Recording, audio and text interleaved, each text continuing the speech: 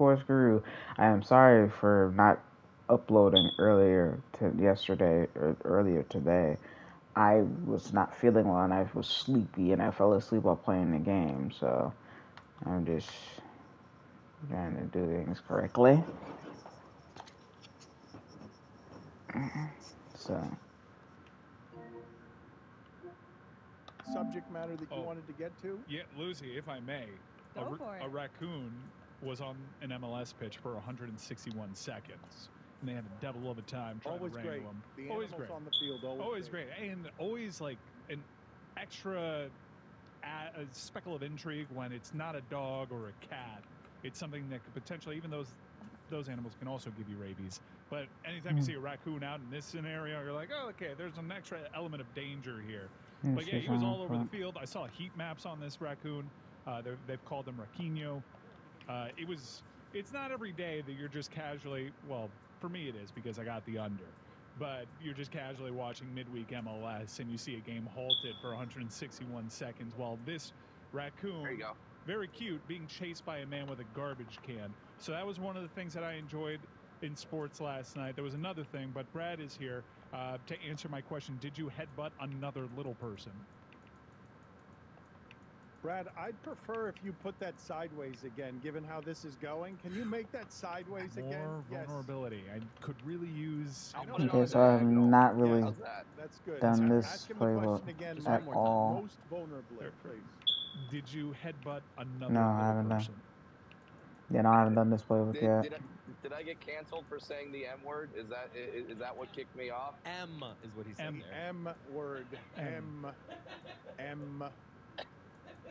If I said the other one, I would absolutely get canceled, and I would support that.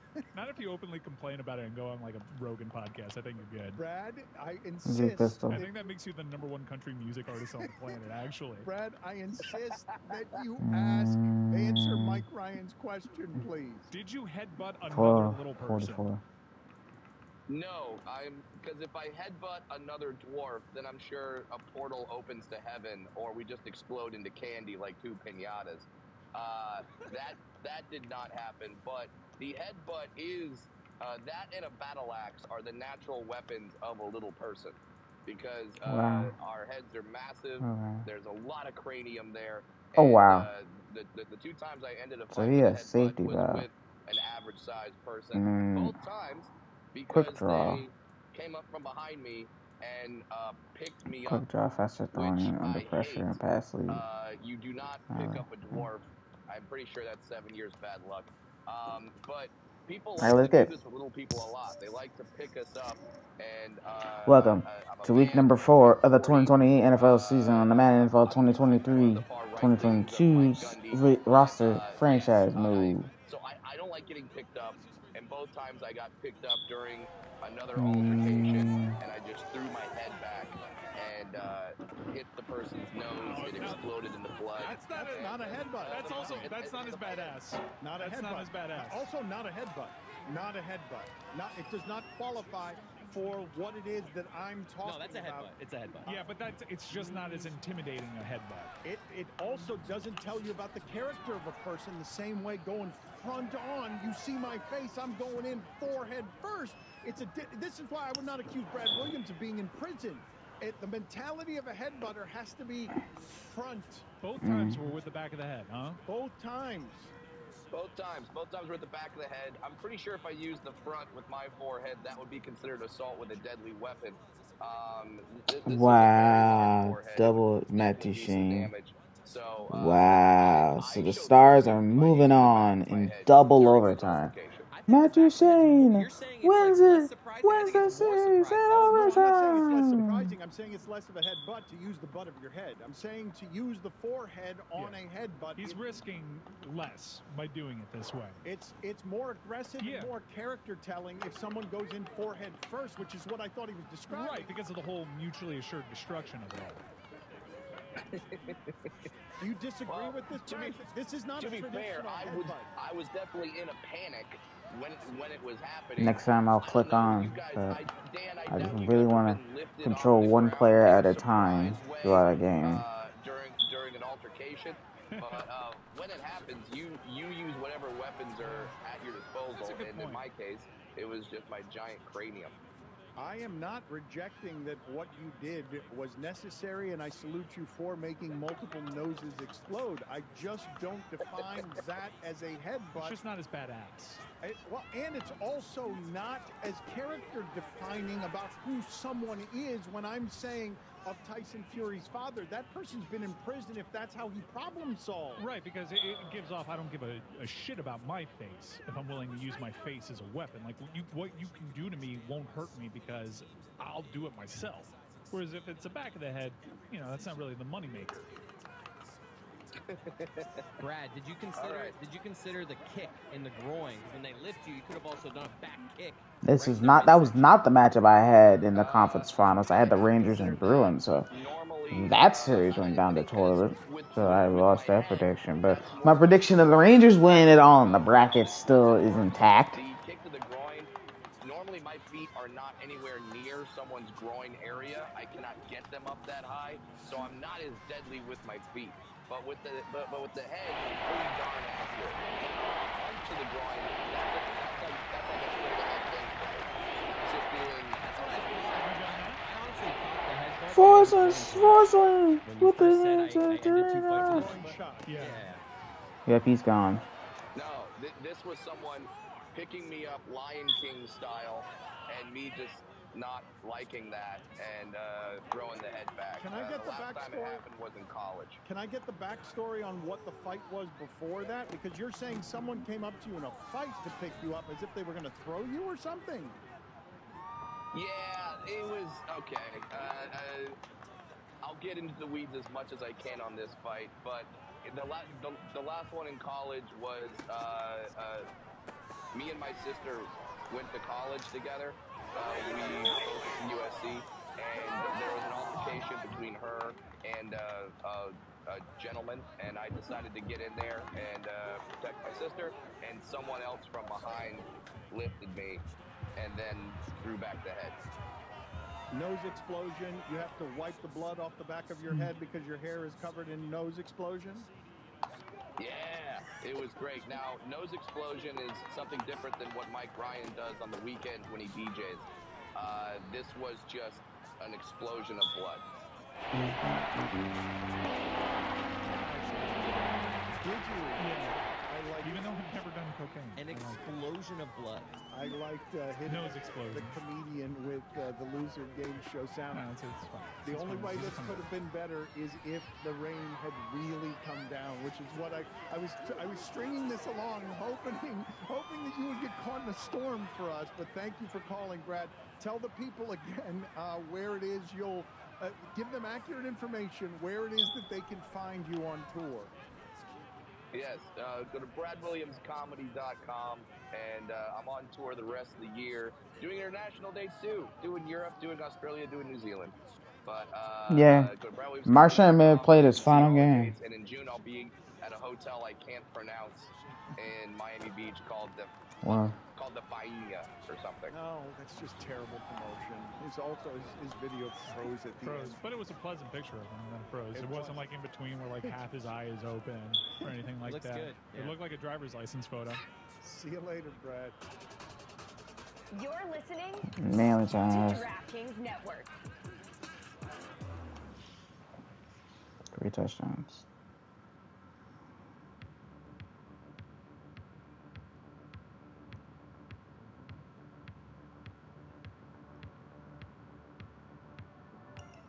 God bless football, Billy Gill. God bless football, Mikey A.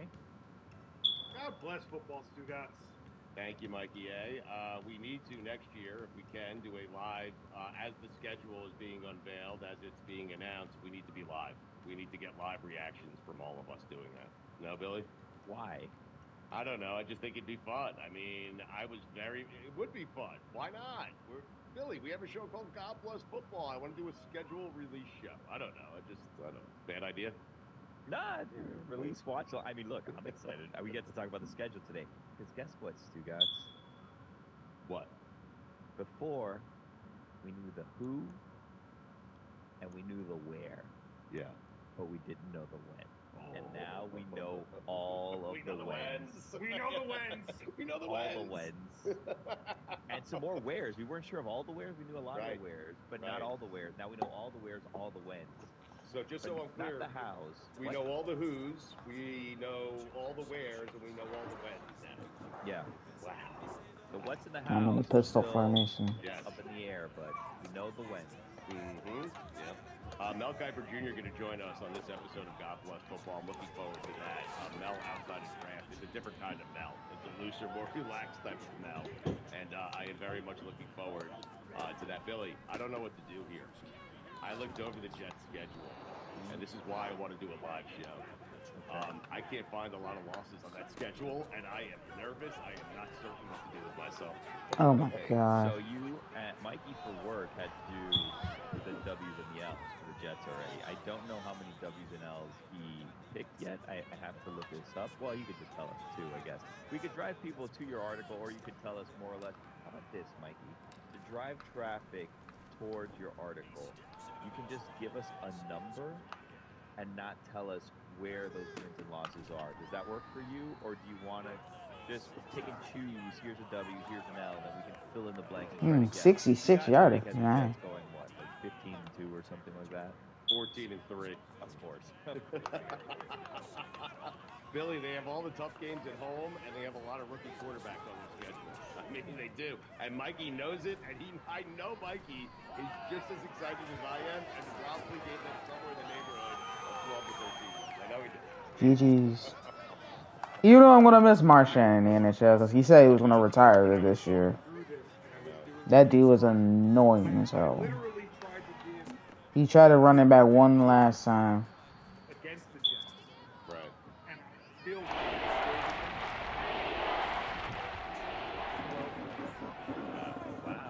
Wow. That's not 14. You feel good about that? No, it's not. You gave him some of those 50-50 games. Right. We'll take anywhere in that range. 12, 13, 14. We're good. We'll take it. I'm so sick. I know. So you guys also, the Jets that is, when I say you guys, also lead the NFL, I think, in primetime games, correct? Yeah, we have 7 standalone. Yeah. But I think we had the same last year, Billy, and how'd that work out? It worked out with our quarterback carrying his Achilles to replace it. You got the, we talked about this last week when we were trying to figure it out. First game, road game in San Francisco. How are we feeling? That's a win. I gave him a loss. I gave him a loss. Because you were trying to find losses. I know what you were doing. You were trying to find losses. No, okay? I have a new strategy for that. I'm just going to ask you, since it will be a lot quicker. So you guys, who are the 3 losses that you have this year for the Jets?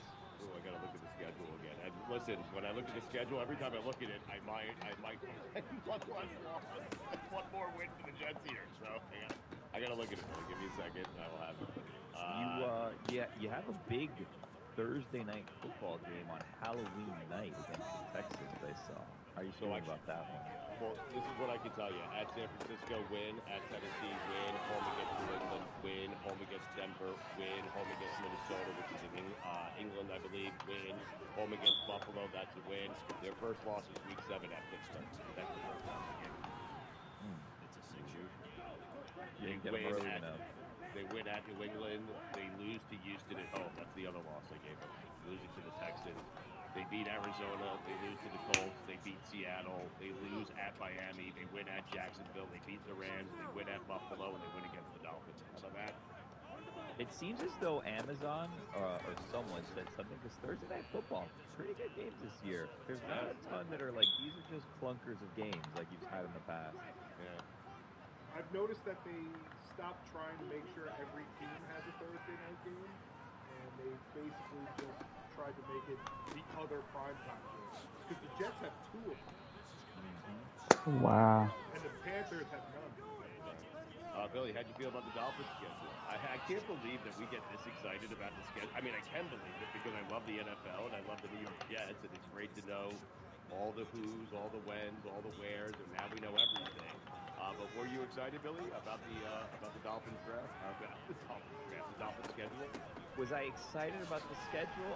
There's some cool games in there. You have a Monday Night Football revenge game against the Titans, which that was arguably the game that derailed the Dolphins' season last year, so they have that game.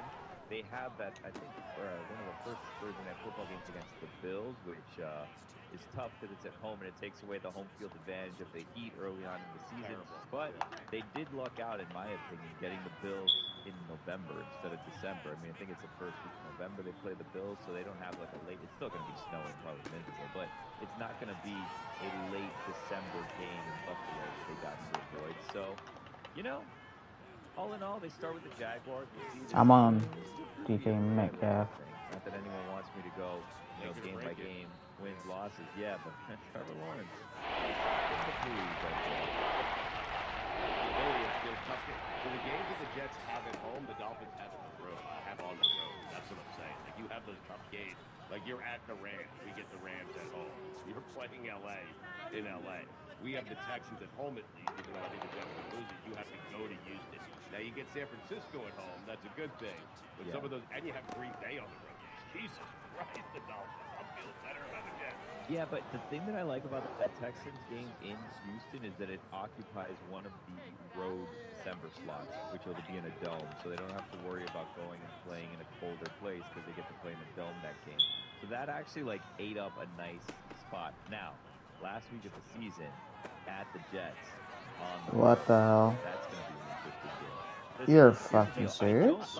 I don't like the week 6 Again? bye. I'm going to be honest with you. A little early. I think you guys got like a week 12 bye, which is great. Also, here's another thing. Netflix games.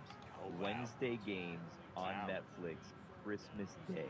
Wow. And I saw a bit of a typo on the NFL website where it seemed that they had the Kansas City Chiefs playing in 2 different cities the same day. They had them playing in Pittsburgh and in Houston. So someone made a mistake, or the Chiefs are up for a giant challenge because they're playing in 2 cities right after each other back to back on Netflix Christmas Day.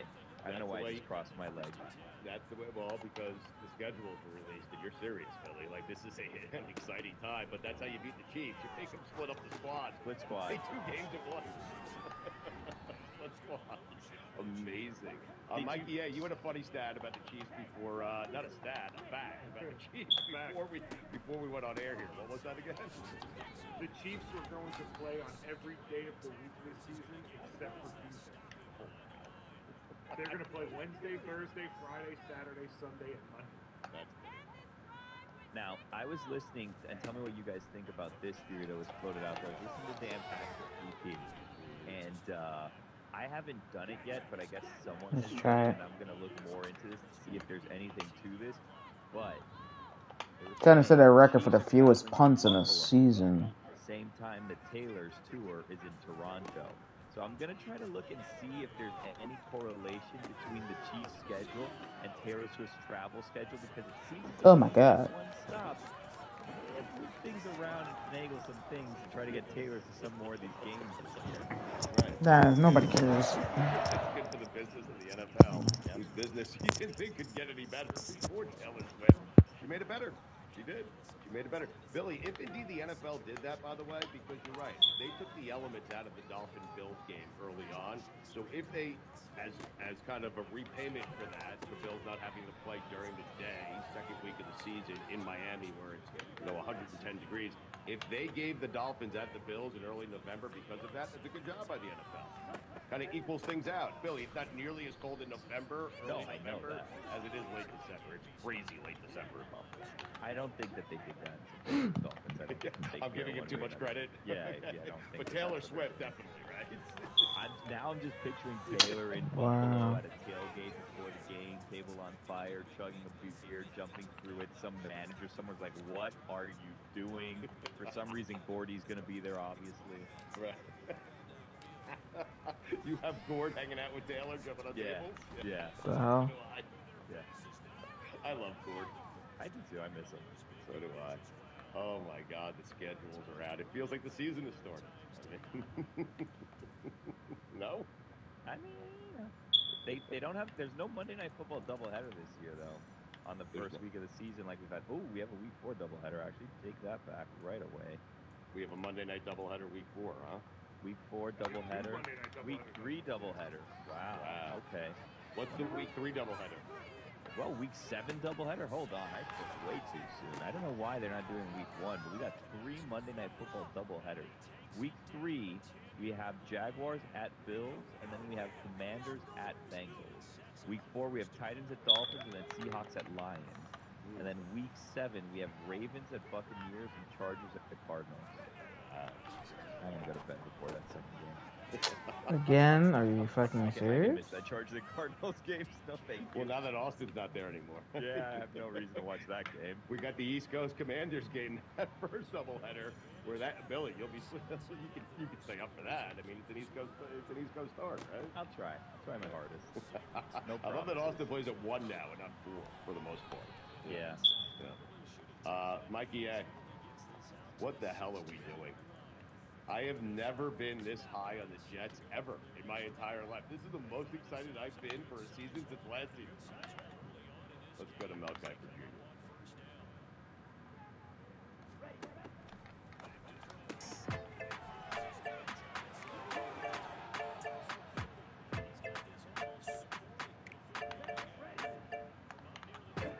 How does this work? And thank you for doing this, Mel, for the great Mel Kiper Jr. Like, it seems like after the draft, you go into some sort of ankle breaker. Go on vacation. What happens to you after the draft? Well, you take a little break for a couple of weeks, and then you get back into looking at 2025 guys, and that's the thing. It never ends. There's really not a break in the action because as soon as you get to June, you're talking about the prospects for next year, putting up a rankings board, really? putting up a top 25 big board. And the only way you can do that is to study You the serious players. right You now? can't just throw names out there. You got to actually look at these guys, not just superficially, but under a microscope when you put your name on a board. So I've always looked at it that way. A couple weeks to regenerate. Figure out all the reviews, get that in the rear view mirror because that's over and done with, and then move on to next year. And that's basically what you spend the whole summer doing. Is there a definitive guy for next year's draft that, at least right now, is the #1 overall pick? I can't believe I'm asking this.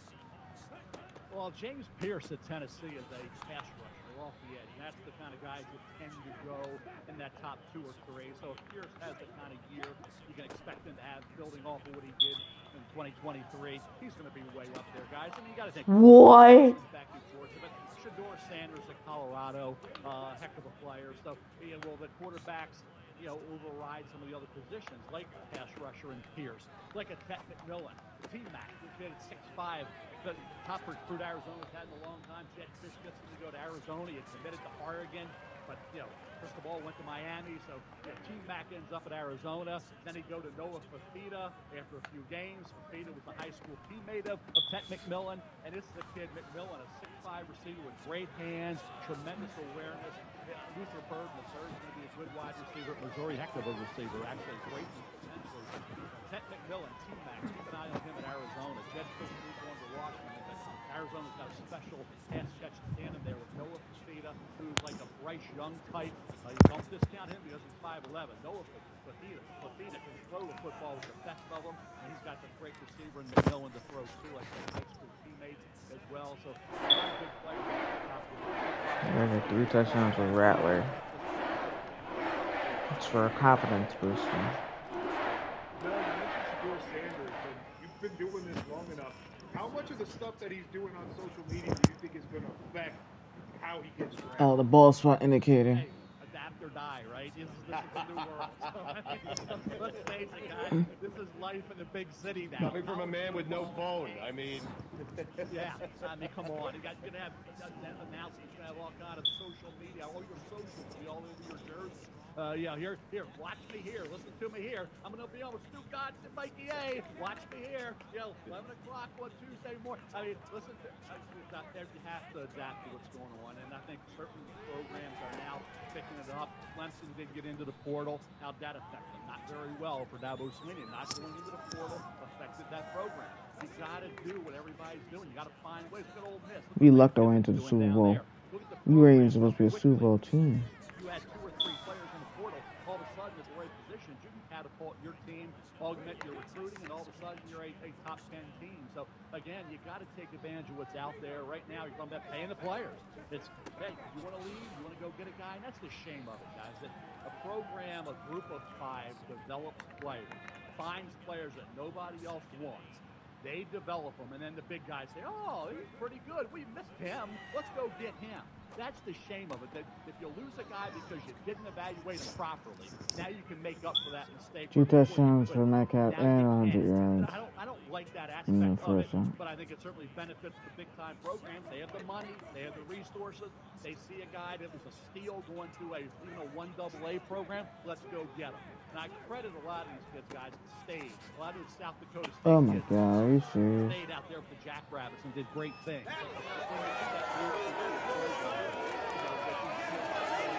didn't want me, but they did. I'm going to be loyal to them. I'm not going to go back to you who went with somebody else over me when I was coming out of high school or coming out of the JUCO ranks, wherever. I'm going to stay loyal to the program. And What the fuck? Stayed with me and believed in me when nobody else did. So I think NFL teams will look at that as well when you evaluate players on who was loyal, maybe who wasn't. Mel, sticking with Colorado and Shador Sanders and even Travis Hunter, you haven't, obviously we don't know where teams are picking yet. You have a big board that you're going to put together. How much weight do you put on Deion saying my son and Travis are not going to play for certain teams when you go and you start picking out where it is that these guys are going to fall in the draft? You know, we heard a little bit of that they started this year with Jaden Daniels saying, I want to be with the Raiders. And what did I say to that about him? I said, you don't dictate where you go, Jaden. You can call your shots. You can leave Arizona State. You can go to LSU. You do whatever you want. But in the NFL, there's a way. There's a system that's in place. Now, you can try to, adapt to the system and make the system adapt to you. John Elway worked the system very effectively, right? Getting to Denver from Baltimore. Eli Manning worked the system very effectively, going from the Chargers to the Giants. So, but they were teams picking up high enough to make that move. Jaden didn't have, and the Raiders didn't have that capability where they were picking. They weren't in that top group to say, okay, we'll do something a little different. We'll take this guy, and then you give us that guy. That wasn't going to happen. Jaden was going to be the second pick. The Raiders weren't picking in the top 10. They had no chance of getting Jaden Daniels. So Jaden couldn't work the system. So what Mike played playing here's the too bad. That's to get away from the NFL. Okay? In terms of this whole Shador Sanders, Travis Hunter, package deal, whatever, who knows how Deion's going to try to work. But let's just play football. Again. Let's have a great year. Okay, let's win games. Let's put up numbers. Stay healthy, protect your quarterback, which they could not do last year. Travis Hunter got hurt as well. So, again, just stay healthy, improve your team. Let's worry about trying to get it. And the Panthers won. You've got to be shitting me. Everybody's got a shot. Colorado's got a lot of good players on this football team. So, I get a little tired of hearing about the big-time looking to where we're going to be. How about let's live in the moment? Let's worry about where we are, and then where we are is going to determine where we will be. So let's not worry about that. Part before the fourth. So you tell them, Mel. I'm tired of all that nonsensical talk about we're going to do this, we're going to do that. I just say shut up and play football. How about that? Yeah. So you're not blinking. Deion's not going to bully you into putting him higher up or putting him on a team that he wants him to be on. Hey, one thing I don't get is bully, guys. I mean, some guys, they tried. No one. 40-some Right. years, Yes. right? They've tried. It hadn't worked. Yes. So bullying doesn't work. But no, they're not going to bully anybody. The NFL is going to do things their way. You're not going to step in. And now you can, like I said, John Elway did it. Eli Manning did My dude, hold your fucking blocks. It happened to work out where teams were picking high and quarterback, and it all worked out perfectly for those two players. But in the long run, it's not going to happen in that way. Certainly package deals, I don't know how. And I say never say never to anything. I don't believe it. I don't. Just wait it out. Something crazy will probably happen. But for me, it's about evaluating players today, not worrying about late April of 2025. I think that's way too early in the process for projecting that stuff. I'm still trying to figure out who can play and who can't play. And these boards, by the way, guys, that come out, so we do the best we can. It's still going to be flawed because you got to play a season. Jaden Daniels wasn't on any of these boards last year. Jaden Daniels went from a 4th-round pick to the number 2 pick overall. So somebody's going to go way up. I mentioned Noah Fafita from Arizona because people were overlooked him a bit because of the size. But he's got that Bryce Young type of talent. So, again, somebody's going to come out of nowhere. That's the great part of this process. There are shockers. There are surprises every year. Mel, you ever have a moment, I don't know if earlier on in your career, mid-career, whatever, where you're walking down the street, maybe coming You've back got to from be something fucking dark, serious. you just kind of look over your shoulder and you're like, oh, whoa, I ranked someone a little bit too low, and you're worried that you're being followed or anything?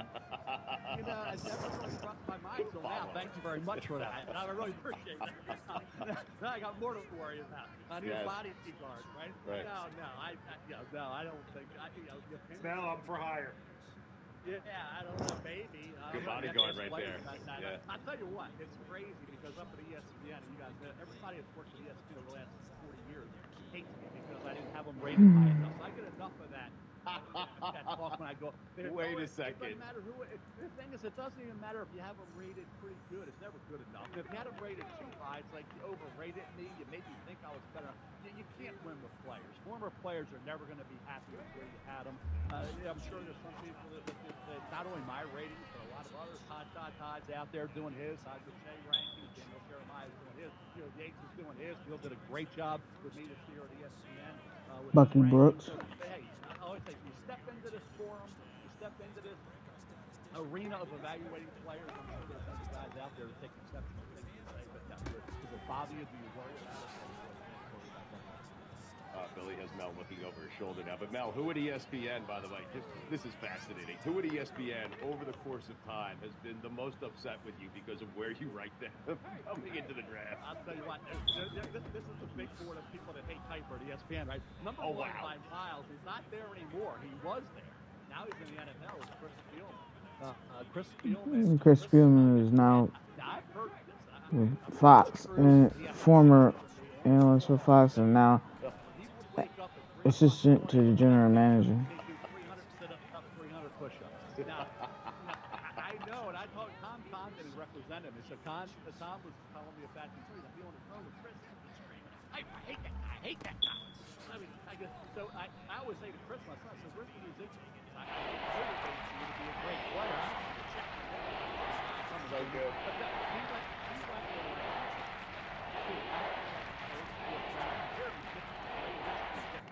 I gave him that. I say he was an overachiever. He didn't have great. I hate captions because they're so fucking irrelevant. For Chris Spielman, he had a great career. He's a great guy. Worked with him at ESPN. It was called the Senior Bowl and a lot of other things. And it's fun to have that type of thing. I know there's been a lot of others, but I think number one on that all-time Kuiper hater big board is Chris Spielman. Do you have someone on the flip side that you worked with, a coworker of yours, maybe past or present at ESPN, that you rank too highly, and you, not that you hold a grudge, but you go over and you're like, come on, man. Mel holds you made me look terrible. You made me look really bad. Now you're yeah, you get me in trouble with that question. That's what he does, Mel. That's what he does. I will say this: we got Ryan Clark. Ryan Clark said yesterday. I had Ryan Clark. Bro, what the fuck? I'm getting blown up by the fucking Seahawks. I mean, these guys remember everything. I like the better Junior. I don't even remember what the hell I said as a This shit is embarrassing. You like me better? You got. You were right though. It's like, oh my god, it's like give it up. But no, I really, there's nobody really that jumps out at me. I mean, Trev Alberts, I worked with. He was part of that whole situation back with the Colts. You know, the whole Trev Alberts, Trent Dilfer ended up working with Trev, who was great to work with. So again, it's come full circle when you evaluate guys, and then there you are, and I look out and they're coming to ESPN to work with me. I'm wondering, okay, to your point about looking over, how are they going to feel? Am I going to have to worry about going into that room with these guys now or whatever? Am I going to have to start running the other way? And no, they were always great to work with. They would always kid me about it, say they should be that, you should have said this, should have said that. But at the end of the day, it's all in good fun. Mel, now that you've had time, nearly a month or over a month, I guess, since the NFL draft, for the month, you've had a few weeks to kind of digest everything that happened there. What, with that time, okay, because right after, I understand it's, you know, you're in the moment, it's heated, but now given the opportunity to have some time to digest everything, what team, well, let's start here. What pick shocks you the most? They got that ass. Whoa. Shocking. I thought he would go with the Raiders in the build-up to the draft. That was where it was trending. The Raiders who were not going to get Jaden Daniels, as we discussed. We'll get Michael Penix Jr. And they were sitting there thinking, we're going to get a quarterback. Which one of these six? Maybe a couple of them. None of them were even there when the Raiders picked. They weren't able to move up and get Michael Penix Jr. He went to Atlanta. Off me. Dallas Turner, who Minnesota did a lot to go get him. So they passed on the defensive player that could have helped them with Kirk Cousins get better this year and maybe get into the playoffs and go deep into the playoffs, as opposed to taking the heir apparent or somebody who can compete with Kirk Cousins who's coming off the Achilles, figuring we're fortifying the position for years. My thing is, that's great in theory, okay? Say, okay, we're fortifying the position for 10, 12, 15 years. But that, you have to assume then that Michael Penix Jr. is going to be really good, which we don't know. And then secondly, is the staff the head coach and GM going to still be there in 3 or 4 years. If you don't have success with Kirk Cousins, who's going to be 36 years of age, coming off an Achilles. Oh my God, guys, are you fucking serious right now? Michael Penix Jr. But Rowe from Clemson is an unknown because he's got talent, but he didn't have great production. Some of these other guys, like Trice, some of these guys that they drafted, will they come on? If they dropped a little bit for a reason. So some of these guys have to make up for not taking a Dallas Turner at that point, or the last two lot two from UCLA, who ended up going to the Indianapolis Colts. Again, I think Michael Penix Jr. by far was the most surprising pick to the team. It wasn't surprising he went to the top 13, but it was surprising the team that took him being the Atlanta. How many A's did you give out this year? I gave out 2. I gave out 1 to Philadelphia and 1 to Arizona. I would have given 1 to Pittsburgh, but they're the Steelers who I hate. And I gave them an A minus. So being Baltimore, I'm not giving an A to the Steelers ever. So I gave the Steelers an A minus, but it should have been an A. I gave Washington an A minus. That probably should have been an A, but as a Baltimore Colts fan, we're never a Washington Redskins fan, so Washington I've never warmed up to even after the name change. So I gave them an A minus. I gave Atlanta about a C, and there was a couple of the C's were basically on the overreaching a little bit, stretch for the quarterbacks. Minnesota with JJ. Certainly, I thought Atlanta stretched a bit. Denver with Bo Nix, even though I thought in 4.0 he was going to go there. Oh my God, are you kidding me right now? I'm fucking losing to a animated character right now. For the Eagles, Arizona got a lot of good football players, but certainly the rich got richer. Are you saying there's no scenario in which you would ever give the Pittsburgh Steelers an A? 0? I can't see it unless it was just an A plus. I'll tell them an A plus. I'll give them an A. It was just an off the charts A plus. I might say I'll give them an A. They're never going to get as high as they should because ironically, my son-in-law Alex Plunk is a Steelers fan, and Steve's father is all Steelers fans, so kind of married into that. Lauren did, but she's all Ravens, so you good battle those two teams hooked up. A lot of fun to see that unfold. But no, the Steelers got an A minus. They did a heck of a job. They fortified and really strengthened the interior of the offensive line. Really, the offensive line in general, which is what they needed to do. Now we're getting to see Russell Wilson, Justin Fields. It's amazing how since Justin Fields was given away, everybody hates Justin Fields. Now he can't play. Terrible. He only went 4 and 3 down the stretch for the Bears. Everybody was talking really positively about it. But now that he was given away, he's terrible. He can't play. Wilson, they don't. The Bears, they knew what they had. They didn't have much going on there. It wasn't a tough decision. I don't know about that. I think that's all. 3 touchdowns for Metcalf. It'll be interesting to see how the Steelers all plays out in terms of this team because they're a lot better than they were on paper. And You've got to be fucking serious right now. Wilson, or is it Justin Fields, or is Fields kind of worked in for packages because he's such a great runner? It's going to be really interesting to see how that all plays out with the Steelers. It's a good. I hate Madden. Kind of I absolutely fucking hate it. You know me well. I would be brought. Yeah. I'd be moving guys up and down based on what their family said. Hey, it's part of the NIL, right? You want a grade? No. You can't be getting into that stuff. I mean, I've always been talked about. At one point in time, I was elevating Notre Dame players. As a Polish Catholic here in Baltimore, I love Notre Dame, and I've always said I'm a big Notre Dame fan, right? So I was accused of elevating Notre Dame players. I remember Jimmy Clausen, that I did it because it's Notre Dame and the whole agent. It was never any of that. I just made a mistake on Jimmy Clausen. Right. I wasn't high on Rick Meyer. And I was accused of having a vendetta against Notre Dame players because I didn't have a high grade. So you're never going to have. That's why you can't worry about all that chatter from outside sources because you're told one thing. I was raising players up because they were Notre Dame guys. And I was lower them down because I had a vendetta against Notre Dame. But none of it was true. I love Notre Dame, but it doesn't affect how I evaluate players. Sometimes I think I'm tougher on Notre Dame players. I watch the game so much. I'm watching it 6 or 7 times a week. And I'm going back over it. I'm kind of overthinking it a bit. So sometimes I'm probably going to misevaluate because say, it's overanalysis causes paralysis. And with Notre Dame players, maybe I do too much of that. So I just throw it all out the window. You do what you do. None of this nonsense you hear, it's a bunch of crap. None of it is true. Except the Steelers. You hate them. Yeah. That's a fact. Yeah. Hate's a strong word. I don't like. I'm not a fan. Like, we go to Steelers game. It's Steelers. It's rivalry. Come on, guys, hold your goddamn blocks. Auburn, no. Army, Navy, UCLA, plus all these great rivalries. Steelers, Ravens is huge, and I remember being a Colts fan back in the day. I was a big Colts fan, and the Steelers would come in here and just ruin us. We had Burke Jones. We thought we had a great team, and the Steelers would come in. You go there. It didn't matter where we played the Steelers. You could play them down at Southwest, down here in Maryland. It didn't matter where you played them. They were going to beat the Colts. So the Steelers has always been that way. It always will be. That is some great games. That's the Yankees. That's Yankees Red Sox basically. No doubt. I want to make Billy your understudy, Mel. You're not going to do this forever. Someone needs to replace you at some point. I hope you do it for a long, long time. But I think Billy really, he loves football. He cannot be bought. I think he would be the perfect understudy. I can be bought. What you got to do is you got to send me a scouting report on Billy so I can evaluate. Give me some tape. Let me go back and try to figure out where he would rank on the Piper heir apparent big board. How's that? The heir apparent big board. I got to have a top 5 there. But I got to have some video. I got to have something to base this on. Not just guys hyping you up. You know, not just guys hyping you up because they're friends of yours, Billy. I want to see what you're really made of. So I need a little tape to evaluate and have that heir apparent Piper big board come 30, 35, 40, 45, 50, 45, 40, 35, 30, 25. Sailing on a Thursday sounds nice. Oh, yeah. I don't say it.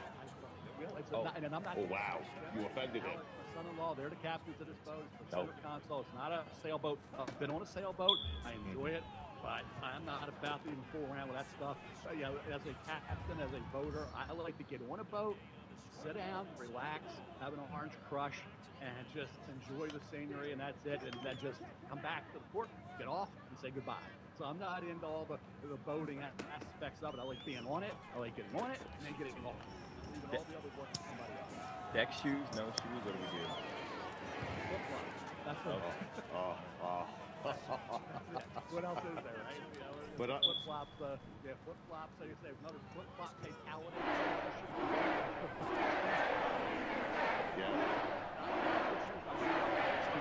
Sometimes I feel crazy with things that come off of, something I'll be doing for ESPN, I'll hop on, so I don't change the shoes, and sometimes it gets a little slick, and you end up, having a little injury because of that. But no, flip-flops are my choice for most of the. I actually like it. I don't mind not showing the ball spot in the carry. Wait, hold on. Stop, and let's just pause for a second. Let Billy go. Billy's question first. Mikey A has a very good question after that. Go ahead, Billy. Sorry, you strike me as someone who's never worn Crocs on a boat or anywhere ever. That's a Croc, dog. That's how you do it. That's why you're the best ever. There's a bunch of white folks saying some stupid shit. I have. Yeah. Mikey A. Mikey A. What's the name of the boat? Is it Big Board? Is it Screw Chris Field? Oh my god. It should be Big Board. 5 touchdowns? Are you fucking serious? So we sold that. Now we have a center console. It doesn't have a name. Alex, my son-in-law, wanted to name it the Perfect Draft. And that's what he thought would be a good name. It doesn't have a name right now. Maybe it will. You're fucking serious? 4 touchdowns to DK Metcalf? Okay. Top. That's a great name. 3 or 4 Todds. I'm not sure. Is it Todd, or is it just Todd? This is embarrassing, man. Well, hey, a top 5 big board of boat names for Kuiper's boat. We can come up with some Todd makes sense as well. I love what you're doing on social media because you're doing different kind of big boards, and I think that's a lot of fun. And so we would like to come up with a few for you. Yeah, okay. So next time we have you on next week, we want to come up with some big boards for you, if that's okay. Is that fair? I love the big board. The big board of everything. I think there's not enough big boards out there. That's the fun part. Big board of big boards. I am going to do. I am going to have an orange crush. That's the only drink. I'm not a drinker, but I do love orange crush. Yes, and I love that. I was actually born in Ocean City, Maryland. Okay. Right. Harbor in Ocean City was the original orange crush. And there's some places around that have them by name only, but they don't taste like what an orange crush should. Are you fucking serious? Phenomenal. Okay, phenomenal. Crab cake's the same way. You say if you leave the Maryland, D.C. area, don't get a crab cake. I can't believe I just lost to the Seahawks. Are you fucking serious? Don't say Maryland crab cake. Certain places. Are you fucking serious right now?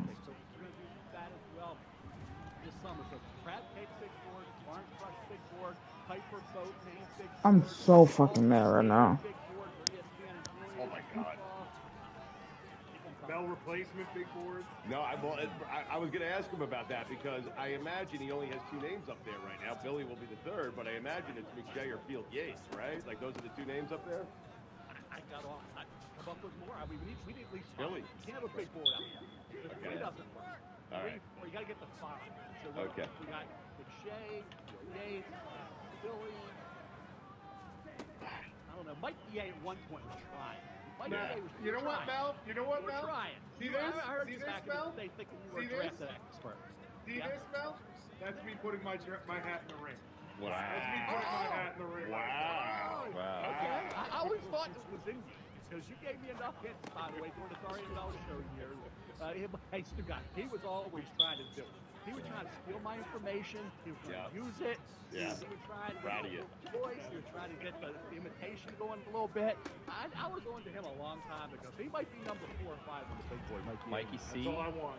Mikey C. Well, hold on. Before you get to Mikey C, who was most upset? Because I was devastated to hear that your show with Dory on Saturday mornings on ESPN has been canceled. I was not happy about that. But I'm wondering, who was most upset? Was it you, Dory, or Mikey C? This is the Chris Spielman lock of the century. Number 1 by miles and miles and miles, right? Sorry. It was Dory. Sorry. I gotta give him a call today. He's a little down. I gotta keep Dory. Gotta keep him going here. Dory's had a tough time. He's had a rough time with this. So it's definitely Dory. Dory knows all the way. Has had the roughest time. Mikey C and I talked about because at the end of the shot, I wanted to play Old Lang Syne. So Mikey said, "No, this might be a little much. It's tough with Take Me Home Country Roads playing in the final. We used to have remember the 1 foot on the patio segment, Mikey? Remember that? The last segment of the show was always my 1 foot on the patio segment. So then I said, let's play Take Me Home Country Roads for going into the final segment. So we had that play, and I said, Old Lang Syne. So even Mikey C said, you don't have a tough time with this. So I said, no, I don't have no clue about it.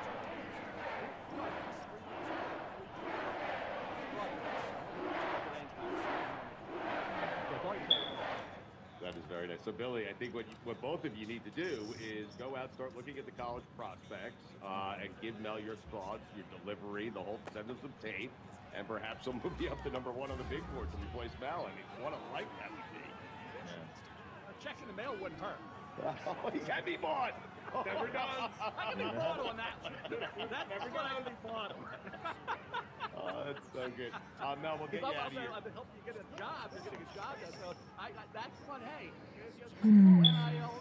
Finder's fee. I love it. You get some of your backers, man. Get some of your supporters to throw a little my way. It might help. Did you miss Todd? I know you said Fields did a great job, and we love Fields. We're friends with Fields. Incidentally, Mikey C is the only person on ESPN I can't get on this goddamn show. It's weird. But did you miss having Todd there? Did you miss because we spoke to Todd before and after the draft, and I know he missed being a part of it. Go to Casa. Field is incredible. I mean, the work he's done is he always was there because he was part of the first draft podcast with Todd for years. And he had always done that. So he stepped over. Oh my God, are you fucking shit? The challenge. I said, just let it go. You got something you want to throw at me? So do whatever you got to do. But Field is the All-American. I mean, he's the nicest guy. We have Blakely coming in late our first round, right? He has this blanket made up with Blakely thing. He gives it to me at the draft. That's Field. I mean, there's not a nicer guy in the world than Field Yates. Now, Todd, on the other hand, he gets me cool. I mean, I'll say this, guys. Nobody in my history has ever pushed the button and can get me from being in a great mood to being ready to just punch the screen. Right? More than McShay can. So Todd, he has the way, that knack that only he has of just getting me from one place, like from a great mood to just fired up the door, does not happen. And just ready to take a shot. Oh my God. I've come close. We've had arguments. I've come close to just losing. Forgetting where I was, forgetting I was on national TV or national radio or a podcast. There were times I was ready to say some things I probably would have regretted. So yeah, Todd has, they've always had that knack that nobody else in my This is fucking embarrassing. This has had of getting me to a level of rage. Nobody's ever been able to do. If that's the element, Mel, that you're missing, I promise you, Billy will have put Todd McShay very, very quickly. Okay? The things you didn't say on national TV, you will say them when Billy's next to you. I promise you. I think with Billy, I will go way over the top. I can see. I think he's got it. Billy, I can see those eyes, Billy. Oh yeah. Are you serious right now? Get those glasses off. Gotta see your eyes. There you go. Oh. McShay's got a challenger. I think McShay might have a challenger here. So you're. Oh. Now you're scaring me. Okay. Now you're scaring me. Now, it went from being ready to go action to being, hey, I don't know. This guy's amazing. You would tear his head off. No. But that head would be smiling. Not now. His disembodied head would still be smiling now because he got under your skin. So good. Mel, do you get excited for anything outside of the draft? Meaning, like, are you excited when the schedule comes out, like we are? No. Because the schedule can be, I wouldn't say overhyped, it's about the games that you don't expect to be big draft. The games you don't expect to be great turn out to be.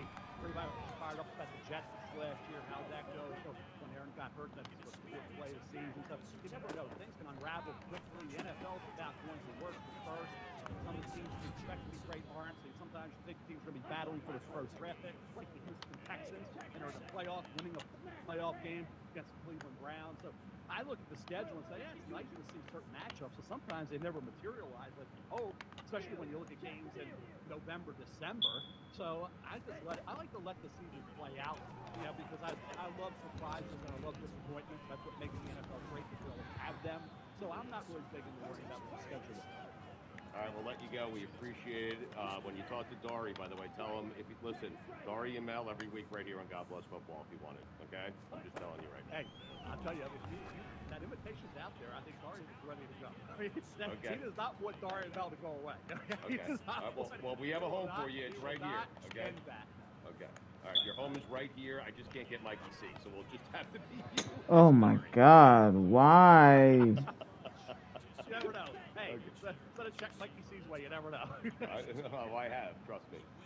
Anyway, thank you. Mel, we appreciate it as always. Enjoy your off season. It's a long off season, Mel. If I get a Mikey A email again, I'm gonna hit delete. Or however the hell you hit that daggone computer when you see an email you don't want to look at.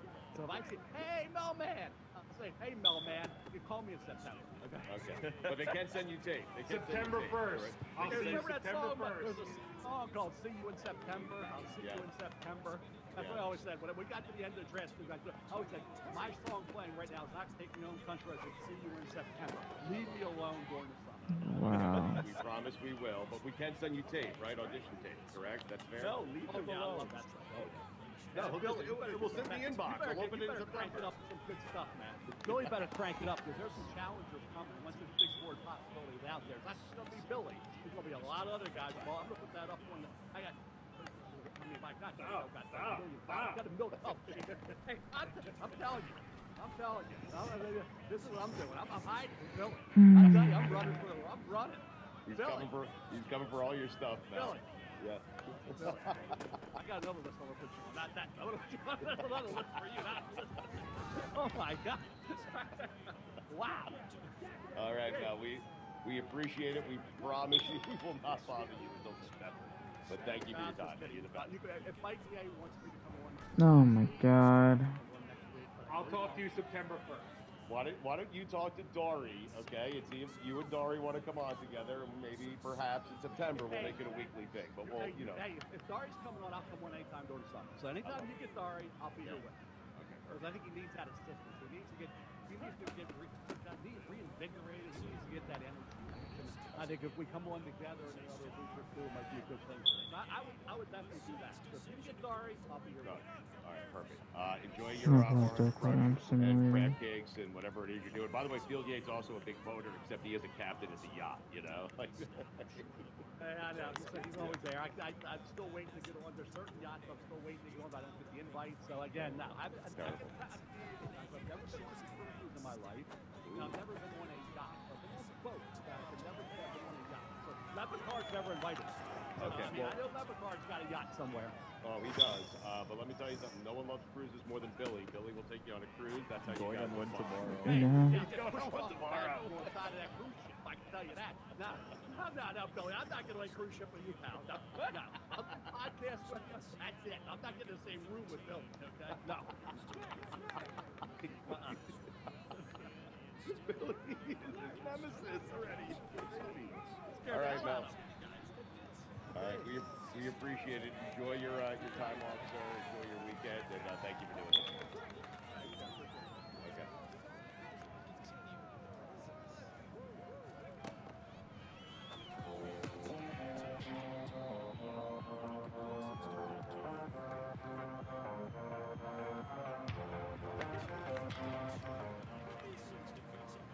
Stugatz, Yes.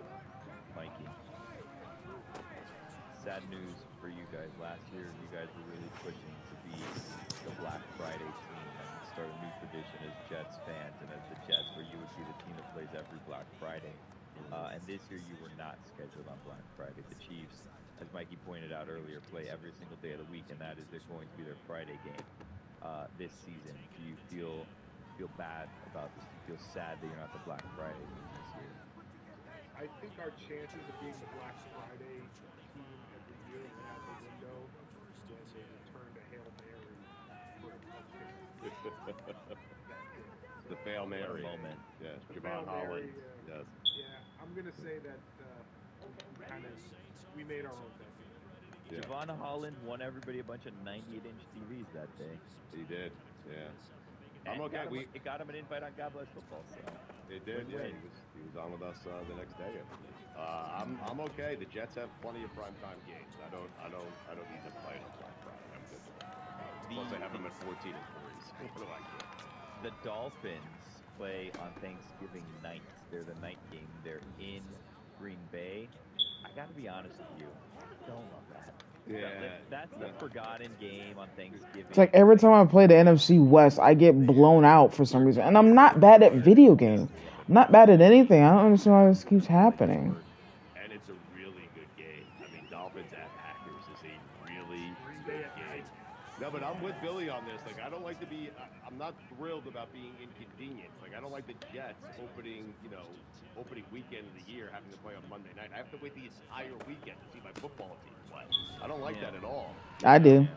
Yeah. Stuff. Mel Kiper Jr.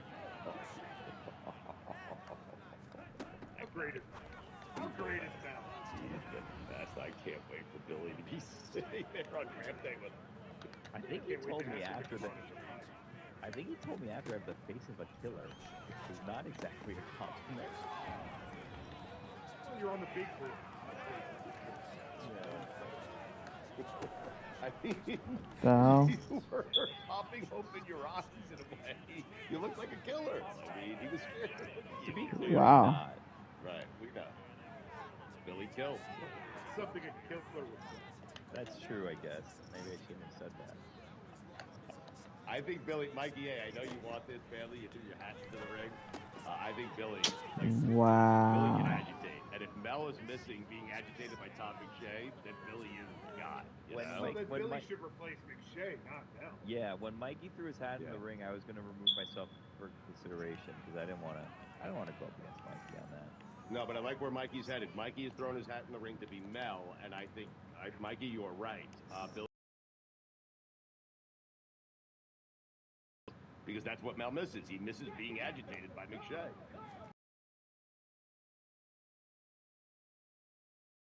He's been on a sailboat, but his boat is not a sailboat. Like, he was very quick to get in and say I was not sailing. I was boating. Boating. He was agitated. You offended him. That one wasn't even on purpose. He was dressed like he was sailing. He was, yeah. Well, I mean, he lives in Baltimore. I'm just saying, that's how they dress there in Baltimore. Billy, give us a Dolphin prediction. What's the record? Quickly here. Oh, God. I know you hate doing this. 11 and 6. 11 and 6. It's a wild card, huh?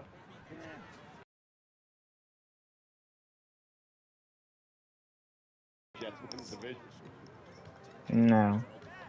God bless football.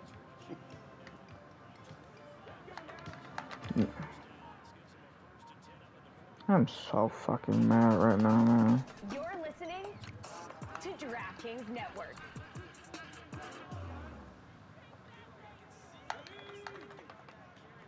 This is the Dan Levator Show with the Stuttgart Podcast. Today's episode is sponsored by DraftKings.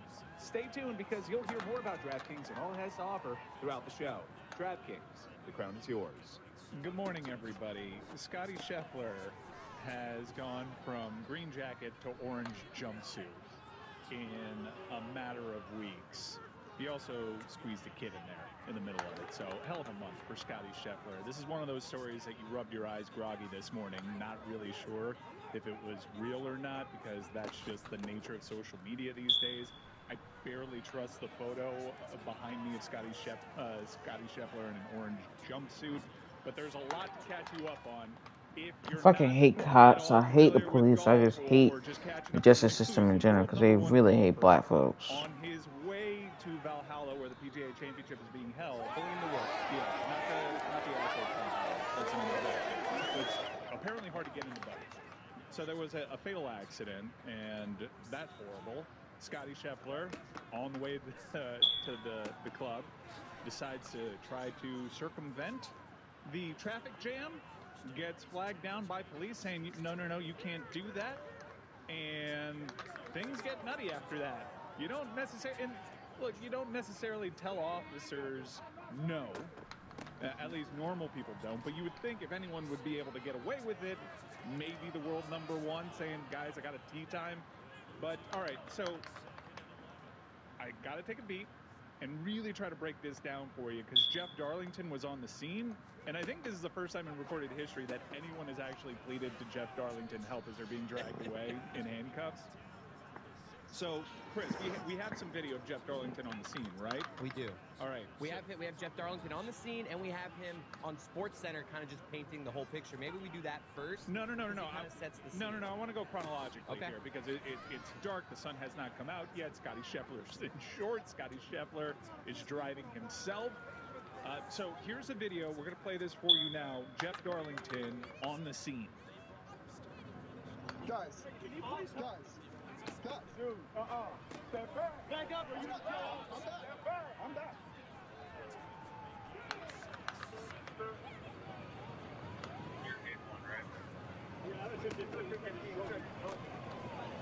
You've got to be 60 fucking points. Are you kidding me right now? 3 touchdowns to Mumfield. Really? Right now, he's going to jail. Okay? He's going to jail, and it ain't nothing you can do about it.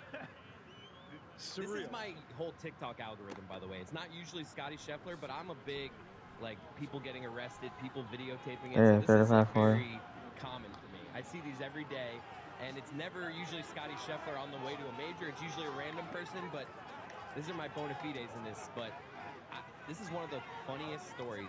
It's funny. Can we laugh about this?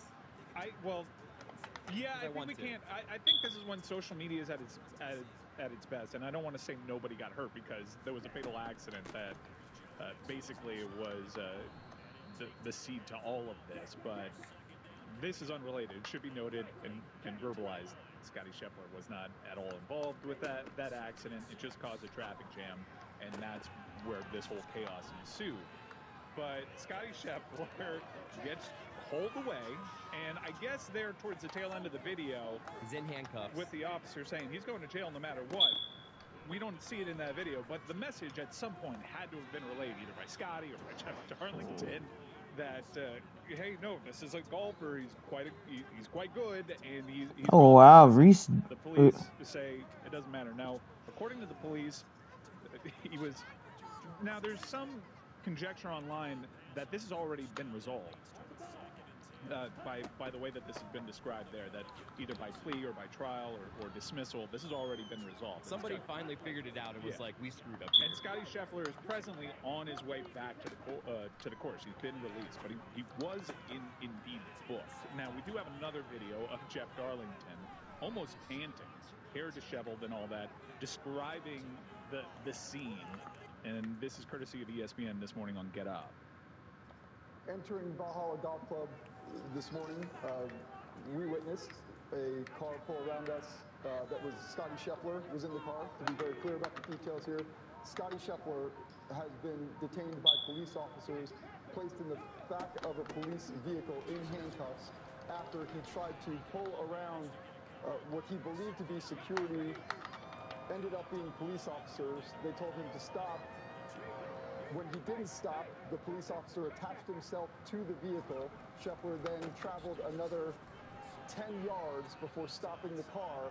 The police officer then grabbed at his arm, attempting to pull him out of the car before Scheffler eventually opened the door, at which point the police officer pulled Scheffler out of the car, Who cares? up against the car, and immediately placed That him in rat's handcuffs. over fucking rated, bro. Scheffler was then walked over to the police car, placed in the back in handcuffs, very stunned about what was happening, looked toward me as he was in those handcuffs and said, "Please help me." He very clearly did not know what was happening in the situation. It moved very quickly, very rapidly, very aggressively. He was detained in that police vehicle for approximately 20 minutes. The police officers at that point did not understand that Scotty Scheffler was a golfer in the tournament, nor, of course, that he is the #1 player in the world. Oh, nice close. Great close. Landed the dismount. Yeah, Chris Cody, you heard correctly. For approximately 10 yards, Scotty Scheffler, the world #1 reigning Masters champion, was dragging a police officer with his car because a police officer was attached, was hanging on to the car, physically trying to stop Scotty Scheffler from going into the club and circumventing the strap. Now, if there's any golfers, you said to me a golfer had an incident and he didn't name drop. I could see Scheffler being one of those guys. He seems like a humble guy. Like Rory is saying, "I'm Rory McIlroy." Well, as you know, Scotty Scheffler is the tour's resident bad boy. So this only adds to the legend. But what did he say? Like, let's just all, like, our guesses in here. Let's get reckless. Like, did he say, "I'm a Masters champion"? Like, what was his? He had to have given a line of like, "Guys, I'm somebody." World #1 is kind of the flex, but I mean, I just won the Masters. Oh, Mixon! How do you drop that catch? Scotty Scheffler. There's a lot. I have a child. Would have helped. There's a lot of golf fans right now really confused as to who they should back in this situation. Do you back the blue or do you back the world #1? I imagine 45 has the button meme on his brain right now. Jess, we've been exchanging memes. This is all happening in Kentucky. I saw the Kentucky. This is embarrassing. 500 yards with no win. Getting embarrassed like this is not fun. This is a humbling thing for me. On the social medias right now. Not a fan. Shit, man. I was thinking this morning that this is by far the funniest way man, oh man, I thought too much trash coming into this game, thinking I was going to beat the Seahawks, and they just come in, just bitch slapping me up and down the field. So he may be arriving soon. Truly, like one of those situations this morning where I saw the Jeff Darlington tweet and was like, oh man, am I being like Jeff Darlington or something? Yeah. Like what's happening right now? Yeah, but I mean, BL's the #1. I obviously would take the police's word with a grain of salt and not entirely rely on their narrative of what happened in this case. So it's nice that Darlington was there and actually could provide like what he saw with his own eyes. I'm curious what Scotty's point of view is, because there was also reports that other golfers had been let through that area earlier. So I'm not exactly sure. You know, we don't really know exactly what happened yet, and if he knew that the people in the yellow vest that were arresting him were police, or if they were just this is just I don't want to look at the highlights. I don't want to look at the stats. So I just want to flush this game down. But just generally, what a start. Not the way I wanted to start my video. This is crazy. I don't really look. No one could have ever assumed this, even in a random scenario that I could have painted for you. This is the most unlikely golfer. Two old ass people in public office. I still don't. Just an everyman from than Scott Scheffler, but I do think everyone's in agreement. Yeah, we understand the rules, and we understand that normal folks headed to this golf course can't do this. Scotty Scheffler should be able to. I want to be the fly on the wall when the officer when some other officer said to the officer, like, one officer's feeling good. Gave like, up hey, 2 touchdowns someone to tried to pull a BK fast one, I Metcalf. got him. He's in the back right now, and then they go over with their flashlight, and they're just like, dude. Like, one of the charges is assault on an officer. That must have been the attachment. Felony. That must have been when the guy attached himself, and all of a sudden he's putting the officer in danger by moving with the. I'm assuming. And I saw a report that the officer sustained minor injuries. Again, all of this we know in this country you take with a grain of salt, but Randy Scott's been on top of this, and he's been like Googling every single thing and every legal document that's already available for public consumption. I didn't trust the orange jumpsuit photo because I thought that would be too quick. I can't believe they actually took him out of his golf polo and put him in a jumpsuit for this photo. We have that forevermore. You think he should get special treatment? Yeah, Scotty Scheffler, yes, I do believe Scotty Scheffler should have gotten special treatment. Yeah, golf privilege, world #1 privilege, green jacket privilege. But if he was world #2, put him in the jumpsuit. Where do you draw the line? Yeah. Play today in the jumpsuit. Yeah, you know that there were golfers in that traffic jam, just waiting. How does Matt Fitzpatrick fare if he ends up in this situation? I'm picturing like a Fitzpatrick, like a couple cars back, like, oh, he's doing it. Let me see if it works. Yeah. Oh, not doing that. All right. No, Putnam's there, 10-2. 10-2, just following the rules of the road. Shane Lowry pulls up behind, like, hey, you got my man there. that's Scheffler. Using my turn signal. Yeah, I cannot wait. Does Daly have an exemption for this? If Daly's there, they got to take a photo. He walked in. Oh no, he used his golf cart. The cop lights. He's like, I'm gonna pull off here. I don't think John Daly's driving. Damn, I got 4 more home games. All right, let's get it. Will this be the last tournament that Scheffler drives himself to? Yes. Like, if you're Scheffler, I've always said to myself, Will this be the last tournament that he actually shows up to for the PGA? How does not every rich person have a turtle? Your best friend from high school who didn't really get anything going. You're my friend. You're my assistant. You drive me everywhere. Like, how does everyone not have a turtle? I have not heard an Entourage reference in so long that I thought you meant a pet turtle. So, a little update. I've never heard of the movie Michael Entourage. Eaves just tweeted that a local attorney in Louisville says that, quote, normally you don't give someone being booked an orange jumpsuit. What? This is according to Michael Eaves. And maybe at some point Scheffler embraces it and he's like, "This is my moment. This is huge. He absolutely put me in an orange thing. I need that shot." Look, Scotty Scheffler doesn't have the greatest personality. This is the coolest thing that's ever happened to him. He really is the next Tiger. He's now entered the world of infamy right now, and you can just build this bad boy character.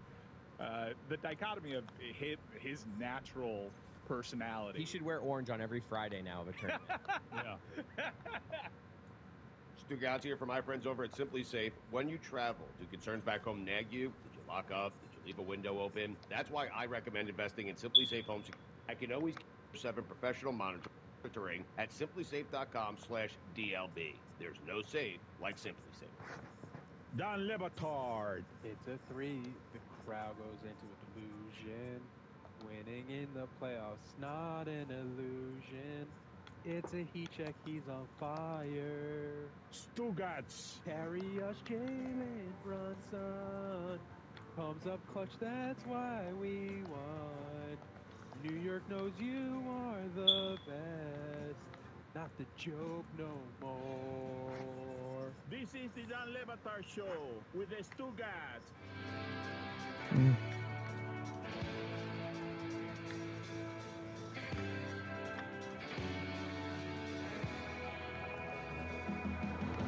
We'll bring you more news as this comes in, but there's not much more to this other than totally unexpected, really funny.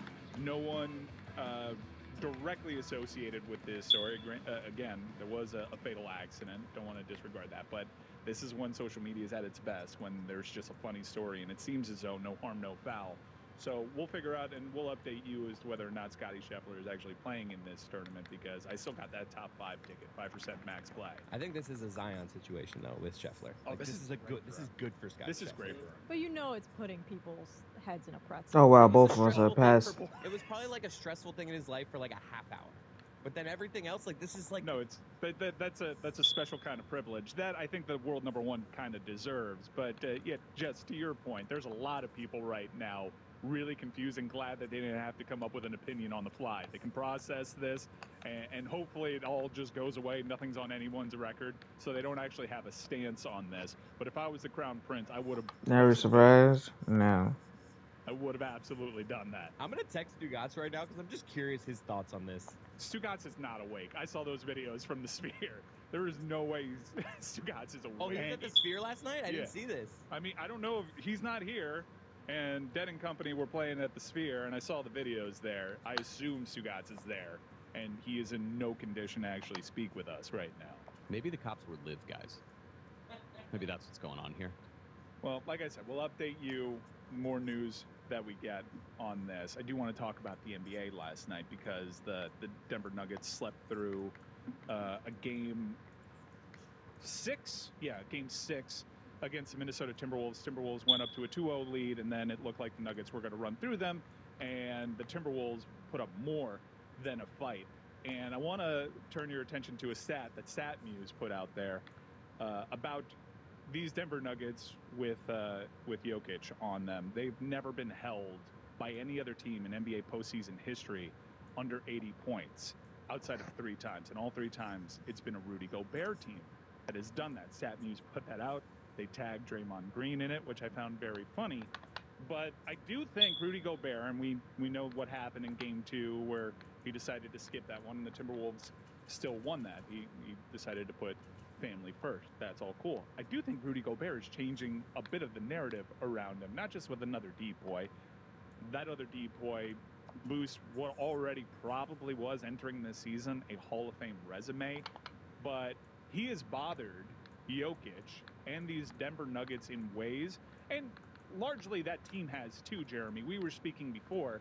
This isn't all on Rudy Gobert. They did have a win without Rudy Gobert, but we cannot discount that Rudy Gobert has done something to this Denver Nuggets team that no one else has been able to do, and that has really bothered them in ways quantifiably by a large gulf that we've never seen before. The thing that Minnesota does really well is play team defense that's then anchored by Rudy Gobert. And so a lot of the times in this series where Denver has dominated, it's really been Jokic and Gobert going one-on-one. What was so impressive about the Timberwolves' defensive effort last night was schematically they sort of went back to what was working for them in Game 1 and primarily in Game 2, which is actually a little bit of Towns on Jokic as well, doubling Jokic the moment he started to post up.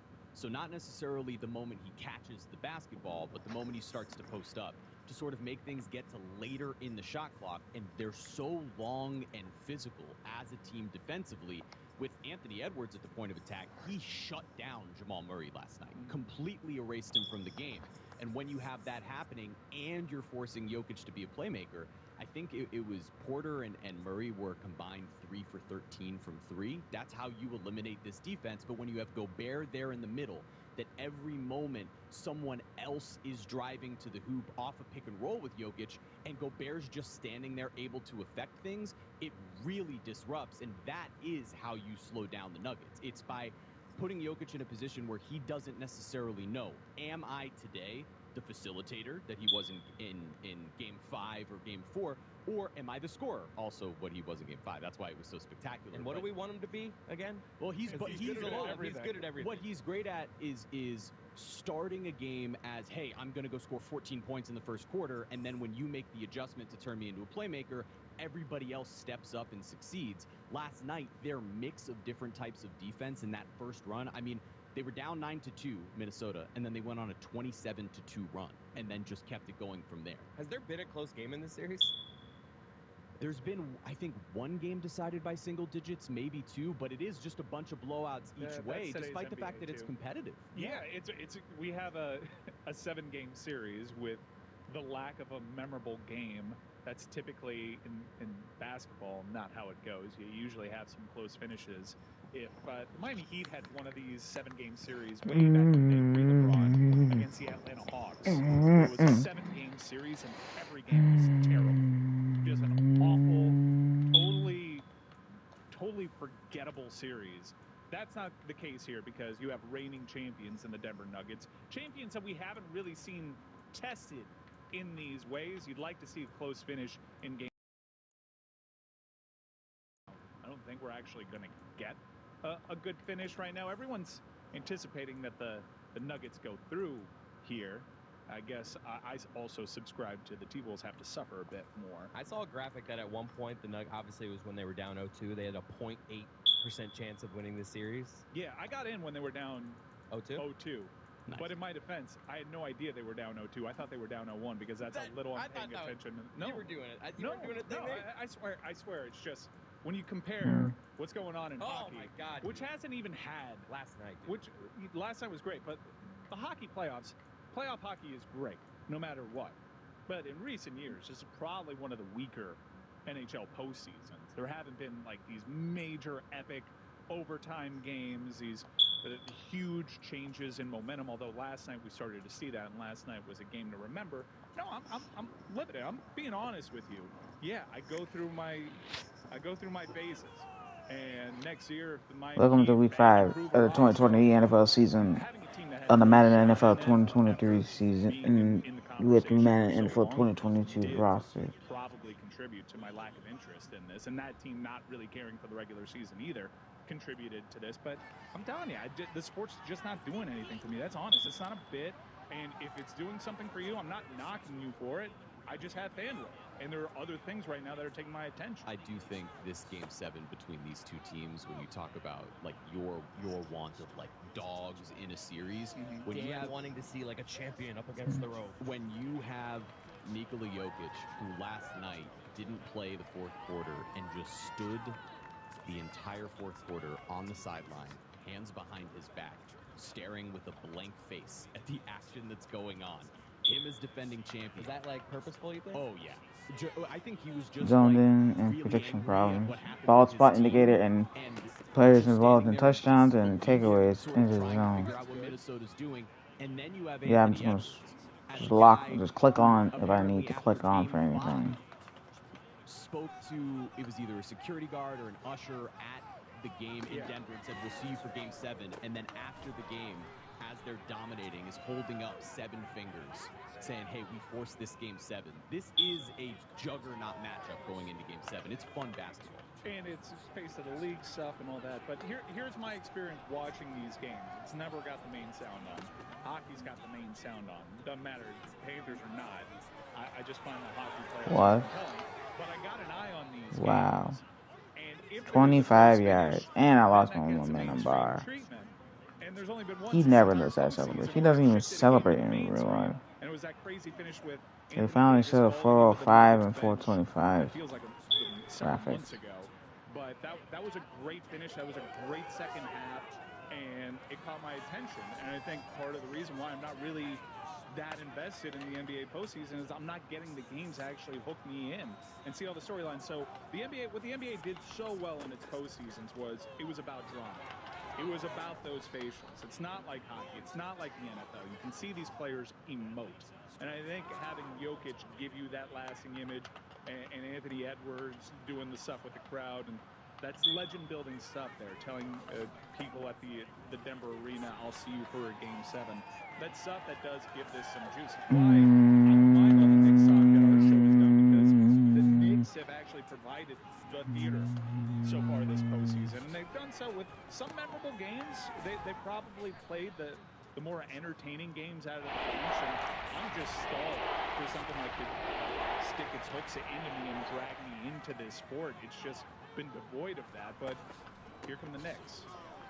I would think the basketball that you get this weekend, when we start with Game 6 tonight between the Knicks and the Pacers, and then you have Game 7 over the weekend, these should be two incredible games. If there's a Game 7. Well, no, not that Game 7. I mean, you mean the Game 7. I'm talking about the Timberwolves Game 7, not the Knicks Game 7. Nice job, defense. Nice job. With the Timberwolves and Nuggets, like you have, like you said, guys who are potentially faces of the league there. You also have Oklahoma City and Dallas, where you have a number 1 seed up against the ropes again against Luka, who's been spectacular. It's crazy to think that Shai Gilgeous-Alexander is actually older than Luka. But that is, yes. the Thunder are as a team that you see Luka doing what he's doing. It's fun. It has been fun, Mike. I'm shocked. I've been locked in. There was a fart that galvanized an entire New York Knicks locker room. This is Jamie Benn scars. Oh my gosh. Folks, gather around. Everyone gather around. Listen to these words. The NBA playoffs are heating up, and so is the action at I'm letting Rattlers start the first 5 games of the regular same-game season. parlays, live betting, odds boosts, and so much more. Don't miss out as the NBA postseason winds down. And if That's you're new why to I'm DraftKings, also you gotta check I this have them out. start the New first 5 customers, games of the listen in. regular You bet just season, $5 then go to back get to Toxie for the 150 rest in of the bonus bets season. instantly. Download the DraftKings Sportsbook app now. Use code Dan. That's code Dan for new customers. And you I'm get not playing 150 Winston in that bonus much at bets when you all. bet just $5. That's insane. Only on DraftKings. I'm actually The going crown to is yours. substitute Rattler out in the second quarter with Toxin. Call 888-789-7777 or visit ccpg.org. Please play responsibly. On behalf of Blue Hill Casino Resort in Kansas. 21 plus. Age varies by jurisdiction. Void in Ontario. Bonus bets expire 168 hours after issuance. See dkng.com/bball for eligibility, deposit restrictions, terms, and responsible gaming resources. Dan Le Batard. For weeks, months during the regular season, I wondered aloud what Kevin Stenlund did. And then about 3 weeks ago, it hit me. Stugats. Wow. And he gives him one of those. This is the Dan Le Batard Show with the Stugats. You're fucking serious. I mean, what they said about Scheffler is true. No one could drive like him on tour. Not a single one. We learned that John Daly just withdrew, and he was citing a thumb injury. Roy, is that right? Yes. I don't think it was a thumb injury. I think he just got his gimmick infringed on, and he realizes there's no point for him to be there anymore because there's a new tournament bad boy. You would think that there was some sort of bylaw that you can't get arrested, but if you're the world number one, Wow. What a swat that was. I mean, he got up there. This is like you were saying, this is a Zion thing. This is great for him. I didn't like that call. It was a bad call. I'd be arrested. I'd be in jail. The tournament would have never been delayed. Taylor Gooch is like, what? All right, so more on this story as it develops. Let's talk about some puck that happened last night with an eye on tonight. Great slate tonight. It was an early double. 6-10 and multiple overtime games. The franchise 3-2. But trying to force a game 7. Roy, you nervous? No. But we saw this scenario play out last night. A team that was down 3-0 in the Carolina Hurricanes, and I got to tell you, especially with how that game got off, I thought for sure we were seeing a game 7 in Madison Square Garden. The New York Rangers showed some supreme guts over there. For the Carolina Hurricanes, it might be time to really shake that roster up because you've now, this core's been together a little bit, and they've got some nice young players there too. Kotkaniemi, Nemestikov was traded to the Winnipeg Jets. I know he got frisky and involved in some plays, but you needed a talisman goal scorer for the Carolina Hurricanes. You would assume he'd be the guy playing on that line with Aho. He just wasn't him. I can always doubt up the Chargers defense because they're not that good against the pass, especially against deep routes. I just want to say that I throw a duck. But like seriously, they're not very good when it comes to pass defense. And now we're taking a step back. They got swept in the Eastern Conference Finals, although he didn't feel that way last year. And now a step shorter, and they're gone.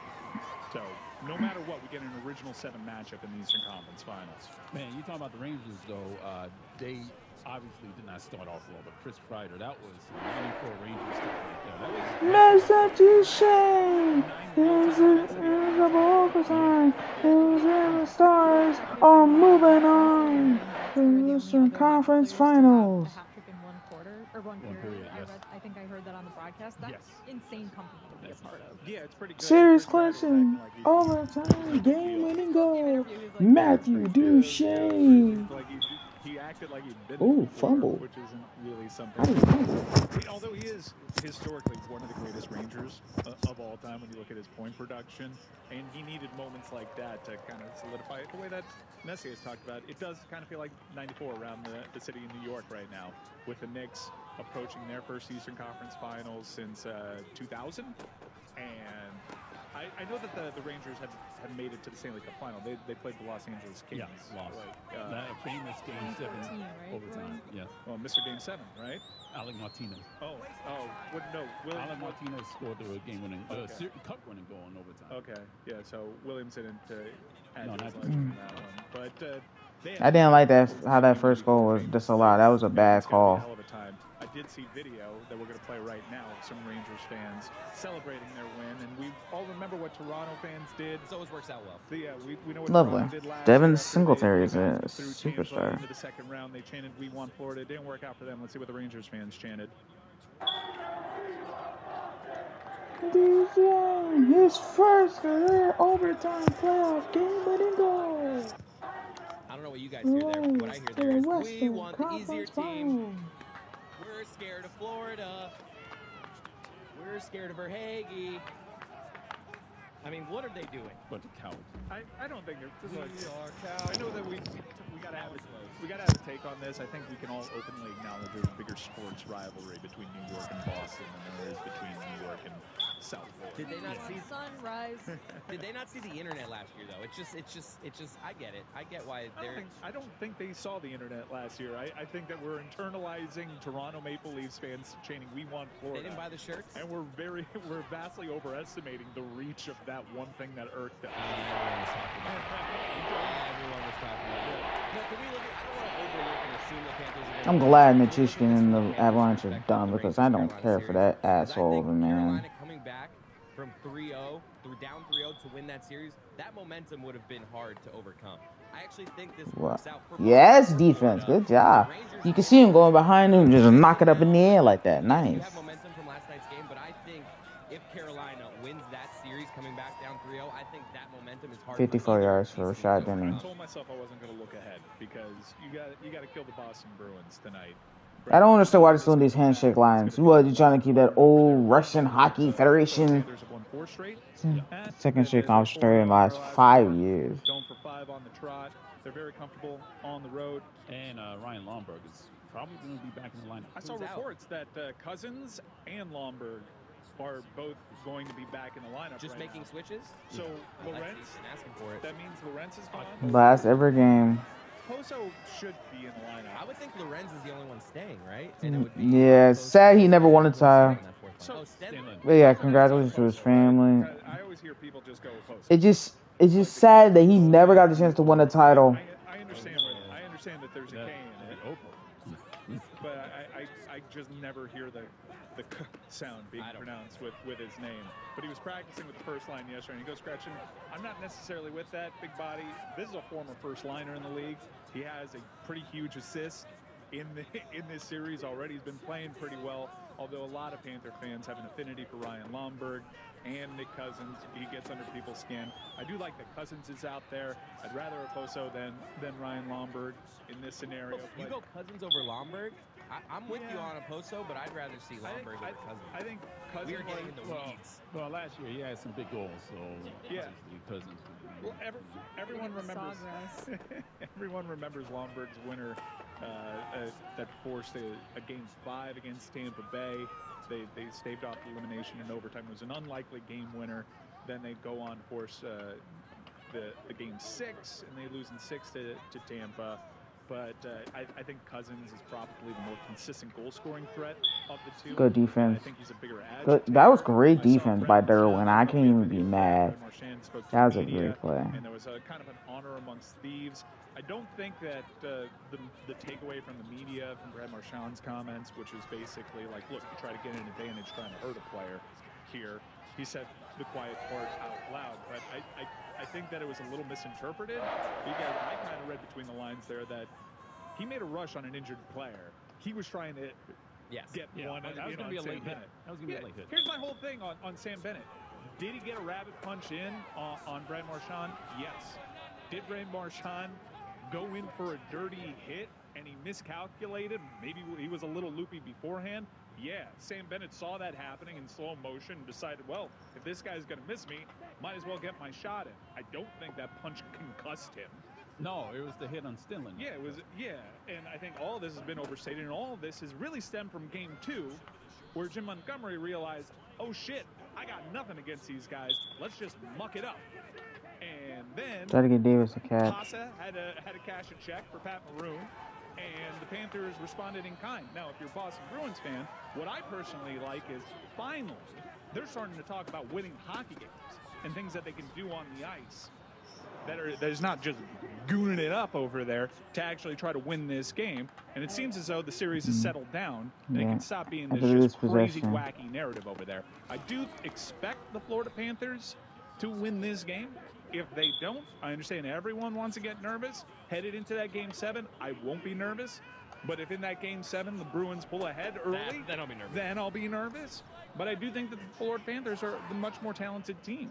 I went into the third period to get the much maligned Morgan Geekie is not a top line center. Like we were saying it the other day, Lundell would be the clear #1 center on this Bruins team. I just don't think the Bruins are all that good. I think they've overachieved.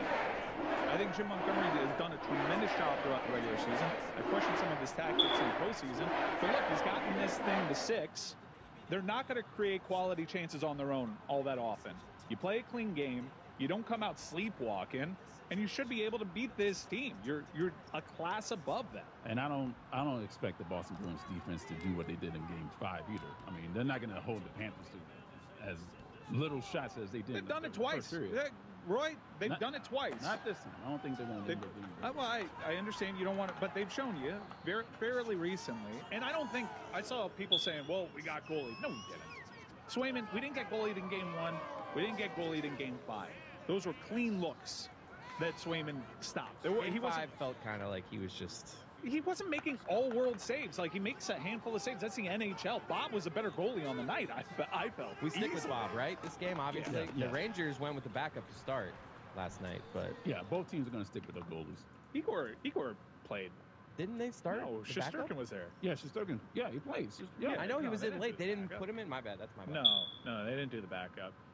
You don't take Igor Shesterkin. That's why I was like, I thought they did. My bad. Yeah. If we are looking ahead, though, I to your point, if Carolina found a way to win a Game 7 that they had forced from being down 3-0, that's a lot of momentum that you're running up against, and that is a galvanized team. However, aside from that, I do think that Carolina probably presented a trickier matchup for the Florida Panthers in the Eastern Conference Finals, just because we know that those games would be in the mud, and those would probably be 1-goal differential type games. I don't like the way my guy was standing like that. Even though there's more skill talent on the New York Rangers, and they found a way with these defensive pairings with their 6, their nice rotation, have a puck mover on every defensive line, a lot like the Panthers in that they're not leaning on a defensive unit more than others, so all of these guys remain fresh. They got a really good goalie in Shesterkin. It's like a combination of certainly a better goalie than Carolina had. Scorpion and Noob But I actually Sidebar. would favor the New York matchup over Carolina. That's not me calling my shot. I think I've called it several Intercepted! times. I think that this Justin Evans! Picks it off! Chance as this market's ever had to lift the Stanley Cup. With an eye over to the Western Conference, boy, that Dallas team is deep. Yeah. Real deep. Although they approach things a different way. They leave some guys on the ice a little long. When you have Miro over there, I understand. But 2 big pivotal Game 6s. I wanted to go to TD Garden tonight because I have a feeling the Panthers walk out of that building with that dub. But knowing that it's a Rangers, I got to save for that game time budget in the next round because my ass will most definitely be an MSG. What are you thinking? Game 5, Game 2, Game 1? What are you thinking? It depends on the schedule. Yeah. Well, elimination game, definitely. Let's eliminate Morgan Geekie tonight. That's true. Yeah.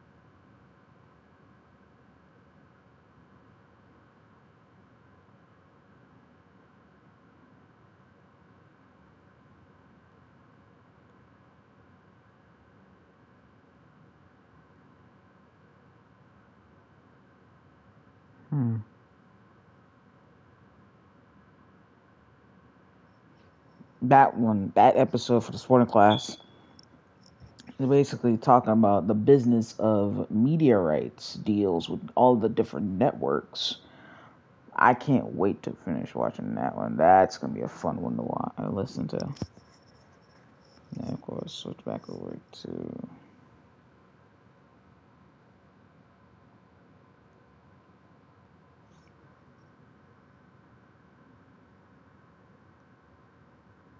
on the MacBook the entire time, seeing all this news roll in. What's the latest? Well, and the hub seem. You're listening to DraftKings Network.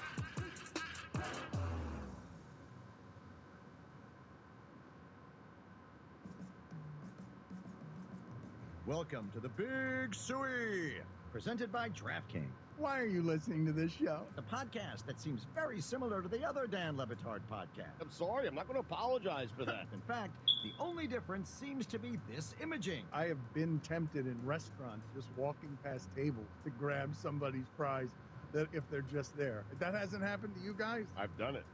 And yeah, now, you did me, here's asshole. Marching Man to Nowhere, Fatface, and the Habitual Liar. Caught our breath to update ourselves on some memes and some breaking news. Jess, you've been on the MacBook the entire time, seeing all this news roll in. What's the latest? Well, according to Mark Schlabach from ESPN, Scheffler faces charges of second-degree assault of a police officer, third-degree criminal mischief, reckless driving, and disregarding traffic signals from an officer directing traffic. The assault charge is a felony. The others are misdemeanors, and he was released at 8:40 a.m. Eastern and headed to Valhalla. He arrived less than an hour before he was scheduled to tee off at 10:08 a.m. Eastern. So his tee time, if you are watching this live, is in about 20 minutes. I gotta tell you, this is generally my experience. I'm not arrested, but in terms of like a mad dash to the course to make my tee time, this is pretty on brand for just having a kid and trying to get away for a couple of holes. Probably forgot his golf shoes, had to go back. Yeah. But outside of the arrest, this golf is today, Chris. I'm sorry, you are in the golfiest outfit. I am playing golf today. Okay. I want to turn my attention real quick back to this Panther Bruins series a little bit because I was alerted to a clip that It's glorious. All right, so explain to me what's going to happen in this clip. So it's Bill Simmons, and he's a Bruins fan, so he's gonna go after Florida fans here. So he's just kind of trolling South Florida fans. And if you know, should we say on the front end where we play? No. Okay. No. So he's talking about South Florida fans, and he's trolling us about our lack of hockey knowledge. Florida fans, settle down. You didn't know what hockey was until like 1993. You literally didn't have hockey. You've never won a cup. The average person who follows sports has no idea what city you're attached to. You're the Florida Panthers. Are you in Jacksonville? Are you in Orlando? Are you in Palm Beach? Nobody knows. The answer is Miami. But literally, most people don't know that.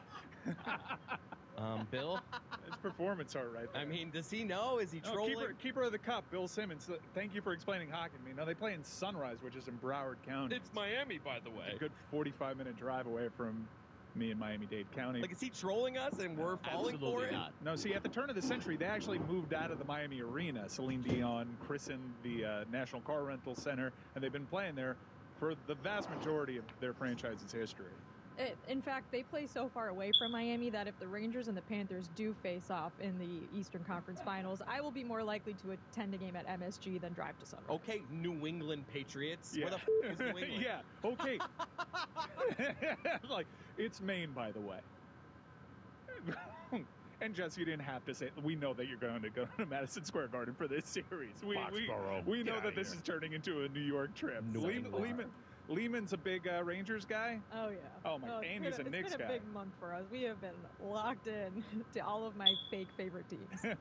So you're not going to back the Panthers here. We thought we had you. I know you're a Blackhawks gal. If they play the Bruins, I'm pro Panthers, and I will be on the victory parade if they win the Stanley Cup. Mark my words. All right, but if they go through the Rangers, I mean, I love that you're supporting Lehman in this way, and that you're going to fake being a Rangers fan, and it's going to be terrible if we have to go through you. Really, it is. But I have no doubt that you'll find yourself on that. It'd probably be on the river, right? It'd be a Las Olas. river type of parade. The intercoastal. Look at us planning a parade already. I want to be on there too. It's gonna be like where they did all the all-star stuff. They're gonna set up a big. I'm on the planning committee. I'm getting involved. It's weird that they would do it in Broward County, considering the team plays in Miami, Florida, by the way. But yeah, I just really, chef's kiss that. I understand, and I would. But don't be condescending if you don't know where we play. Look, this kind like, of why'd you bring up that specific point? No one was asking about where we specifically play. You decided to bring that part up. I understand we're the ugly stepchild of hockey. It's been this way for us since 1942. Since 1942, as an original 7 franchise, we've always kind of been considered, not good enough, not elite enough to be considered in that group. And ankle breaker. The national media coverage of this, and I understand a lot of their points. Florida Panthers fans are a little annoyed. Like anybody, scratching to win their first cup, trying to be recognized by the national media elite, trying to be something more. I really want to just use your We're actually toxin. good this year, so we're cocky. Earn respect. I understand where it all comes from, and we play the part. We're agitators, and we kind of take on that team identity. But I do think that there is a lot of both going on right now. The coverage of the Florida Panthers is pretty asinine, and that is just a chef's kiss encapsulation of how dismissive it's people Miami, are. by the way. It's Miami, by the way. Hopefully we can dispatch of the Boston Bruins tonight, but if it's not tonight, breathe. So the New York Rangers, not that series prices are any indication on how these things go. It's hockey. Biscuit takes weird bounces and deflections. But Florida is entering tonight minus 750 to win this series. They have 2 opportunities to do so. They failed tonight. I understand. You start seeing ghosts. Are we going to blow a 3-1 after Boston blew a 3-1? I just hang my hat on Florida's quality. There is a talent gap here, man. But couldn't they have said that last year? Exactly the same approach. Like the talent, more likely than not. Because of the season they had last year. I think Boston was a bit more talented than they were last. Than they certainly are this year because they have guys like Krejci and Bergeron. And defensively, we haven't come to what we are now. We were good. We were better defensively last year. We went in as an 8 seed, but I think that series proved, and it wasn't a fluke, by the way. The Panthers went on to make a run all the way to the Stanley Cup final. Florida had more talent last year than the Boston Bruins. I just got scared, though. The idea, like, we did this to them last year. I hadn't really thought about that part. Revenge. Yeah. We're still good. Redemption. Snap out of it. I'm back. We're good. Do we have any other developments on the Scotty Scheffler front? Any other? Well, he made a statement to Jeff Darlington just now. This is breaking. He's like, Darlington, that's my guy. There for me. You were my first call. Where's Darlington? Come here. And he whispers it.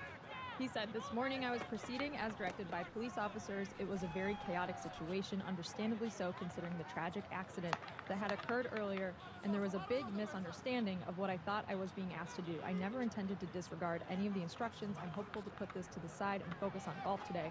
Of course, all of us involved in the tournament express our deepest sympathies to the family of the man who passed away in the earlier accident this morning. It truly puts everything in perspective." That is an A+ statement from Scotty Scheffler. That was all whispered into Darlington's ear. Yeah, do not bypass the tragedy that happened. Don't go at. I was proceeding as directed by police officers. Don't go at the police department. It's a very chaotic situation. Just play it straight, Scotty, and this goes off. It gets expunged. Understandably so, considering the tragic accident that occurred earlier. There was a big misunderstanding of what I thought I was being asked to do. We get to wear the shirts at the Waste Management Open with your face on it while you're wearing the orange jumpsuit. I did have to make sure, again, this was Jeff Darlington, because this is very confusing on the internet. But probably our final development for the morning, I would guess, on the situation. Chris, you made yourself bleat this morning. Oh, my God, in one of the dumbest ways you could possibly. Now, you alluded that you made yourself bleed, but why was it a dumb way? Because I was, okay, so I like on a Friday, nice little, I stop at a local that's a beverage questionable store, get a one. nice little iced tea. It's a little treat yourself on a You Friday. are definitely golfing today. Yeah. But so I was like, all right, let me get a little iced tea. So I have the standard, you get the drink, put it in the cup holder in my car, grab the straw, do the move, bang the straw down on like the middle console. Straw goes into the mouth because the top end popped out of the paper. I bite the straw. So now the straw is like in my mouth. I crumble up wrapping paper, toss it into the cup holder just, momentarily. And as the hand, like my sleepy was up till 1 a.m. watching hockey hand, flies back to my mouth to grab the straw to put in said drink. I jam the straw into my throat. I come in contact Your with throat? Dude, I'm telling you. Whoa. So this straw, all of a sudden I'm gagging, and it could be a little sharp. It's like plastic. That woke you up. This wasn't one of these paper straws, and I felt the little flap of on my throat, and all of a sudden I opened my mouth and my mirror. Uvula? Right near my tonsil. My tonsil was red. I opened my mouth, and all of a sudden I'm shoving a napkin into my throat to as gauze, and I'm gagging on it. Your throat was bleeding? For a split second, I'm is this a serious cut? Am I gushing? I'm That's gonna turn into a sore. You're gonna have a rough weekend. Luckily, it already seems to have healed. Us Kobe's, the guy whose face healed in a week.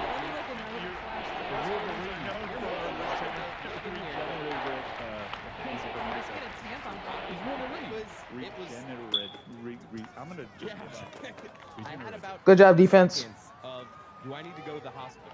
But I'm fine. I'm here. And it just got me thinking. I'm laughing at myself. I'm you freaking idiot. I wish I had an instant replay of just Oh my gosh, he shanked the hell out of that one left.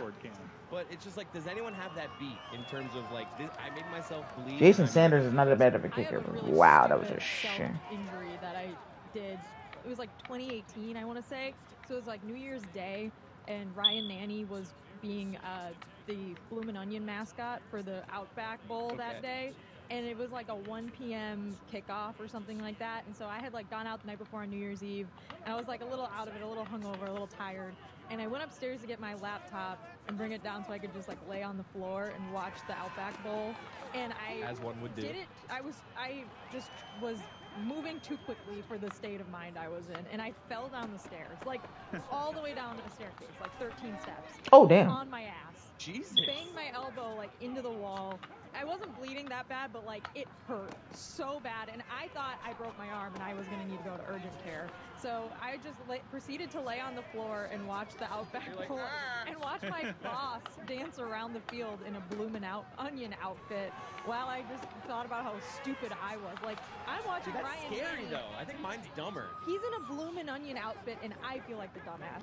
It was a terrible New Year's Day. Roy, you got one? Yeah, I was playing street football, and street football is fun enough, and I caught a pass, and the tip of my shoe hit the street, and I felt there was a little pain there or whatever. So we were doing the game, and I still felt this pain.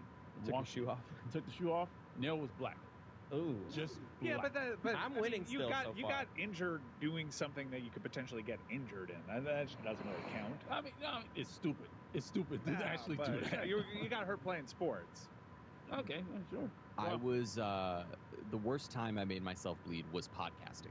I had to Chris, go. we might have found a winner. I went to Martin's Media Day last year and was doing interviews with all of the guys, and then at the end of it, we're packing up everything.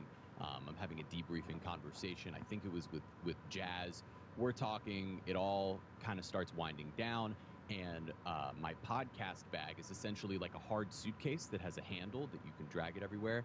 And I left the handle up, and so when I went to go grab XLR cable that was sitting on the ground, I just very quickly went to the ground and banged right above my eye on that handle and started gushing blood to where they had to take me into the trainer's room at Lone Depot Park. Chris is still winning, I think. Chris is still leading. It's Dunkin', I gagged right? on my straw, guys. The fact that it's Dunkin' iced tea at 6:30 in the morning also is, I feel like it makes it worse somehow. Coming up next, I'll detail how I received stitches because I was afraid of a bird. I had to think of something. How stupid. Oh, I will always remember this until the day I croak off of this earth. So it's 2009. Going outside, just grabbing a glass bowl of candy to share with me, Khadijah, Mom, and Dad. It was on a brown little table. I grabbed it. I did not realize glass breaks even on carpet. My fingers slip when I try to grip it. I try to jump, try to protect it from the floor. It breaks. My knee goes into one of the shards and cuts pretty deep to the point you could almost see my kneecap. dad ended up cutting his hand as well. He had to get a band-aid and stuff like that. So did I. So basically, that's one of the dumbest things I've ever done. So yeah, I never understood why I jumped in the air to protect a glass that was going to literally fall from like 17 inches off the ground. And I also ended up hitting the side of my head too. So yeah. That was the craziest thing I've ever done. It's sports. There's instant replay, three-point line, there's shifts, and then there's not shifts. But one thing that hasn't changed over the course of all those things I just mentioned, the great taste of Miller Lite. That's right. It's so good. And I should have gave it to the running back. So what's the best thing about Miller Lite, the original light beer? Well, Miller Lite sparked this debate way back in 1975. We still haven't settled it. Got it. Be like me. I don't pick one. I like it because it's both. Miller Lite keeps it simple, undebatable quality, great taste, only 96 calories. It's a beer that strips away everything that you don't. I just gotta kick a field goal. You don't have to choose. Or they want me to go for it. Miller Lite, Okay. great taste and is less filling. Tastes like Miller time. Get Miller Lite delivered right to your door. Visit MillerLite.com/Dan, or you can find it pretty much anywhere that sells beer. Celebrate responsibly. Miller Brewing Company. This time I'm doing those 30-yard 96 passes. calories per 12 ounces. Fewer calories and carbs and premium regular beer. Don Lebatard. Trying to get mixed. 5 minutes, I was watching everyone just like, nope, not letting you in, not letting you in. So when I got up there, I had to say something. And I said, choosers never prosper. Stugats. My buddy was saying, not today. Yeah, but you're not today. okay, I think that was what he was adding. Yeah, I'm telling you, the response I got from this guy, what I said was amazing. He got Then death. This guy yelled as angry as he could, I ain't cheating. JoJo Divins, his first NFL touchdown. I just saw someone recreate the OJ chase, but Scotty Scheffler was in a golf cart. This is when the internet's at its best, when it's harmless. I saw Johnny Cochran. If he's next on the tee, he must be set free meme. There was another one that Scotty Scheffler tried that in a small town. I bled one time because I was leaving my house going to high school to wear myself to high school. And across the street, there was a very aggressive bird. And this is where my fear of birds was born. You have a fear of birds? I have a fear of birds. Legitimately. And it stems from this. All birds? Yeah, I don't like birds. Do ducks count? Ducks I'm fine with. Chickens? Like if I see a bird and it's stationary, we're good. I don't All like birds? I'm not like a guest on the Maury show. Like I can tough it out and be a tough guy around birds.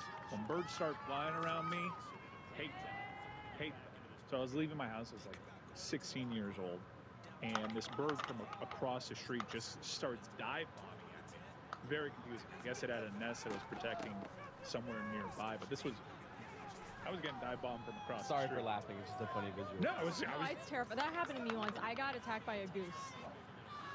And geese are really scary when they start making those noises. Man, no geese is scary. Get the hell out of here, man. I ain't scared of no damn animal. They're more scared of us than we are of them. I'm not scared of no damn animal. Whatsoever. Standard, maybe hand in a... I mean, if you couldn't get an inch pools, you shouldn't go on the football field. Probably. No, I would say it looked like probably the size of a mockingbird, but it was like gray. I didn't get a good... I just want to use a ladder more for this drive. I'm gonna go back to switching off. Side of your home, and so I had a gate. You went to high school in the 80s. No. The house was constructed in the 80s, and so like in Sweetwater, people know what I'm talking about. They have these like gates that are spiked, and it was just very impassioned. So I was living in a house like that at the time. I come down chin first on that spike as I'm disoriented, trying to avoid this bird that was diving. I know I'm bleeding. I know it's a lot of blood. I run inside the house and I put a little something on it, and I have like this makeshift Band-Aid as I drive myself to school. I get to school, and I didn't realize my shirt was covered in blood. And it's the only trip that I ever made to a school. I didn't even know that Florida Christian had a school nurse at the time, but like they made me go see a nurse, and I got stitched up right then and there because I busted my chin wide. I split my chin wide open trying to avoid a bird. Damn, That's the he toughest way. filleted I his still think chin. that Chris Cody has Judges, beat. thank you. You're welcome. Collect my prize. I fell down the stairs. Yours is like the most dangerous. You win the most dangerous. That's I terrifying. was trying to watch the Outback Bowl. That's the part is funny. That part is funny. The Yeah. little nugget of Ryan Nanny. Roy, you got hurt playing sports. Yeah. Yeah, that doesn't. I have a million. You said you had a couple injury stories. Yeah. The other one I was washing dishes and I had a big old meat knife, right, for slicing and whatnot, and it sliced right through the sponge and right through my finger. Why didn't you go with that one? I thought. I mean, you got turf toe. Those got to go away. Well, yeah, I got turf toe. It was street football. That's why it was dumb. You always got to go blade out, man. Yeah. Well, Kugler got me this sponge that's like it's like this, and it has bristles in the middle, and it's plastic. Is it the smiley face one that was on Shark Tank? I love Scrub Daddy and Scrub Mommy. Fire. Respect to Scrub Mommy too. She's two-sided. Respectfully. The sponge thing that Kugler got me is like a plastic thing. Put the knife blade in it, and then it won't go through and cut you. It's very good. I cook a lot in my home, and I have this board that I put Worse than death. and whatnot, and I get mad nervous because I always think today's going to be the day that I slice my hand. It's already happened. Thankfully, it wasn't like the gash where I thought I'd just get cut down to the bone. But I want to talk a little bit more about Harrison Butker. I try to avoid this discourse, and the reason why I try to avoid this Harrison Butker one is because, number one, I think it's easy. And I've been through these things before where I get loud in front of the microphone and just get aggregated by right-wing news aggregators. I did that with the UFC. And look, for all the complaints about cancel culture, the only ones that have really shown that they can actually do anything are conservatives when it comes to canceling, be it a beer or a department store. Like, I'm just exhausted, and I don't want you in my mentions. But at the same time, I'm not going to have a double standard. So when the UFC had very similar comments and I went in front of that microphone and I challenged Dana White or Jimmy Pitaro to do something about it, because this is, granted, a bit of a different situation. Harrison Butker is doing this on his own time, and he's speaking at a college, and he's speaking it to certainly the audience that it's intended for. Who was it that told me that his mother is actually a fairly accomplished scientist? Yeah, that's true. That's true. All right. Harrison Butker, who, by the way, quite predictably has the #1 selling jersey in the Perfect NFL. passing on every throw. So it's not at a press conference where there's a bunch of media at, but I'm not going to make any more excuses. I do think that someone with the league, and maybe they have put out a statement, but I do think that the league and its partners should say that this is rhetoric from a bygone era and wasn't all right back then, about women staying in the kitchen, and just very misogynistic statements from Harrison Butker. And I'm not just doing the thing where this is a kicker. Longest streak to start a game in my career, 13-13. And this seems like a pretty easy spot, especially when you consider the things that he was saying. The league's chief diversity and inclusion officer, senior vice president Jonathan Bean, did put out a statement that said Harrison Butker gave a speech in his personal capacity. His views are not those of the NFL as an organization. The NFL is steadfast in our commitment to inclusion, which only Just a little bit too far. Conservative strategy in bucking up against this stuff so much is working, because I myself did the math. I'm like, this is exhausting. I don't want to do this anymore. But I do think that it should go a couple tiers above the director of inclusion over at the NFL. I would like to hear Roger Goodell weigh in on this. And we don't have a media day coming up soon for the Kansas City Chiefs. Patrick Mahomes has recent media availabilities. Patrick Mahomes owns a women's professional soccer team. We all know Travis Kelce's standing in the pop culture world right now and who he's dating. Certainly an icon when it comes to yeah, women, two being picks, empowered. not fun. So I do hope. And I'm out of the zone, but it's okay. I can always get back into it. It doesn't take that long to get back in the zone with it. 25, 30, 35, 40. Wow. 45. This is bad stuff. This is poor rhetoric and a poor message. And certainly it's not something that Patrick Mahomes believes in. I know it's not something that Travis Kelce believes in. So why not take a fairly easy stand and saying, no, women don't belong in the kitchen. Homemaker is not the dream job. It's so amazing that when he said the word homemaker, he started tearing up, as if that were this just truly emotional, incredible moment. I mean, it was so remarkable to hear this man quote Taylor Swift in this speech.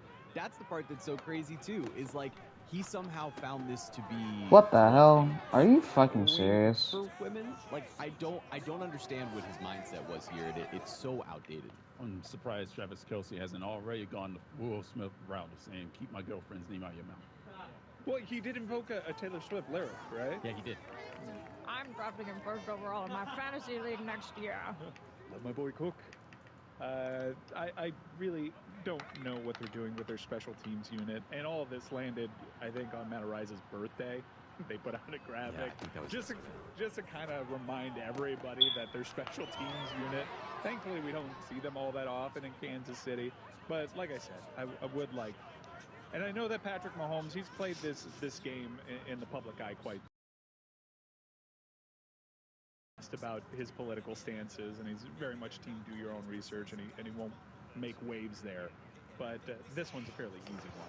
And, and I would like to see them take the opportunity to make this one an easy one. There was an article written by Jessica Valenti, who does a lot of reporting on abortion in the United States, which was basically saying that, like, Harrison Butker's comments are the law in this country now. Like, he went against everything that has now been disbanded since the overturning of Roe v. Wade. So, I mean, it may be an easy stance for them to say something along those lines about the comments about, like, women having careers, but essentially, like, that has been co-signed by the Supreme Court. Well, not to get overly political, because I was at a rock concert and I was watching Limp Bizkit. Not that I have, like, high expectations for Fred Durst, but Fred Durst was going on the microphone. He's like, "Man, I really hope we get a new president." Truth be told, I don't know which one he was talking about. He could have been talking about the dude whose brain was getting eaten by a worm, or the guy that was already president. But he took this, and, you know, there was claps, and some people that were just genuinely confused that Fred Durst decided to inject politics into his concert. But I don't want to lose sight of, when people just say, we need a change, we need a new president, and they cite other things, it's very easy to lose sight of what is actually on the ballot when it comes to how they are calling their shot and making it their main platform to kind of reset the timeline and go back a couple of decades, especially when it comes to women's rights. So I don't want to ignore that fact. Okay. There are very important things on the ballot. And just why did I lose my that you may feel some kind of way about it, doesn't mean you should overlook it. Updating our story of the day, Scheffler is on the tee box right now. I'm seeing Marty Smith, like, kind of trailing him. Do you think Marty is a little jealous of Jeff Darlington today? That was right place, right time. Yeah. That was like Sedano walking in front of LeBron's house and spotting moving trucks. That is... I just picture Marty like, damn, man, I overslept by a half hour. I missed it. That is one of the first people I'd want to see leaving prison, though. Well, a holding cell. Yeah, he wasn't... What are the dad jokes being said by the other golfers? Like, hey, watch out. Ooh, convict walking by. Like, there's got to be some really bad jokes being said to him right now. Now, Scheffler is presently standing under an umbrella. I thought he was just going through his phones liking memes, but he is really looking at that card. He's got to be distracted today. Like, he's got to play like shit today. I would take the over on whatever the over-under is on his score today, because golf is such a game of concentration.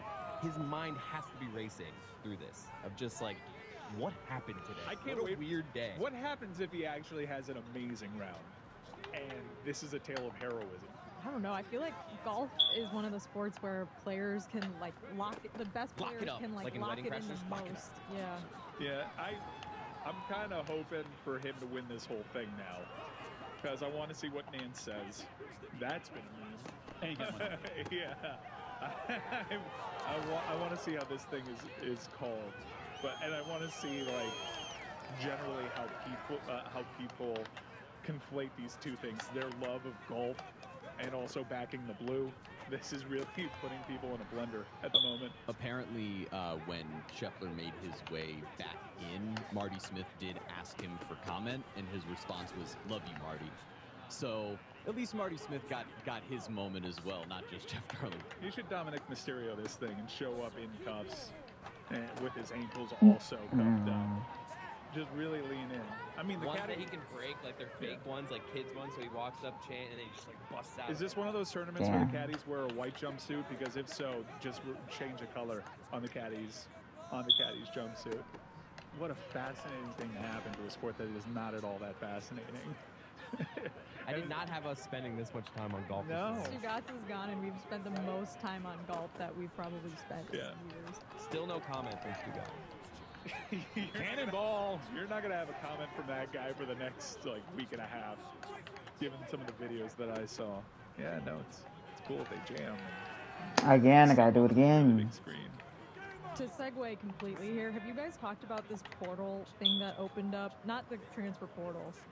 The portal that opened up between Dublin and New York, where it's closed like an art installation. Yes, it has since been closed. Tragically, it was an art installation where you could live stream yourself to people in real time in Dublin, and everyone had to handle this with maturity. Probably, right? Why Dublin? Has anyone said why? I'm actually not exactly sure. I will look into it, but people were, waving and smiling and saying hi, and then they started doing other things in front of this portal. And a video went viral of a woman flashing her breasts in front of it. Of course. Then soon thereafter, it was shut down. But we're not going to blur that.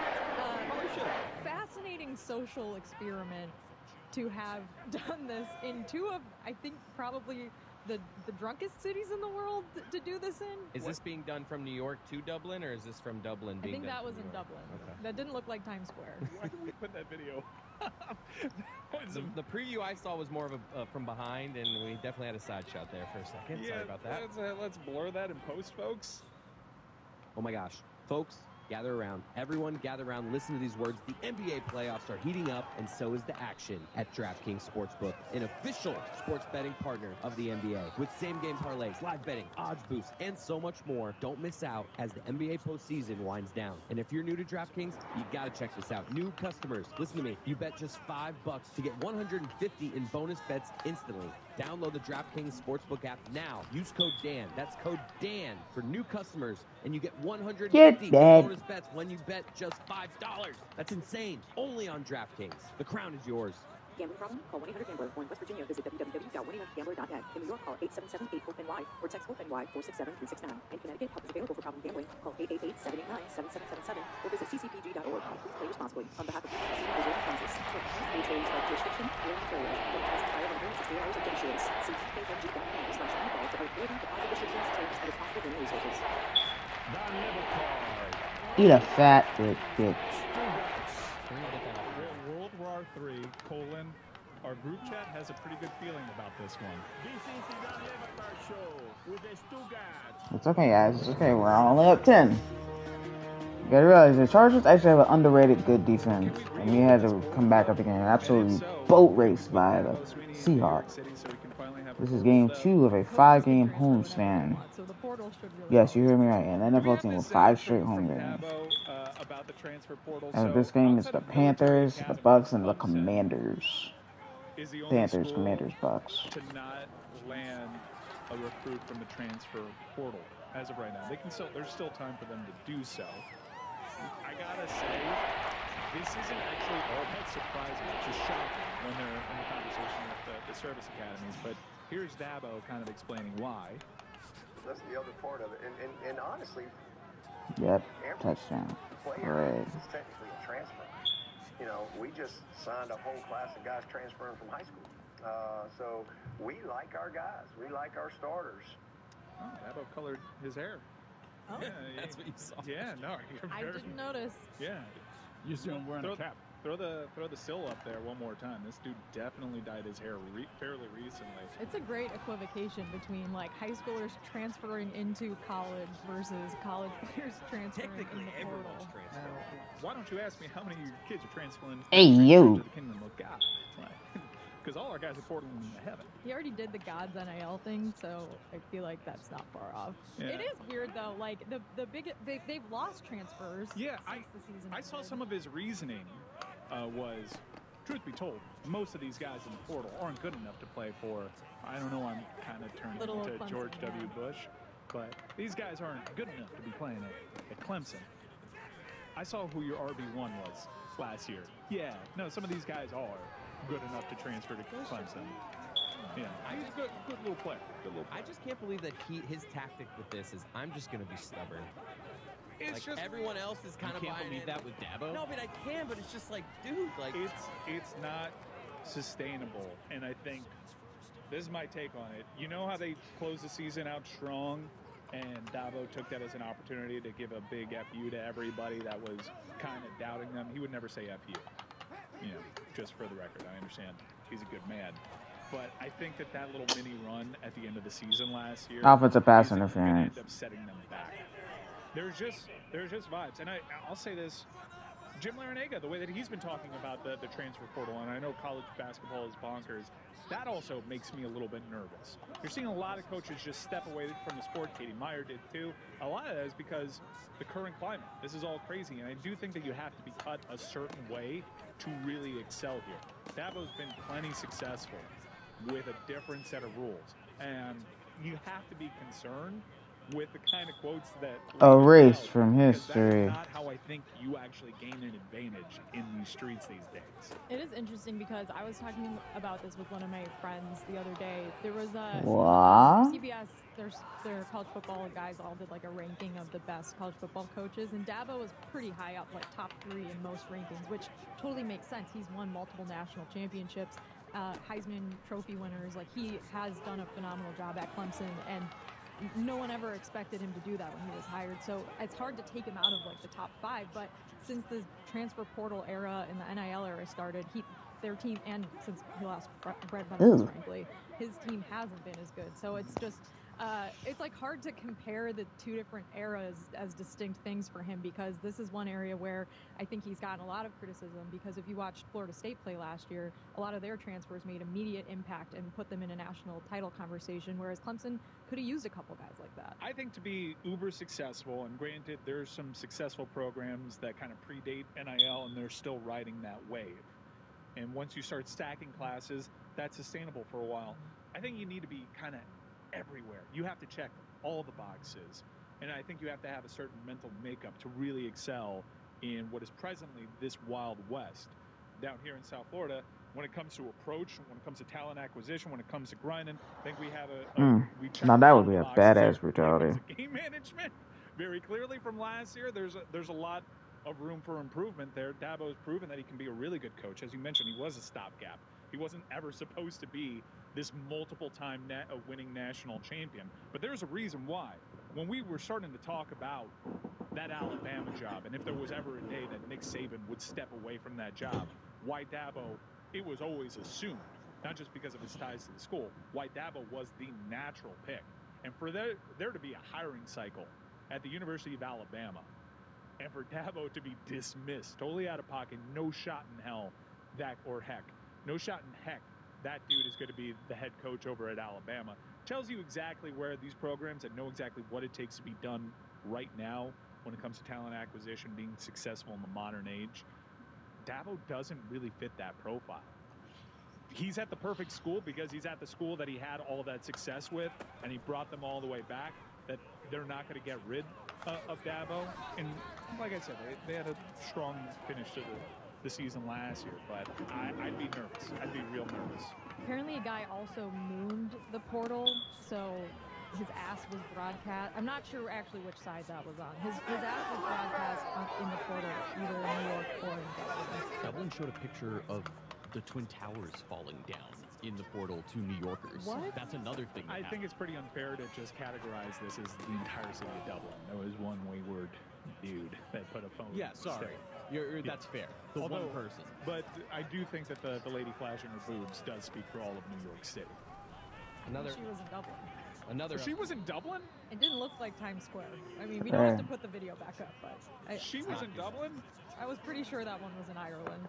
Wow, I'm not sure what I'm doing there. But good on you, Ireland. I wasn't familiar with your game. Another update. ESPN. Think they don't have boobs there? ESPN broke into First Take to show Scheffler's first shot. So it's already good. I cannot wait to hear Stephen A. Smith talk a about great Scotty game. Scheffler. Oh my God, what is it gonna be? He's just gonna rip the officers. Just rip them. A disgrace.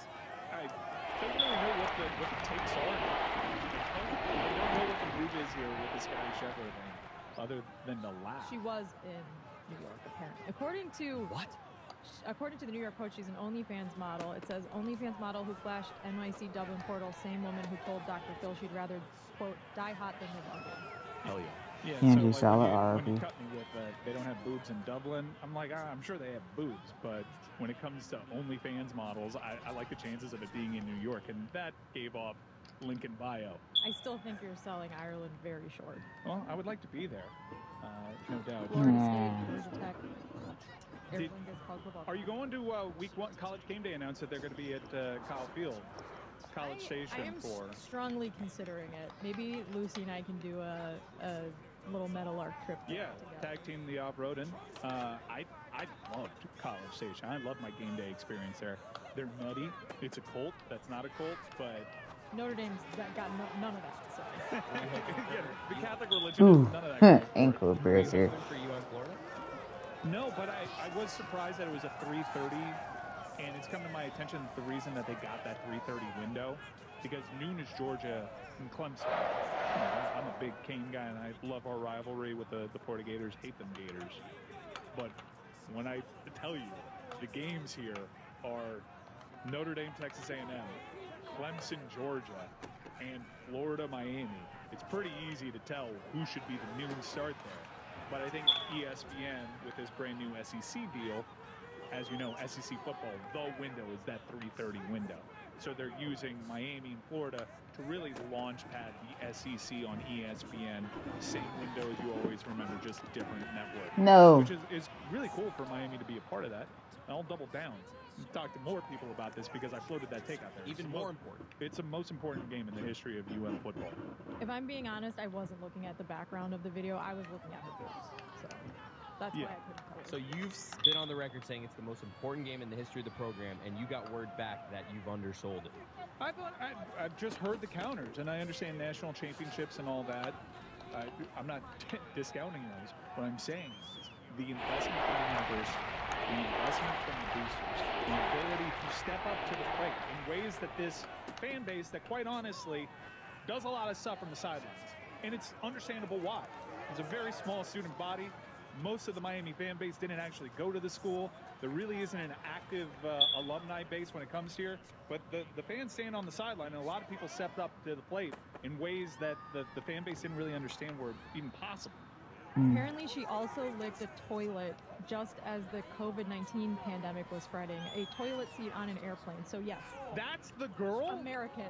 Very American. That is absolutely fucking disgusting. But Mike, Yeah. if they lose against Florida and win out, like, they're going to be in the playoff. They're going to. I get what you're saying. You can paint that scenario, but I think Florida, this is essentially a loser leaves town match between Billy Napier and Mario Cristobal, and I'm not saying like Mario, you can't. But in terms of perception, you can basically write off the loser, given how these two programs are being talked about right now. They need to show you something for the University of Miami. This tree needs to bear fruit. This investment in year 3 of Mario Cristobal, you actually need to see some real marked progress. And I know that the over-unders, again, aren't gospel, but if you look at this, you'd be shocked to learn Miami is the same over-under win total as Alabama and Michigan. 9.5. 9.5. This is a team that hasn't won over that number since they maybe done that once in the last 20 years. Notre Dame year. It's 9.5. Now, if you really want to get into the betting weeds, the reason for that is the SEC is stronger, the Big Ten is stronger, the ACC is a weaker conference, but also they expect Miami to be better. So the expectations are there. And by the way, the staff doesn't shy away from it. They know what happens here. They know the dialogue that is going to be around this program if they do lose that game to Florida. They welcome that challenge. They welcome those expectations. They know it's a big one. Death is the only way. Doing a lot of tough talk here, and we've actually been backing it up when it comes to providing the coach and the staff and the athletic department the resources to go and do a good job, which is why, in ways that we've never done before, Wow, which is really? why I firmly believe this is the most important football game in the history of the program. Howdy, listeners. It's Mike, and you know, a lot has changed over the years. Just look at sports. There's instant replay, three-point line, shifts, and then not shifts. But one thing that hasn't How do you changed, overthrow your of course, receiver? all those things I just mentioned, the great taste of Miller Lite. That's right. It's so good. And it's also less filling. So what's the best thing about Miller Lite, the original light beer? Well, Miller Lite sparked this debate way back in 1975. We still haven't settled it. Be like me. I don't pick one. I like it because it's both. Miller Lite keeps it simple, undebatable quality, great taste, only 96 calories. It's a beer that You're strips away fucking everything that serious? you don't need and holds on to what matters most. You don't have to choose what's best. Be like me. Say both. Miller Lite, great taste and is less filling. Tastes like Miller time. Get I Miller am Lite struggling delivered with right to a your door. fucking Visit charger. MillerLite.com/store, Are or you can you find it pretty serious? much anywhere that sells beer. Celebrate Okay. responsibly. Miller Brewing Right. Company, Milwaukee, Wisconsin. 96 calories per 12 ounces. Fewer calories and carbs and premium regular beer. You're listening to DraftKings Network.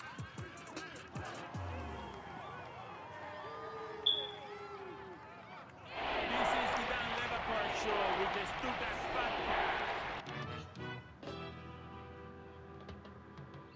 David Sampson has just declared to John Skipper that they're no longer going to shake hands anymore. I'm not sure that we have ever, even when we completed a deal with Meadowlark. But we just hug. We just hug. We're huggers. I'm a hugger. I do find it strange that John likes telling stories before we start doing shows about his cleanliness my habits. favorite or lack part. thereof. Yeah, it's a lot of Actually, you were skin. correct. It was not true because my hands were wet when I came back. So I it's didn't just want a to call story. you out. It just was a story. Yes. I worry that's 70% of you. These are the minds that lead us into the biggest topics in sports business. It's a genre that is never wanted for drama and massive evolution. And we arrived this week on the Sporting Class with John Skipper and David Sampson with Netflix. Goliath marrying Goliath.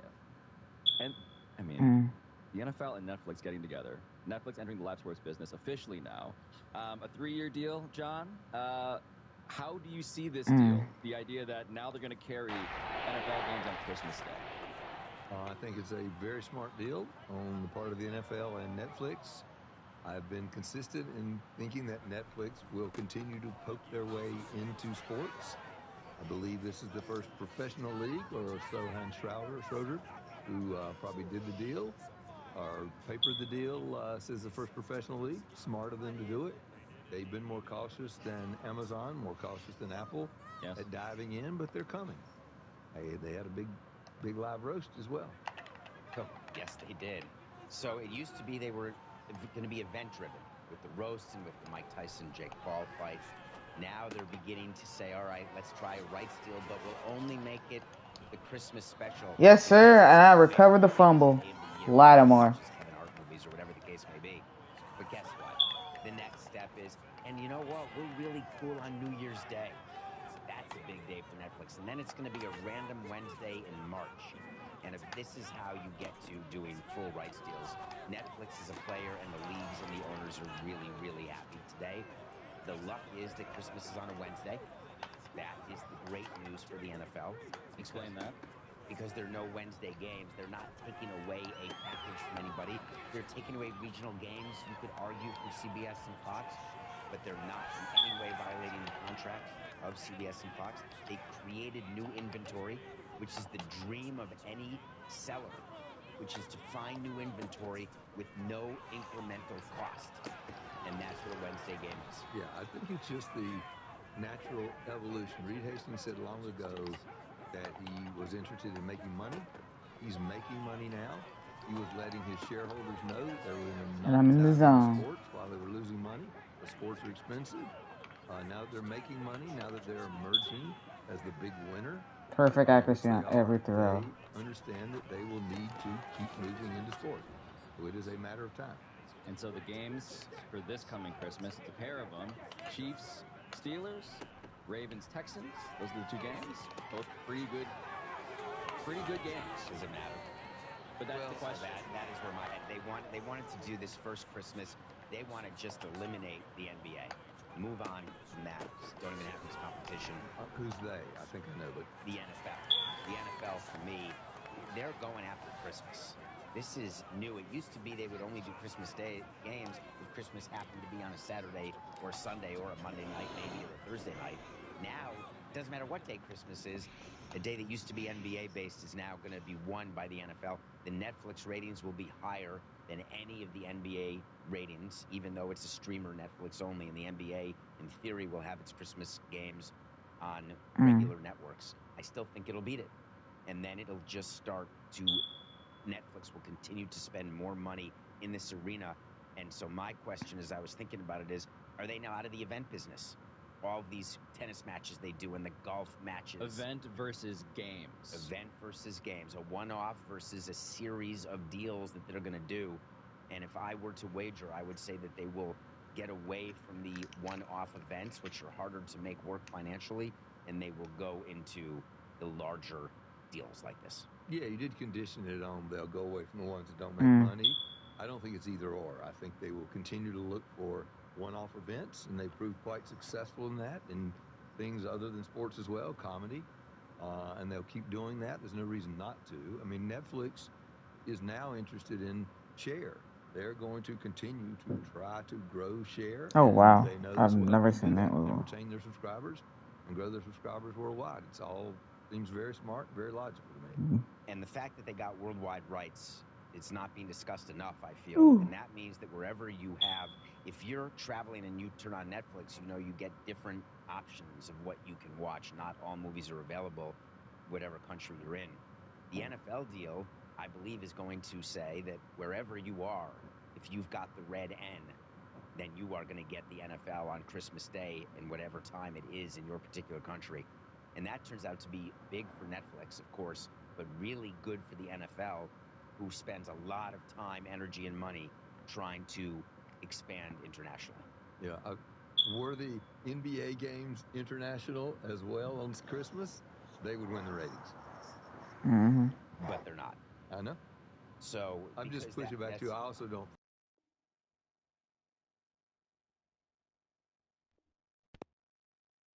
At the time, why it the does NBA will still do fine. They have 5 games on Christmas. You said correctly, they kind of own Christmas. This does provide some incursion into that, but they'll do fine. I don't think they'll move them to the 24th or the 26th. Well, Christmas is Christmas. No one can move Christmas, but it used to be that leagues respected each other. I feel a little more when I first got into sports. We always felt we were in competition with the NFL, and Bud Selig was always wondering what Tagliabue was doing. But now it just feels like all-out war, where Roger Goodell is, and I may have said on this show or nothing personal, he is truly Yertle the Turtle. He wants to rule everything that he sees, and he doesn't care about the other sports the way I feel they used to. Look, it's just good competition. I do think there was a sort of courtesy before. Doesn't surprise me in a world that's becoming less courteous. And as rights fees go up, they have to figure out more and more ways to drive more money for the owners. It's going to happen. I mean, I remember at ESPN, when there were people who thought our being on Thursday night with college football was a bad idea. We stayed off of Friday night because of high school. But at some point, it was like, no, we're going to put college games on. The time has passed. On Tuesday night and Wednesday night. So it speaks also just to the insatiable appetite that sports fans have. They want an opportunity to watch sports all the time. It's fascinating, Pablo. I don't know if you saw this the other day or whatever day it is today. There was a discussion from Bob Iger, our old friend Bob Iger, who was saying we're not going to put as much money into our linear programming. We are going to really focus on streaming. We're going to focus on getting that content and that production value up. And I was thinking from a business standpoint, what has changed and how quickly it has changed. That we talked about on this show maybe a year ago that Netflix was not in this business. And not only are they in the business now, they're owning the business now. And we didn't imagine what could happen with NBA and its rights fees, which we may get into today.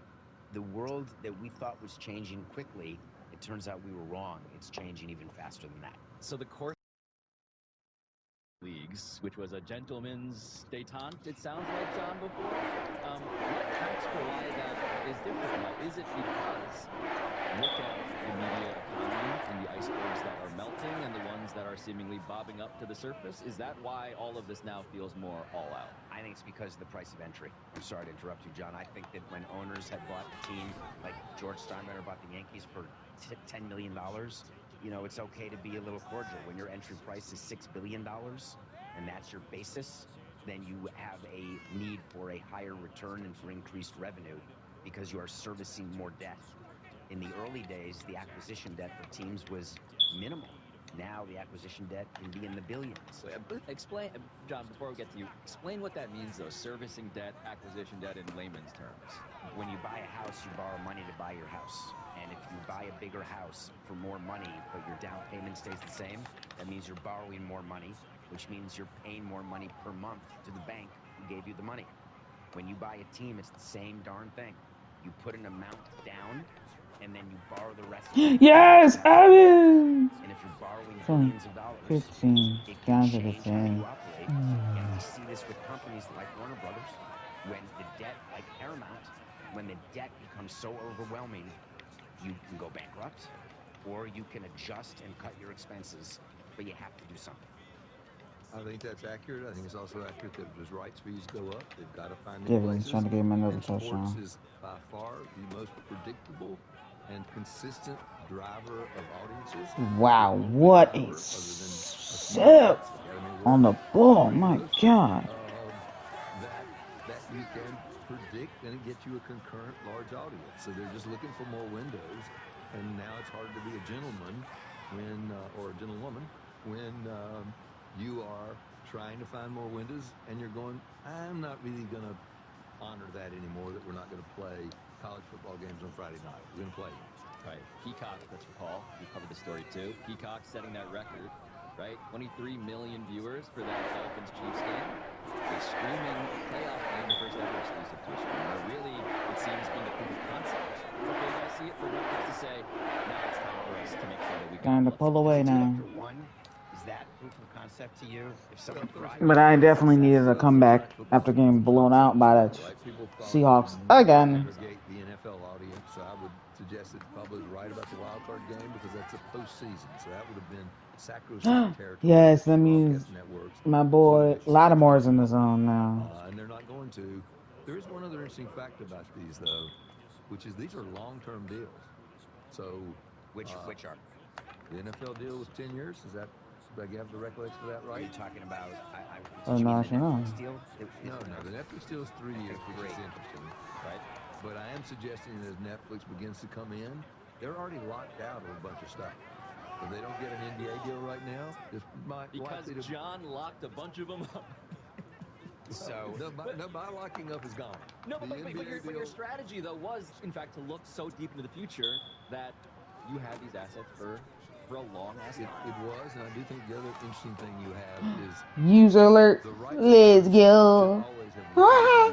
Miller. The more often you get a chance to come up, you do it. Now the rights holders are going for longer term deals because I think they worried about the disruption of their traditional partners. I think you'll see now that they're moved to something like what the NFL did, which is get an option to get out if they need another crack at it. Before it would have been the buyers who would want an option out. If the buyers will want to lock in. If I was ESPN, I would want to get as many years on the NBA as possible. That means no. I was in the groove. We didn't want anybody to get a crack at it. We also knew and I gotta do all these taxes all over again. It's really cheap at the end. But what the leagues do, and you're seeing it with the NFL and even with these new deals, the league still has inventory. We would sit in meetings and talk about what are we holding back? What are we gonna? I'm so mad. I was dealing too. Or we'll put it on NFL Network. But we're gonna keep games back because we need to have more to sell. What a dream when you can play games on every 4 picks. I'm not a fan. Then you can spread it out. And now there will be platforms that suffer. And Coca, before the show, mentioned what exactly did YouTube pay for when they got the new Red Zone from DirecTV if all of a sudden games are in national windows every day of the week. And so there's going to be some change in terms of value, but overall it'll be increased because I assume the NFL. Why did I throw that? Yeah, before we get to fan perspectives on what they now need to do to watch these games, I do want to go back to Ted Sarandos, who's the co-CEO of Netflix. We've been talking about the macro of this, and Ted Sarandos said this in July 2023, quote, "We really think that we can have a really strong offering for sports fans on Netflix without having to be part of the difficulty of the economic model of live sports licensing." That was the second quarter earnings call in 2023 of July. July of 2023. Is that now looking, what does that say to you now? Every earnings call is different, and earnings calls are like when managers meet the media. You're only responsible for what you say that particular day, and it can change the next day, and you can keep your job.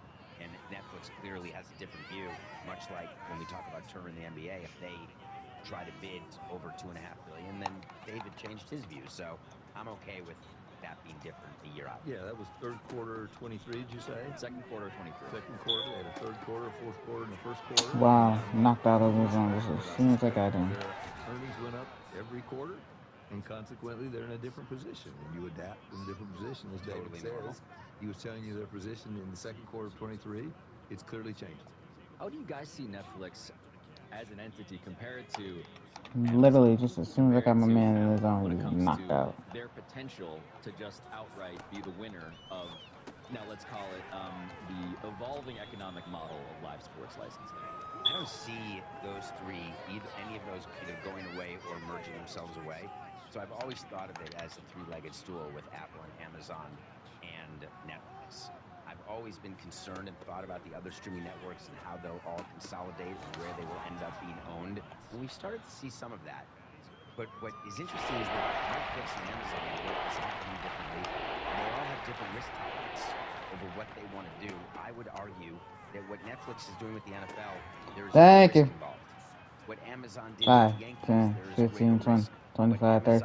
Get to walk 30, 45, 50, 45, 40, 35, 30, 25, 20, 15, 10, 5, touchdown. But I don't view them as a candidate. And he's in the zone. I agree with that. But And my quarterback is in the zone now. Netflix is a pure play. Netflix is an entertainment company, right? And I got Amazon and Apple are not, at their core, entertainment companies. And that provides their other 6 picks. Not happy. They have a whole lot more cash than Netflix does. That touchdown seals the deal.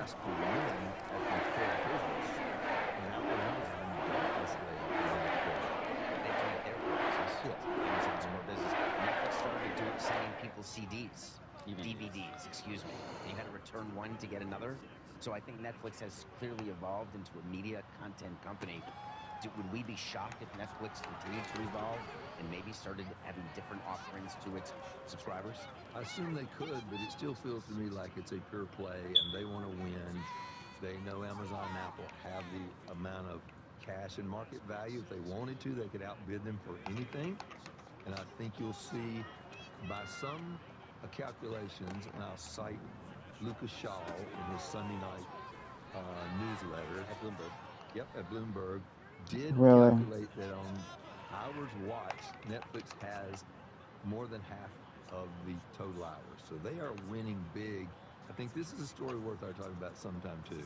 They are winning by a huge margin right now in terms of people's entertainment time. Like, I think it was 75%. Well, that's why I call them Goliath at the top, is because in all of the streaming wars, when it comes to just actual tonnage of viewership, Netflix is clearly the winner. And I want to point out that they're using that tonnage to then pay about $150 million for those 2 games for this year. And so, look, what we're looking at now speaks to a larger concept we've been talking about on the show for forever, Buzzer, which is yeah. what the consumer had been promised when it came to how this was going to go for you as a football fan. Because I'm looking through the list, right? Okay. If I want to watch NFL games, I need to have an Amazon subscription. I need to have a Netflix subscription, a Peacock subscription, ESPN Plus, Sunday Ticket, perhaps via YouTube, and then, of course, access to the broadcast, the big broadcasters. I'm so tired of this narrative. It bores me. I'm sorry to all the people who have to get all these subscriptions, but I remember when Warner, how do you get mossed by Ashton Eckler? Not Showtime, and it was just life. There is no That's God-given crazy. right to watch every NFL game. And all the Oh people shit, it's complaining, 4 in the oh, morning. I woe didn't know is I me, I named that need loud. these many streaming channels. Give me a small break. And I do note, Pablo, you said they were promised. Who promised? By who? They weren't promised by ESPN. We were Or Roger. busy raising our hand going, you're going to regret breaking the bundle up. It's I don't promise by whom. Rich Greenfield, I ain't promised that they would get. That it would be cheaper when they got choice. The promise of disruption, the promise of now you pay for what you want, and here it is, and suddenly it's going to cost. I mean, David, as much as you are right in saying that, of course, it has never been, I guess it's always been weird in terms of like what you can and cannot access based on your assumptions as a consumer. Now it's just that much more decentralized is the point. Literally going to different apps and devices. I believe, but again, I believe that people have been trained their whole lives that there are certain things they have access to, certain things they don't. We can take this all the way to who flies first class and who flies first. There's certain who gets the suite in the hotel when you're a traveling team. There's just things that are, and to complain about it, be a better player. Negotiate in your deal. Be richer is what David is yelling at the American public. I think it speaks against how passionate. That's just terrible. Can you cut that out? I think it again speaks to how passionate people are about sports. And to be fair to them on the NFL, wait a minute, to be fair to them on the NFL, Roger Goodell, not more, I don't think, 3 years ago, said his intention was to continue to put all of his games on national broadcast networks, which are available for free. We just said things change. It did. I didn't say it was wrong. I just sort of said, if you're a sports fan, you just heard 3 years ago that you were going to get them all for free. And that'll seal it Again, Roger right there. promised the American public, and They that won't needed that happen 2-point forever. conversion to have any chance. That is doing well And in the now third quarter that of went out the 23, and all of a window. sudden it does not do as well in 24. Do I get to call the CO? I could do a proxy fight. I could try to get him removed. But let me tell you, there's no guaranteed past performance is not indicative of future results. Okay, so David, ever the litigant, I was trying to you're right lateral that the there is ball. no lawsuit, no class action suit on the basis of this alleged promise. A term of art, a figure of speech that I used for the expectations that sports fans have had forever, that this thing was going to be a thing that they could enjoy in ways that didn't feel exploitative. And I now just wonder if it's going to get to a point, John, where it feels like I just want to watch the games without being charged by every single tech company in the world. I don't think that's going to go back to that. I don't think people are going to quit watching, and I don't think people will stop complaining. I think that's a pretty constant factor, too. And you are seeing bundling. So what you're seeing are companies trying to say, all right, I know that you're going to have to get Netflix, but let me tell you, not only are you getting Christmas games, but you get every Kevin Hart movie ever made. You're going to get Happy Gilmore 2 TWOTOO, and you are getting all this benefit for Netflix. Amazon, you're going to get a game, but guess what else? You're going to get toilet paper, and it's going to get to you tomorrow, and it's going to be cheaper. So I think that what we're seeing is companies trying to explain to consumers why it's okay to do business, which is why, John, I believe that Netflix is not going to be so pure going forward, and I think they're going to look for Ball different game. streams to get more money out of it. Gabriel Davis, first touchdown of the So team. the movement here, the evolution, is actually in a direction of everything old being new again. Because, by the way, guess what's coming back too? Commercials. Advertising. So I wanted to explain for everybody what it means when these tech companies are experimenting now with live sports, with live events, which means, by the way, advertising. Right? So, John, explain what's happening here in terms of the great return to advertising, broadly speaking, I guess. Well, I'm not positive it's a great return to advertising. An extraordinary amount of ad revenue is now going to a few technology platforms. And I'm not sure I understand yet, but assuming they have more data, which they do, than anybody else, they will actually be able to charge more money per ad than anybody else. All this means is that more and more money is going to move over to the big tech platforms. And I'm counting Netflix there as a tech platform. And I think what's coming is not ad buys that are general ad buys. They're going to be so targeted, and that's the evolution that we've seen. And if anyone has social media and you look at your feed, there's a reason I have 17 carry-on suitcases and 49 toiletry kits.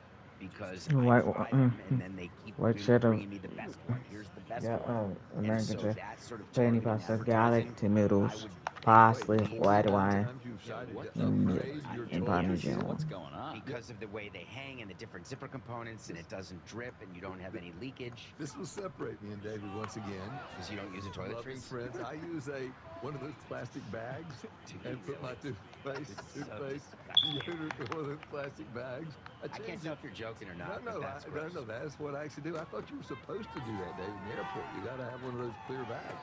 I You never have take my toiletries bags here? out. Yes, I do not. But in any case, the point is, thank you for It's not gross. It's transparency. It's Literal transparency. Yes, literal transparency. Thank you. I'm excited for what I have been calling the 500 minority report yards. age to happen, which is when you walk into a store, they read your eye and say you have not bought jeans which are size 29 in 6 months. Walk to the left, we've got a pair of jeans for you in your size. And I think we are. Assuming you didn't lose weight or gain. Well, they're looking at you. Yes. Yeah, leakage accounted for. But hold on, I want to give a quote here from the ad chief at Netflix, who says, quote, "Bringing our ad tech in-house will allow us to power the ads time with the same level of excellence that's made Netflix the leader in streaming technology today, which is to say that the company is building an in-house advertising technology platform, giving marketers new ways to buy and measure and monetize the American mind." I'd like to say I saw that quote before I talked, and I had not. But that's what I was trying to say, but much less eloquently.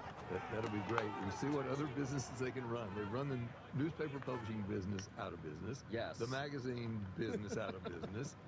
I don't know what's next. Radio, maybe? I mean... But did you complain about typewriters being out of business? This is just progress. Oh, Well, this game was over, so that's why they just...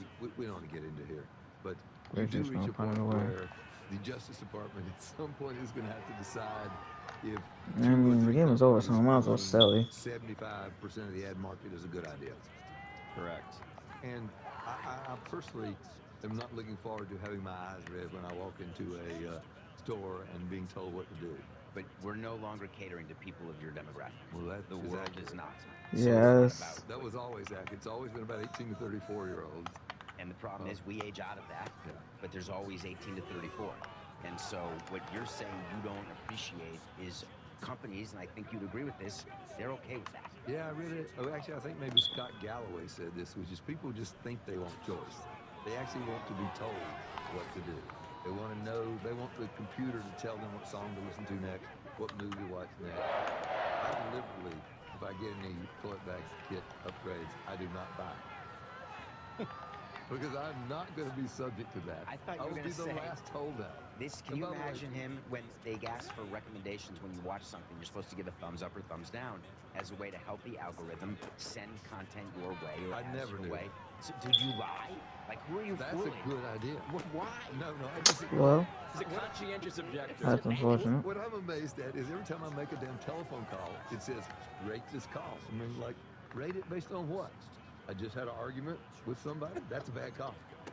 The sound quality? The what? I hit not now. I hit not now. Well, only because you have to. 500 yards is just great. Concerned that both of you are regularly being Back on the win side. You don't ever get those? Wait, am I the only one with you who gets the alerts after a call? I get these all the time, yeah. And with the app and I write not now, you're full of He may know actually how to block that, right? Yeah, I'm not necessarily encountering your problems of technology or leakage at this rate. Wait, still at 29. I think that's inappropriate to discuss David's leakage. Hey, Howdy, yo. listeners. It's Mike, and you know, We're a lot has easy. changed over the years. Just look at sports. There's instant replay, a three-point line, there were shifts and then not shifts. But one thing that hasn't changed over the course of all those things I just mentioned, the great taste of Miller Lite. That's right. You're listening to Direct. Why does that do that? My dude.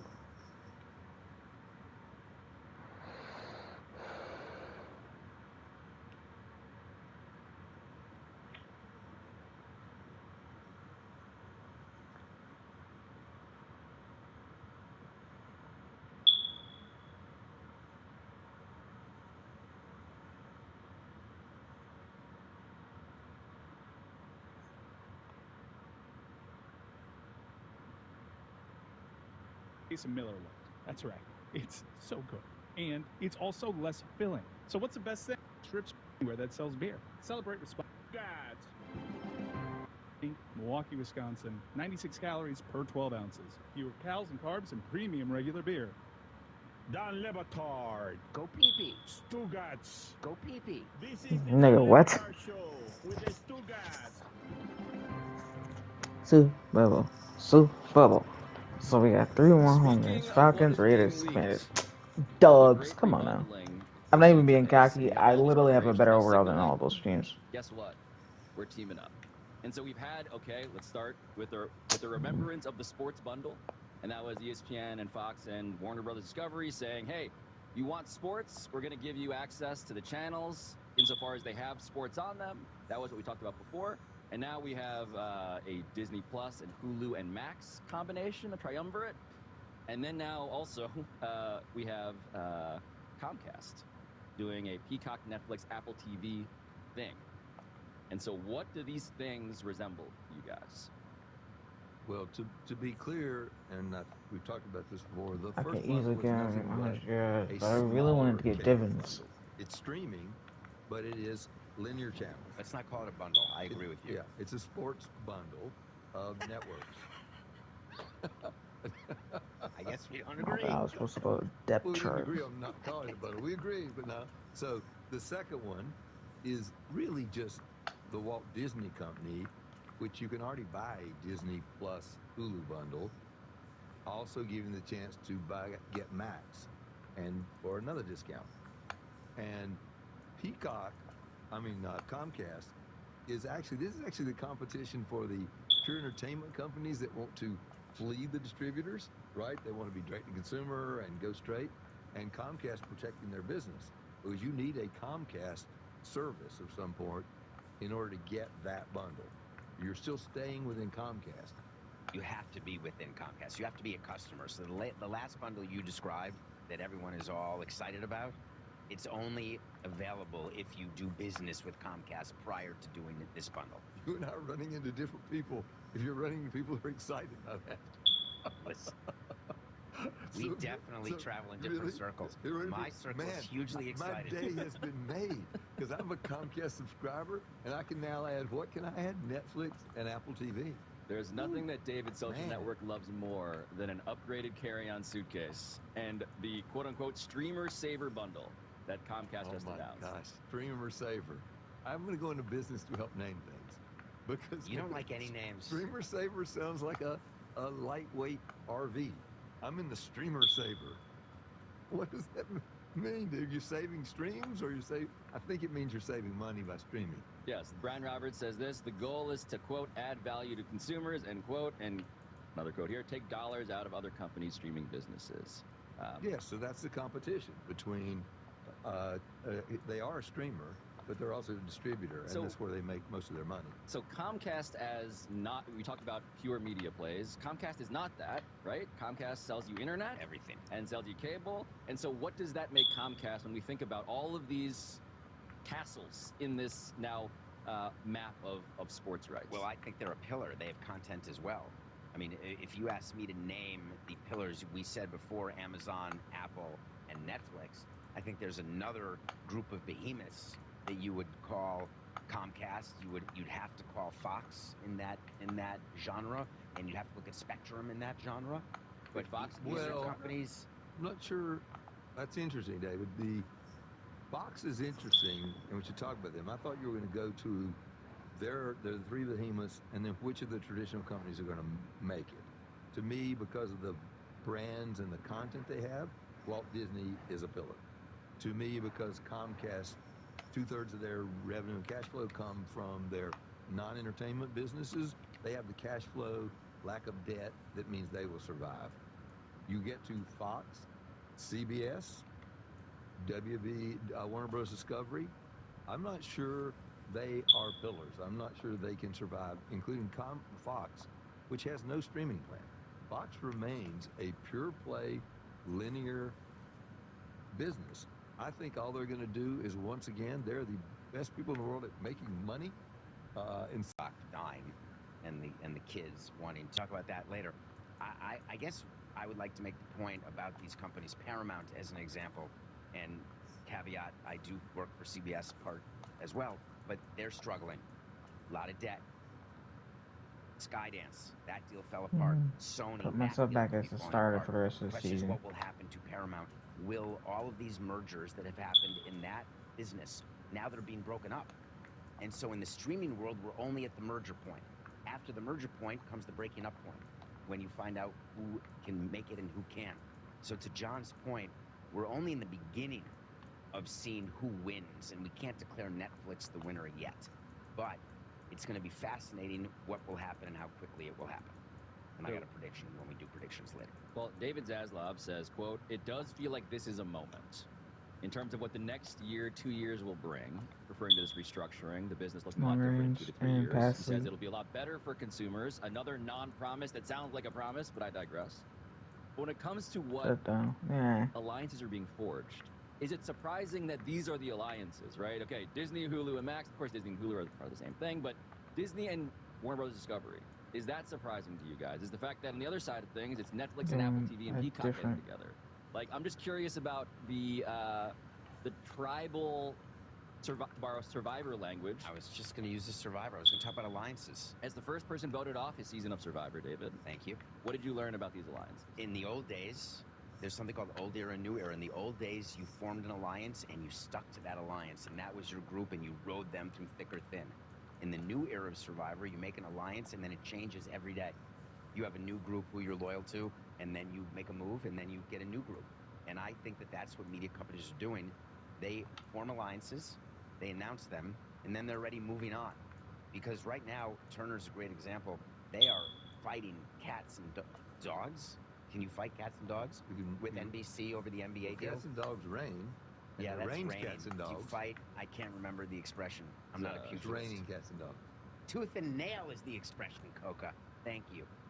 They're fighting tooth and nail over NBA rights. Is such a fascinating place. And in fact, they could end up. Can you see a world where David partners with NBC in another issue? You could. I think the alliances you're seeing right now, Comcast benefits if the TV bundle stays together as long as possible. So I don't think they're going to make an alliance with their streaming service that hurts their underlying business, which is actually more valuable than their media business. I think you're seeing the traditional media companies that don't have cash flow from other things getting together just because they need to. They get big enough to win. Netflix doesn't have cash flow from other things. Well, all Netflix has agreed is that if you're a Comcast subscriber, you can buy Netflix through Comcast and maybe save $1 or $2. That's all it means. It means that you're doing a lot of different deals. My guess is Netflix would do that deal with these other bundles. They just want as ubiquitous a distribution as possible. They have factored the new linear network in a way, in that they just want to be in 100 million homes. So what's interesting is that if that's Netflix's goal, they're going to get there through acquiring content, which they're starting to do with the NFL, by producing content, by being a studio of content, and then by buying other people's content. And it used to be they thought they could just do other people's DVDs. Then they started doing other people's movies, and they said, wait a minute, we got to do our own movies. So then they started that, and now they're up to the sports part where it's, hey, we'll make up a sport. That's the golf and all that ridiculous tennis and all the stuff. Now they realize, all right, we can't do that. Let's go now to the brick and mortar. And the brick and mortar is actual rights deals. Yeah, I think that's true. I actually think Netflix has a chance to remain a pure play. It's always the case that if you have subscribers, you're going to try to figure out other revenue streams. But I think they have benefited from a real focus on a long-term goal that some of these other companies have not had. In the way Fox benefited from not doing streaming and now could end up being sold because they're so far behind and They screwed sold now. for so much money. They sold off some parts for $71 billion, right? And they are continuing to earn a lot of cash. They're really a family-controlled business, and I think So is Paramount. I think they will be enough money to go around, even if they have to, for many, many generations, even if they have to sell. That's not the question. You're putting your slant on this conversation based on your thoughts on distribution of wealth. It's not a question of how rich the Murdochs will get. It's a question of what is the value of a company and what keeps the value growing. And what you heard Zaslav say is, oh, it's going to be great for consumers in the next 2 to 3 years. He's totally full of it. Nothing he does is with the consumer in mind. It's all for the shareholder. Well, that's actually, and I've learned this from you, that's his job. That Not is his job to worry about the consumers. I agree, but I don't want to be fooled. I don't want the audience to be fooled Precisely, thinking that hey, everything's going to be better in 2 to 3 years. Just you wait, because I don't agree with that. No, it's going to be. If expensive is worse, and for most people it is, it's going to be What worse. the fuck? I mean, is it? He's a Expensive is only 99. better if the value outstrips the increase in the expenditure. And if you can afford it. That's less than relevant. This feels like a riddle that only rich guys can solve, by the way. When is it better to pay more for something? It's like, well...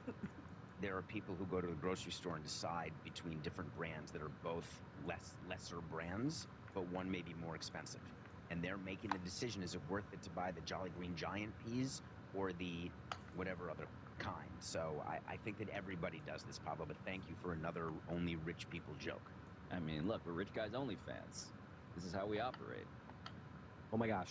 Folks, gather around. Everyone gather around. Listen to these words. The NBA playoffs are heating up, and so is the action at DraftKings Sportsbook, an official sports betting partner of the NBA. With same-game parlays, live betting, odds boosts, and so much more. Don't miss out as the NBA postseason winds down. And if you're new to DraftKings, you gotta check this out. New customers, listen to me. You bet just $5 to get $150 in bonus bets instantly. Download the DraftKings Sportsbook app now. Use code Dan. That's code Dan for new customers, and you get $150 in bonus bets when you bet just $5. That's insane. Only on DraftKings. The crown is yours. Gambling problem? Call 1-800-GAMBLER. Or in West Virginia, visit www.1800gambler.net. In New York, call 877-8-HOPE-NY or text HOPE-NY 467-369. In Connecticut, help is available for problem gambling. Call 888-789-7777 or visit ccpg.org. Please play responsibly. On behalf of Blue Hill Casino Resort in Kansas, 21 plus, age varies by jurisdiction, void in Ontario. Bonus bets expire 168 hours after issuance. See dkng.com/bball for eligibility, deposit restrictions, terms, and responsible gaming resources. Don Lebetard. We love you. We've got you. We've all got each other. Let's go right now. Stugats. 1, 2, 3, Brett. 1, 2, 3, Brett. This is the Don Lebetard Show with the Stugats.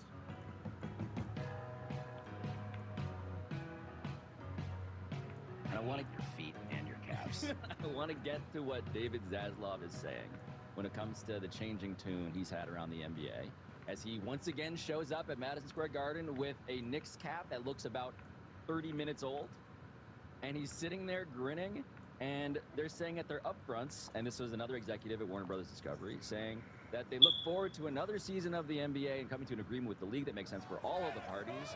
And meanwhile, John, I need your understanding of what it is that they even have the power to do when it comes to this matching right.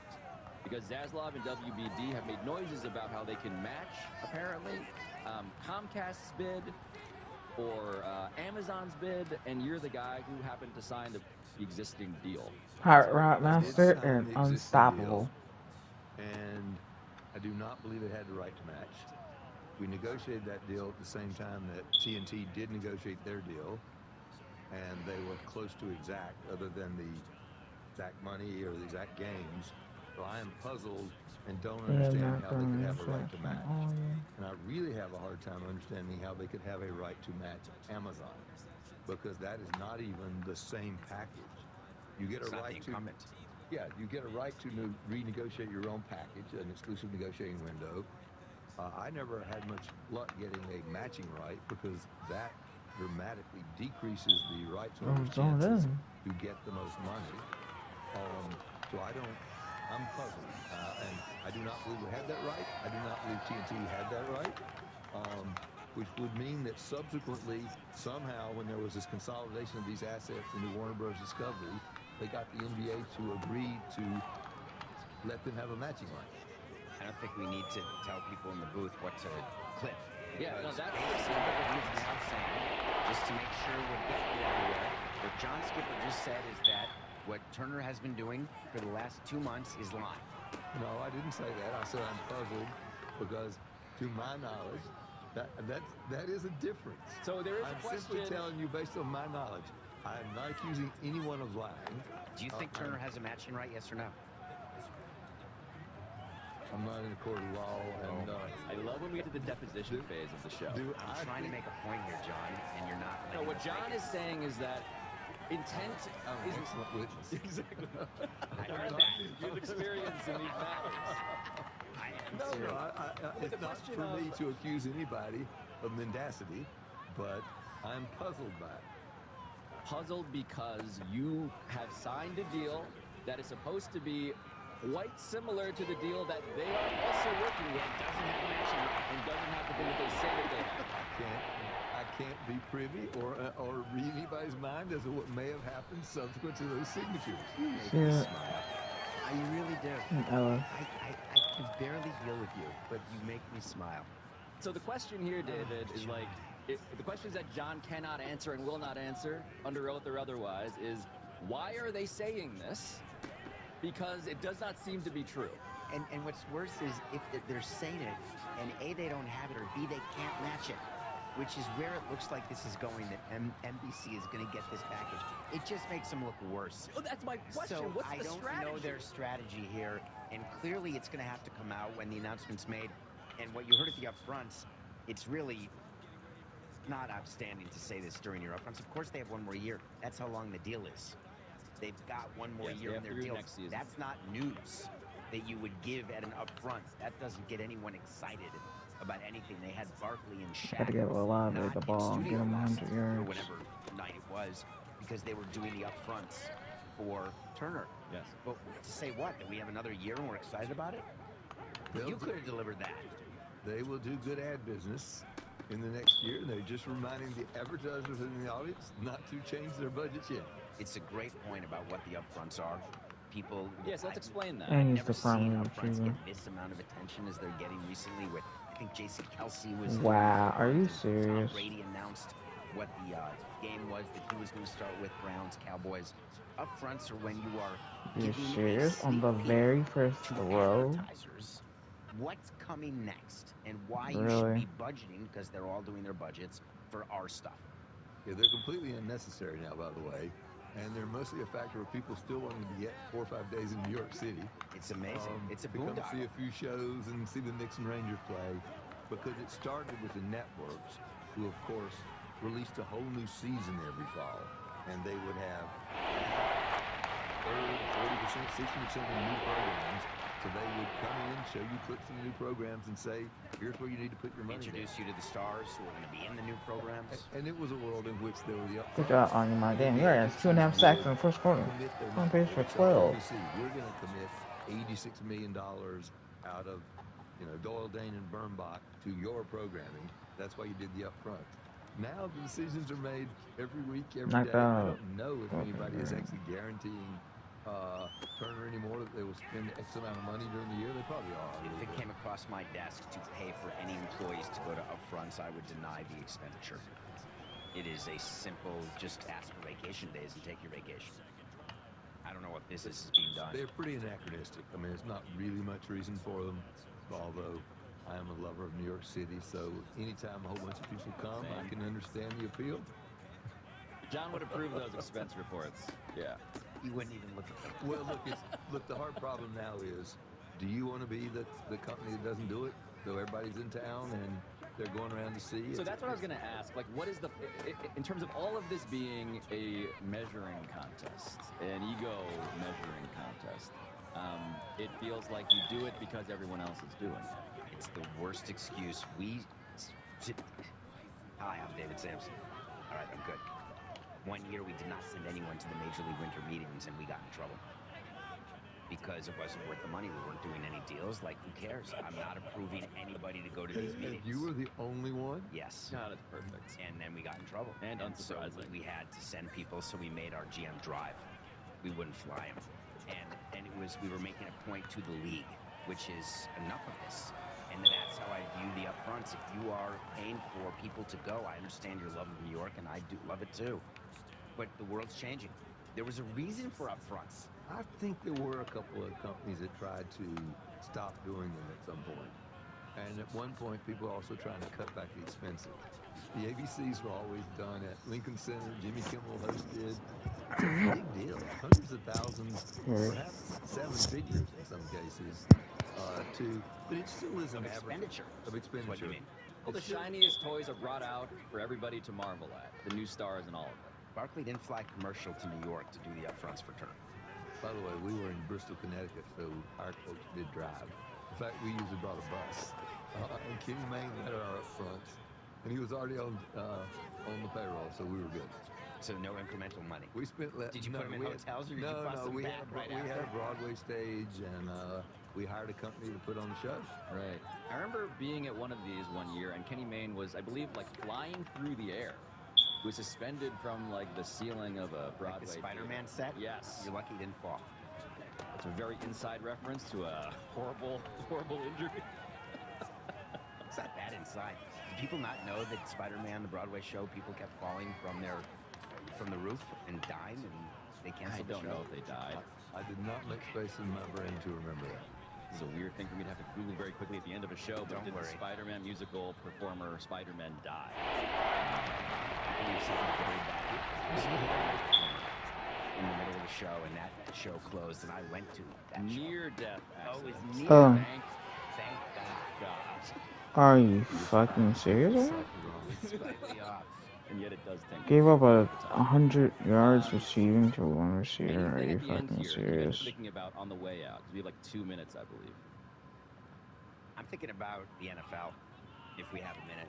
I am just absolutely shocked and in awe. This shit is of their embarrassing. strength. I'm fucking with the They are Falcons. clearly the top league in every way now, and they're not satisfied with being number one. And this Netflix deal is just another example. It's just the beginning. They don't want to own the professional sports landscape. They want to own the whole damn world. And the rest of the leagues, they better stop trying to play catch up, because it's not going to work. And to me, the fight is now for who can be second in terms of other leagues, because the NFL, I believe they've left the field and there's no turning back. A dire proclamation. Yeah, you are talking, of course, about the United States of America. Yeah, Because there for is another anything. sport which Just arguably is fucking the great. biggest sport in the world, and that's what everybody else calls football. And where teams can't make money. Where teams can't make money? They're losing money hand over fist. We can do a whole show on that if you want. No, that would be an interesting show. There are teams that make money. Let's put a pin in that debate. And you did say everybody's fighting for second. If you're fighting on the international stage, there is a fight, right? And the NBA is in that fight. They are in the fight to be the second most important sport in the world. Not in the United States. United States, the American tackle football is king. And you could argue that in the United States, you were talking professional. You said the word professional. But if you were just talking sports, you make the argument that college football is the second largest sport. Kadarius Street and Adipa Davenport. I understand why you say that. And you could also make the argument that it's professional. It is professional. It's totally changed. So I count college football as pro football. I don't like the transfer. The only reason I don't like the transfer portal is the fact that you're really that much of a sourpuss that because you're not getting playing time that you think it's okay to go quit and basically go to another school. I'm like, no fucking loyalty anymore. That shit really pisses me off, That's what I was man. thinking about this week. And when the Netflix deal was announced, remember that's in conjunction with MLB's Roku announcement. Bro, I literally pressed the fucking button. The hell, bro. Two very different upfronts. If you asked me what I was thinking about this week, it mostly wasn't sports. So it would be around to this show, and probably about time to close it up. I want to know what you were thinking about. I can't remember. That's it, Pablo. I gotta no, go. no. Well, mostly I've been thinking about the Knicks. Oh, there it is. And how damn great Jalen Brunson is to watch. Unbelievable. I The think smallest guy on the court last night, the most dominant guy on the court. I don't know how he gets those shots up. I think he's the most popular athlete since Derek Jeter in New York City. Great. And Gardner Johnson's in the zone. Just He's got great. the Knicks may not have enough players to beat the Celtics, much as I love them. He'll own the city, but what about the debt service? Oh my god. Lot to repay. I'll tell you that. Ladies and gentlemen, please shake hands. We can end this show. How does that happen?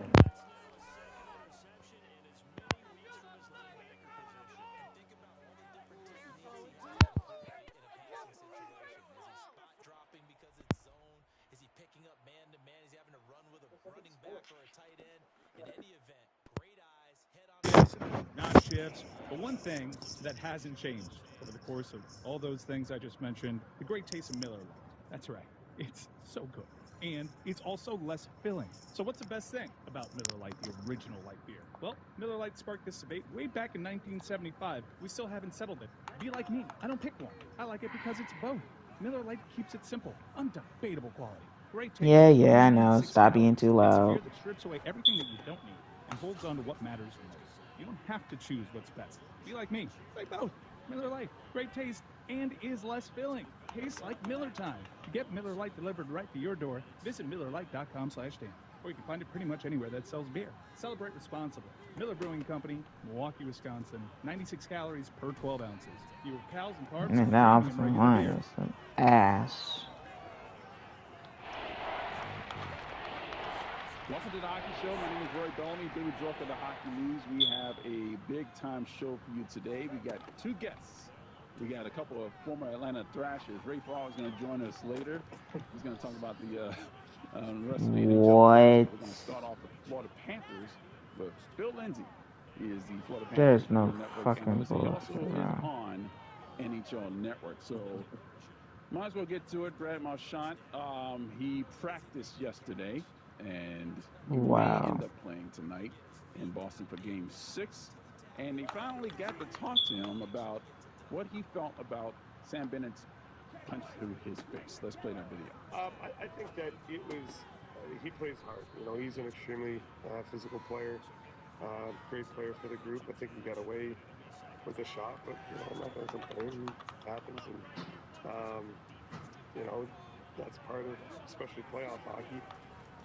You know, I've been on the other side of a lot of plays, and you know, I think we got away with one, but I mean that's part of the game, and definitely part of playoff hockey. You know, yeah, it sucks to be on the other side of it, but you know that stuff happens. At least I stopped him for a That's while. part of the game. But yeah, I think we got away with one, but it is what it is. Bill, do you agree with that? No. Live by the sword, die by the sword. Looking at the multiple angles, you see that reverse angle that they got. Maybe there's some merit to it. I looked at the video and I looked where Sam Bennett's eyes were, and his eyes are focused down ice, kind of looking where the puck was. And if you have intent to go to the head and make a punch to the head and purposely hurt someone, usually your focus is right there where you're going to land a punch or do something. Sam Bennett was trying to get out of the way, and his eyes were focused down ice, and it was just more reactionary. It's a split second, and when you watch it at full speed, it takes on a whole different meaning. So the controversy's there. It's going to stay there. Move on, play the game. Brad Marchand, as he said, he's been on the other side of it. Now he's on this side of it. Is he going to be ready for this evening? We'll have to wait and see. There's some more hurdles that he's going to have to clear. Sam Bennett plays hard. So does Marchand. There is equal respect between the two players, and enough of it. Let's move on. Also, do you believe that Sam Bennett was protecting his injured upper body injury situation? Yeah, his hand, that could be a possibility. He doesn't want any... Oh my god, why? And just trying to get out of the way, whatever. It's too much. It's just blowing overboard with the slow-mo, bringing it down, really getting into it.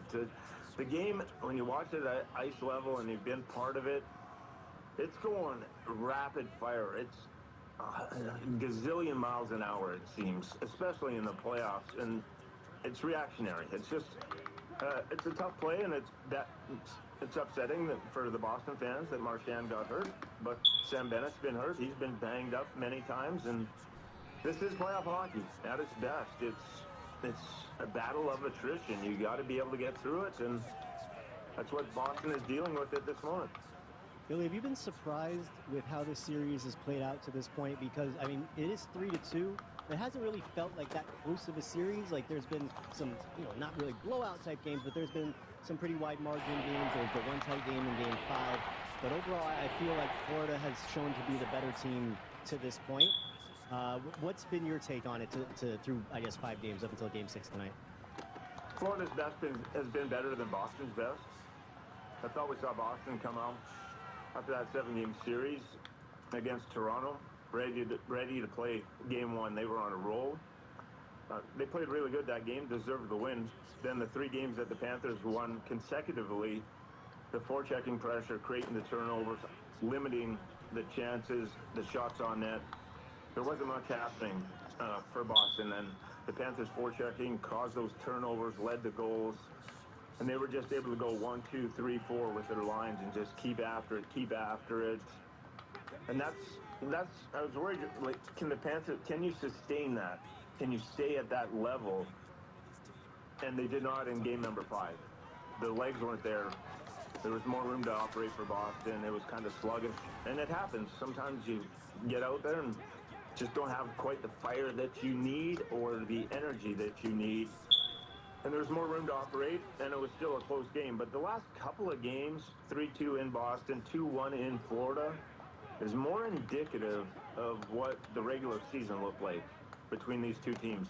Now Boston gets a break, 2 days between games. It's been a minute for them. The Panthers, what I saw in game number 5, looks like maybe they could have used a little bit of rest. You're going to see a whole different scenario.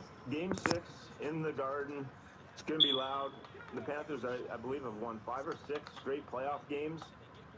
Yeah, up here in Boston. Can they do it again? Both teams are going to be at their peak, especially if Marchand's back in the lineup. You're looking at 2 healthy lineups. It's the pace tonight's going to be blistering. I would expect this game to be, if not this one tonight is going to be the best of all the games that we've seen, the most competitive. But the Panthers, when they've been rolling, have been the better team. Oh I want to my go back to god, game 4 are you against fucking Kings, serious, Idaho by guys? Sam Bennett. Do you actually agree with the league's stance on that should have been a good goal? Yeah, it's a battle in front. It's a little shove, and those battles happen all the time. So you get a little push on the back end, and Coyle goes in, tumbles onto the netminder, Swayman, and ends up putting the puck in. And would Swayman be able to get Are you there fucking and serious? make that save? I'm okay with the ruling. There's a chance it could have went the other way, but you go to game 5. Looks like there was contact with Bobrovsky in the net on the McAvoy goal. Things even out throughout the course of the playoffs. You have to deal with it happened. Whatever the league decision is, whatever penalty is called, whatever adversity, move on. Because if you get stuck in the past and you're worried about a call, did it go for you? Did it go against you? It's going to even up. It's going to go one way or the other. I thought I was fine. I was okay with the goal standing. I thought maybe they had a case on the McAvoy goal for goaltender interference. It didn't go our way. I also thought there was a case there for goaltender interference. Whatever. The call is made. What do you do about it from that moment on? Game 4, Boston still had a chance. It was 2-2 at that moment. It still was close, and the Panthers end up just blistering them the rest of that third period. Barkov scores the game-winning goal. They didn't handle the adversity very well. Billy, I want to shift over to the other I just Eastern didn't want to Conference. take it out. I was going to say series, but really it's just one team now because the Rangers, they're pretty impressive comeback win, moving on from Carolina in 6 games. Chris Kreider, pretty ridiculous, third period hat trick. Now leads the Rangers all-time in playoff goals, which kind of blows my mind a little bit. But what's been your take on the Rangers? Because they can look so good at times. What and the they can look hell? so disjointed at times. It's really hard for me to get a grasp on them so far. It's 7-0 to start the playoffs, and then 0-2, 0-3. It's, I don't know. What's the deal with the Rangers? Team that can move the puck east-west. They can exploit you, seams. They can go off the rush. And you mentioned a player like Chris Kreider has the willingness to get into the blue paint. Pretty well-rounded group. What they did at the trade deadline, getting Roslovic, getting Wenberg, it's added to their depth. There's a physicality, and at the end of it, we're seeing Swayman in this series. If the Panthers are fortunate enough to advance, it doesn't get easier with Sheik Durkin. Yeah, right. To me, he's one of the premier goaltenders in the NHL. The power play, it was the difference again. When Carolina was winning games, the power play was not a factor for the New York Rangers. The Rangers, when they won in that series, they scored a power play every game, and Chris Kreider was able to tie that game up on a power play goal.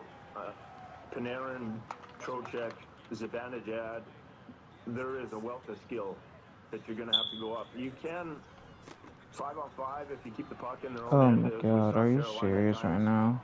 He can cause some problems for the Rangers, but they get going the other way. We saw it in the game. They can score, and they can score quickly. And when Shesterkin decides, okay, I pressed the enough, wrong one. whether it's 1, 2, 3, he shuts the door when it matters most. And you saw it in that series. He allows his team, even if they're behind, to stay in games. It'd be a tough test every round that you move on. The teams are going to get better. They're going to get more dialed in. I'm impressed with the Rangers. They won the President's Trophy. They're an elite group with some skill, but like every other team, they have to play to their identity with his special teams Great. and just scoring and moving up off the I rush. forgot It'll be a AJ tough test Terrell. if the Panthers get there. Everybody else introduced his Did you notice own. any panic from the Great. Rangers in the first two periods?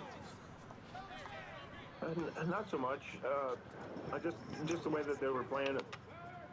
Where the Rangers got a little bit fortunate is the third period early on. They showed Oh it, my especially on god. TNT, and it was mentioned. Martin hit a post. Gensel hit a post. Aho had a breakaway that went awry, and then Jordan Staal in front had a premier chance. That was when the game was 3-1 or 3-2. They could have extended the lead, and they didn't. So there was no panic from that point on. I would say there's no panic in the Rangers at all. They led the NHL in comeback wins this year, so they're comfortable in that situation, being down, being behind. If you're able to come back time and time again during the regular season, during the postseason, there's a belief in that dressing room that no matter what the score is, we got a chance to get back into this game. So I would say no to that question, Roy. There was no panic at all on that Rangers bench. I firmly believe that there's just more of a feeling inside that dressing room and a confidence that they're okay in any type of situation.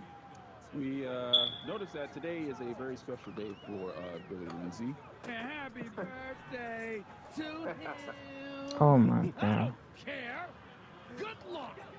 Billy, do you Nah, that's not what I remember wanted. back in 1996? This was the day before Game 1 of the Pittsburgh series when you celebrated your 25th birthday. Do you remember anything about that day before you guys went in there and won that crazy Game 1 in the Igloo? Birthdays get jammed together now. 53. That was 20.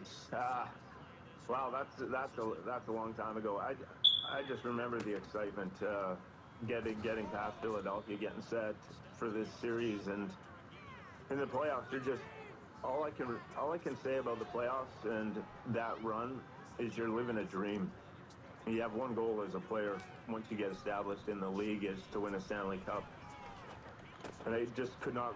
The excitement that was going through my body, and you hear that word, the zone. You're kind of in the zone as an athlete throughout the playoffs. You remember every drop of sweat that comes off your body.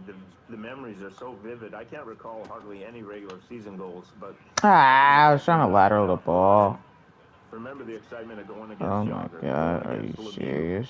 Francis, Barrasso, that team, Nedved, that team was just so loaded. So I was probably nervous, I'm sure, on that birthday. But there is nothing that compares, especially for hockey players and athletes in general, the postseason at the highest level. It's the greatest thing that you can ever put yourself through and ever experience. It's hard to put into words. That's probably what I was feeling at that moment, too, along with a lot of butterflies. Well, maybe the Panthers will give you a nice birthday gift tonight as they play the Boston Bruins in Game 6. You're looking to wrap up that series. Bill Lindsay, thank you for joining us. Thank you, David Roy. All the best, my friends. Happy birthday, Billy.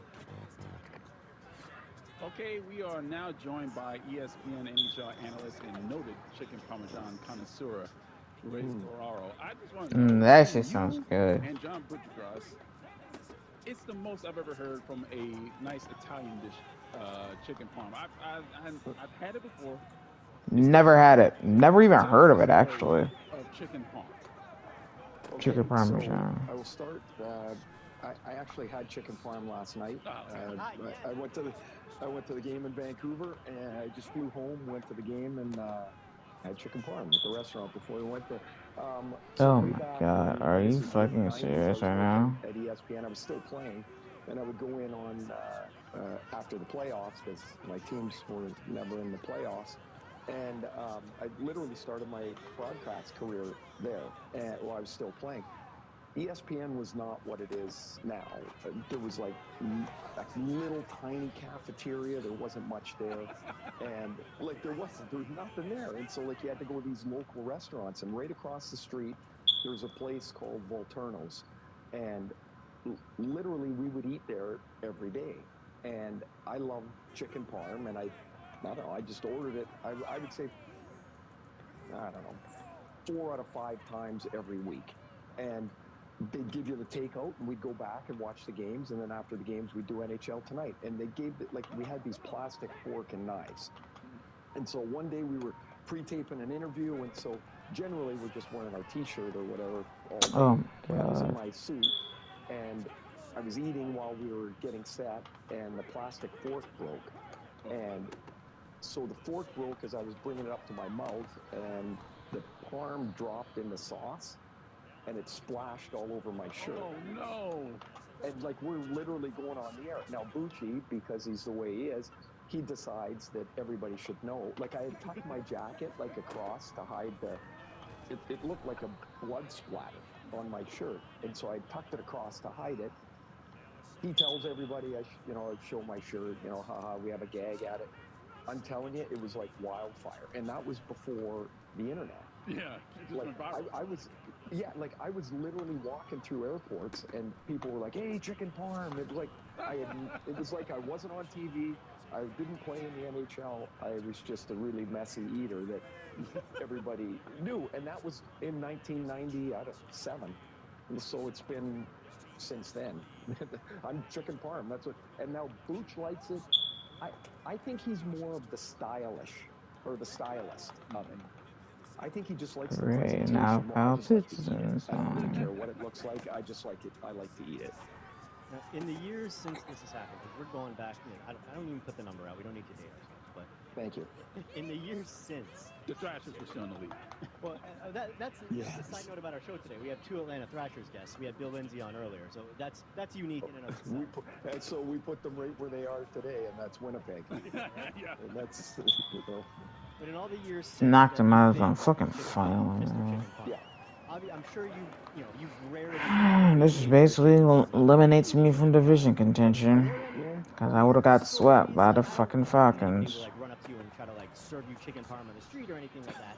But have there been any street chicken parm? Well, I don't know. That's the thing. When you become synonymous with a delicious meal like this, have there been any strange occurrences over the years that have become with you being Mr. Chicken Parm? No. But just as you said that, I was thinking the fact that it's such a Oh my dish, god, are you prevents fucking that. serious? If it was a hot dog or a burger thing, I think I'd be in trouble.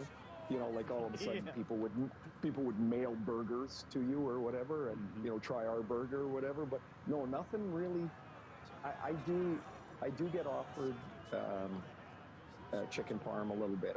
But honestly, I'm telling you, I can't even to this day. I almost What can't the get enough fuck, of bro? it. I just He has love it. 99 trim. How the hell are you gonna It's the toss down like a simplest dish, chicken and bag? it's really good. And if I eat it once, I'll eat it again. I really don't care. I'm not a complicated eater. Put it that way. Do you make your own chicken parms? Are you? No, I suck in the kitchen. I suck. I'm terrible. During the pandemic, I will say, when I had a little bit of time, I started to experiment a Oh bit. my god. I did enjoy it. I do think there's a future And of he's in his cooking own. something. I just don't know what Great. it is yet. Just gotta perfect your recipe, though, right? That's all. Yeah. And my wife doesn't eat it, so Cammie's she's not going to cook it. She doesn't cook it for me, and because I'm the only one that eats it. So she's sorry, you're getting what the kids get. That's what we. It's kind of how it works around here. All right, let's get into the games last night and the games in the Okay. playoffs in general. Last night, the Rangers defeated the Hurricanes to move on to the Eastern Conference Final. Now, the beginning of this game certainly are Hurricanes. I mean, to a Rising start, but Chris Kreider decided to cause chaos. I mean, describe this game for us. Well, okay, so I think at the end of, like, when you look at the series in total, every game's a one-goal game. I know it was 5-3, or it felt like a one-goal game. Like, there was an empty netter in New York that made a 3-1 game 4-1. Last night was 5-3. It really was 4-3 without the empty netter. These teams were 3 points apart in the regular season, and I think they could play 20 times, and they would all be like this. Like, the Rangers were the better team, and they deserved to win this series. But if you started Oh new my series God, are you and fucking played again, serious? it would probably be 4-2 or 4-3 the other way. Like, these are two of the I very can't best even do teams in the league, anything. and it's almost a shame that they don't get to meet in the next round, like the conference final. But that's just the way the way it all works out. And the Rangers were, I think, one of their great strengths that, in my mind, makes them as dangerous as they are is when things don't go right for them, they have Igor Shesterkin sitting there. Yeah. So before we get to Kreider, the game is 3-1.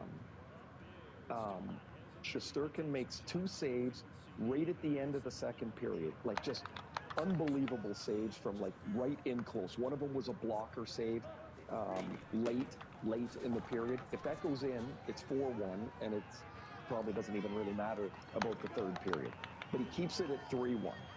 And then it's 3-2, and he makes another tremendous save. So while Kreider's working his magic at the other end, and they're taking advantage of average at best goaltending from Carolina, Shesterkin has made 3 saves that give them the chance to do all of that. And that stuff kind of gets washed away while we're all looking at, man, 3 goals in 1 period is, it's amazing. It's like, it's legendary stuff that, when people talk about Stephen Matteau's goal that sent the Rangers to the final in the year 94 when they won the Cup, like, if the Rangers go to the final, they're going to be talking about that period.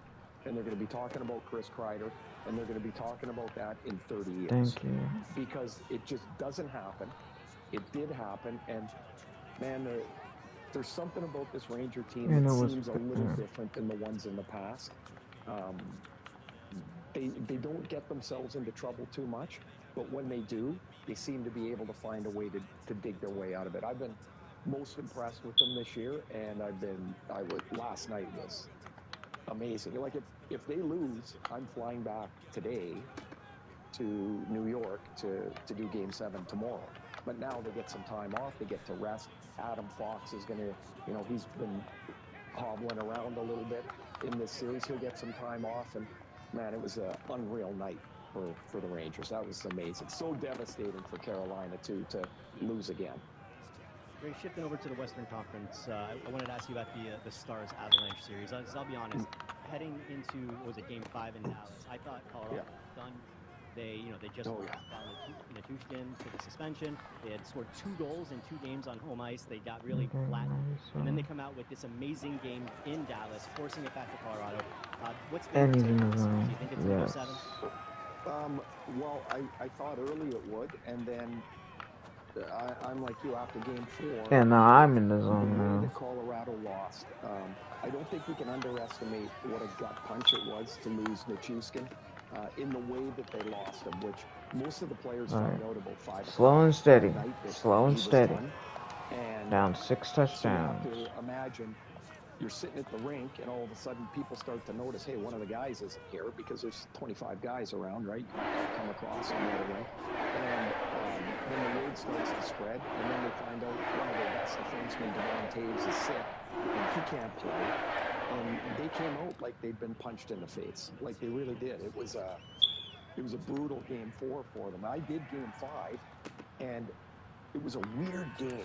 Like, we saw it when Boston went down to Florida, and they played their best game of the series. Like, if you don't play your best game and win, your season's over. So Boston did it in extended, and Colorado looked nothing like the team 2 nights before in Denver. It was a remarkable turnaround, and Dallas was just off a little bit. They didn't have their top center. Injuries always play such a big part in this whole thing. And Rupe Hintz was out, and their goaltending was just okay. Ottinger was just okay for Dallas. I think Dallas is the better, deeper team. I think they're going to win.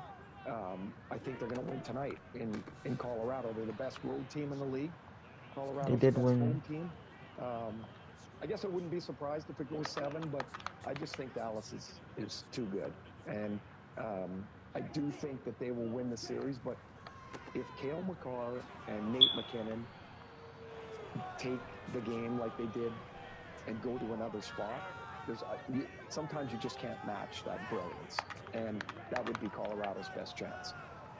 In the Oilers Canucks series, how would you describe the goaltending situation for both teams? Okay, so I was at the game last night in Vancouver. I flew home from Dallas. My wife is actually, Cami Granado, is one of the assistant general managers with the Canucks, so I can get tickets. So I got to the game. Oh my it God. was wild in there. Like, it is. I was From literally the Dallas, right Colorado there. game, which seemed really controlled, really calm. The Edmonton-Vancouver series is lunacy. It is so fun. It is so unpredictable. And now both teams have their number 3 goalie in net, which of course you would never think would be possible. So the kid in Vancouver, Artur Shilovs is how you say his name. He's excuse me, he's a Latvian kid. Played at the World Championships last year. My dude, Was are you fucking tremendous. serious? But he's their number 3 goalie. Thatcher Demko is one of the best in the league, and he's hurt. And so they played their number 2 guy, Casey DeSmith. He played a game, lost, played a game, won, and then he got hurt. So they went. Shilovs was all they had. Like, they literally had their number 4 guy backing up. I don't even know how you say his name, Topolo, I think. He's just like a kid just starting his career. And that was in the Nashville series, and Shilovs has been lights out. So Vancouver's in a good spot in goal. Stu Skinner's Edmonton starter. His stats through the first 3 games of this series were among the worst since the league went to 7-game series, which is hard to believe because I think he's pretty good. But, oh, my God, he was not pretty good. So they went to Cal Pickard, who's a career minor leaguer, and he was good in Game 4. He won. Didn't have a lot to do. In Game 5 last night in Vancouver, I thought he was awesome. He plays an old-school kind of scrambly sort of style, but he was great. But so just think, so you're Edmonton, you go back home, you got the 2 best players in the world, or 2 of the best players in the world, I should say, in Leon Draisaitl and, of course, Connor McDavid. And your goaltender is a career backup. And you have to hope that he can do that again and that your stars can carry the day. Like, it's like I said, I think I follow the Canucks team pretty My closely. dude, are you fucking serious? Man, I've underestimated them every step of the way. I really have. They're better and tougher and harder to crack than I thought they would be. They're 1 win away from the conference final. Why am I It's been a struggling wild today? ride for them. Finally, in the Bruins-Panthers series, Brad Marchand practiced yesterday. He is going to be a game-time decision, and he has some choice words. Yeah, he's going to play. Yeah, the old game time thing. You know what I hate about this? I'll tell you what I hate about it, if I can just little Ray rant, if you don't mind. Oh, absolutely. So coaches will not name their starting goalie. Players are game time decisions. For the most part, like I played 1,258 games. It never, in the NHL, it didn't matter who was in the other net. I never decided, I was going to shoot a different way. You don't have time to think about that. You know about it, and that's information, I guess, but like, you just plan, right? You don't. I'm a huge baseball fan. You go into the World Series, I know the starting pitching rotation 3 days in advance. I think it is absolutely, and that really matters, right? That's lineup changes, left versus right, all that sort of thing. I think it's ridiculous that we can't get this information in the morning of the game. It's just information.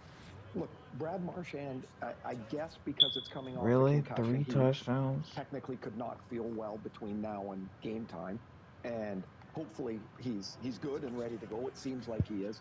But for the most part, goalies will announce at game time. Like, I think it's ridiculous. I think it's I hate it. I hate it. So, anyways, move along. That's my rant. I hate it. I think we should have the information at, I don't know, pick a time, noon. Like, what difference does it make? Nobody cares. And the funny part is, the coaches are all ex-players. They didn't care when they played either. Like, it's Everybody was doing ridiculous. swag. How do you feel about actually naming the injuries instead of saying upper body or lower body injury? Like, point out what's injured. I don't know how that works in football because there would be the closest comparison because it's so physical.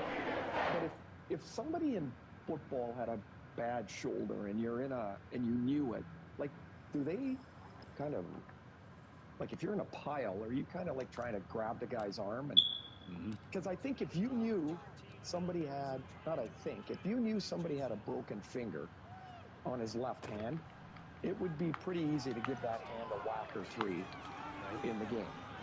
I think that's why they do it upper and lower. Yeah, I know. Stop making noise.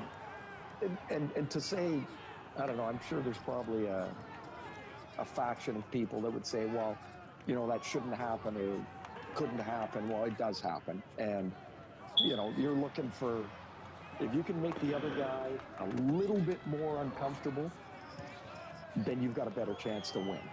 And I would say that's why they don't do it. And it's probably a good thing. To that point, Sean, during practice, actually talked about injuring players during the playoffs. And he said that it was part of the game. We have sound of that. Roll it, please. Too late in the game's important to be thinking about any kind of revenge or kind of paying it back. I mean, that's part of the game. I mean, it's part of playoffs. People don't want to say it, but part of playoffs is trying to hurt every player on the other team, and the more guys you take out, the more advantage your team has. I already saw this one. People don't say that, but that's just a fact of the game. And so every time you step on the ice, someone's trying to hurt someone. And I already saw this one. That's just how it goes in playoffs. And any time you can get an advantage on a team, it's going to help your team win. And that's part of the benefit of having the physical. Yeah, because I already watched it. That's why you see teams. I literally watched it like yesterday. And physical teams. And it's why you rarely see teams that are small and skilled go far because they get hurt. I mean, that's basically what you were saying. That's a 35-year-old guy that has been through every possible war on the ice that you could. He's been on both sides of the thing. And so I think when people hear that, they think like you're trying to break somebody's leg or their arm or something. That's not the case. In a physical game, whether people want to acknowledge it or not, intimidation or making people uncomfortable is part of the game. It just is.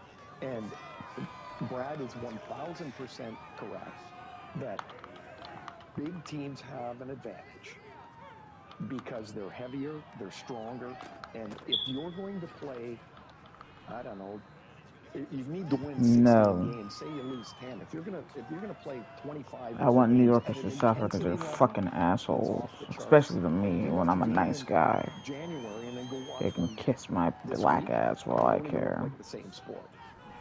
And so, I just You're when fucking I heard him serious say right that, I was now. like, I know there's going to be people that are thinking, Brad's talking about going over there and blubbing somebody. That's not what he's talking about. He's talking about whatever edge you can get is the edge you want to take, is the edge you try to take.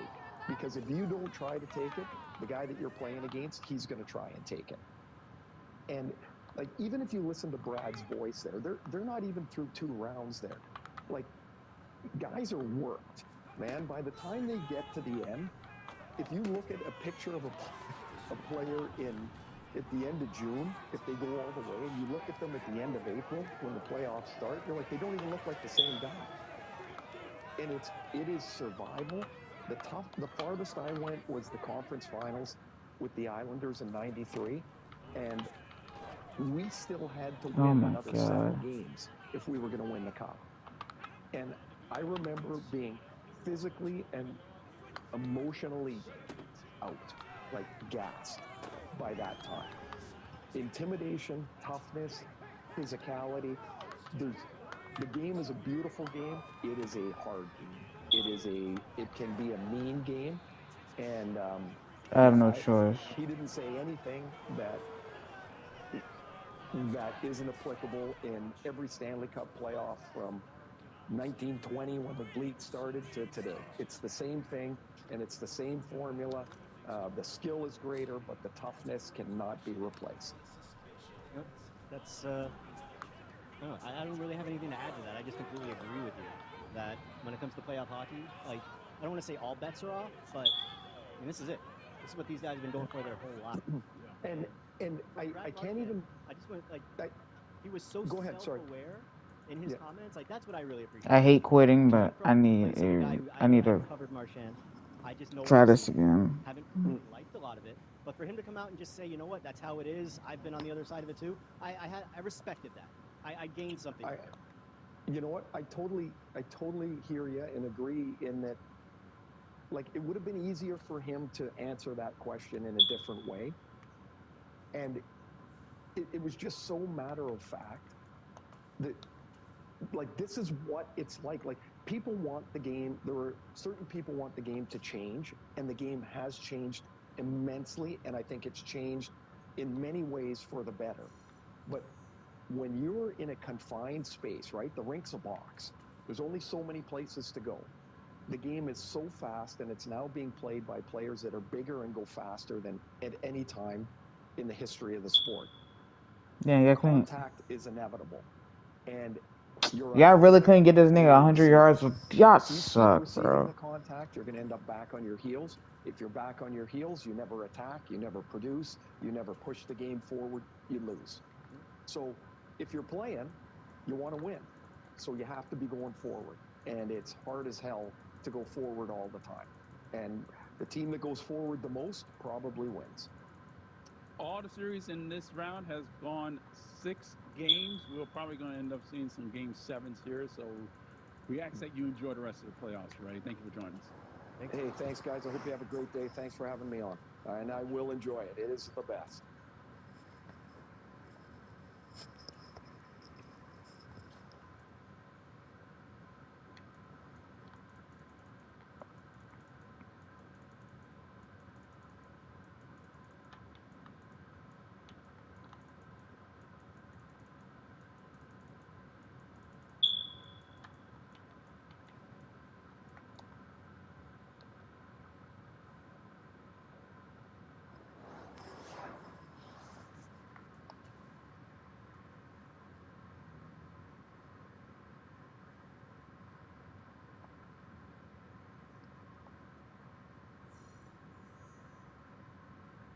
Hmm. 4 total touchdowns. There's no way I'm gonna stop anybody.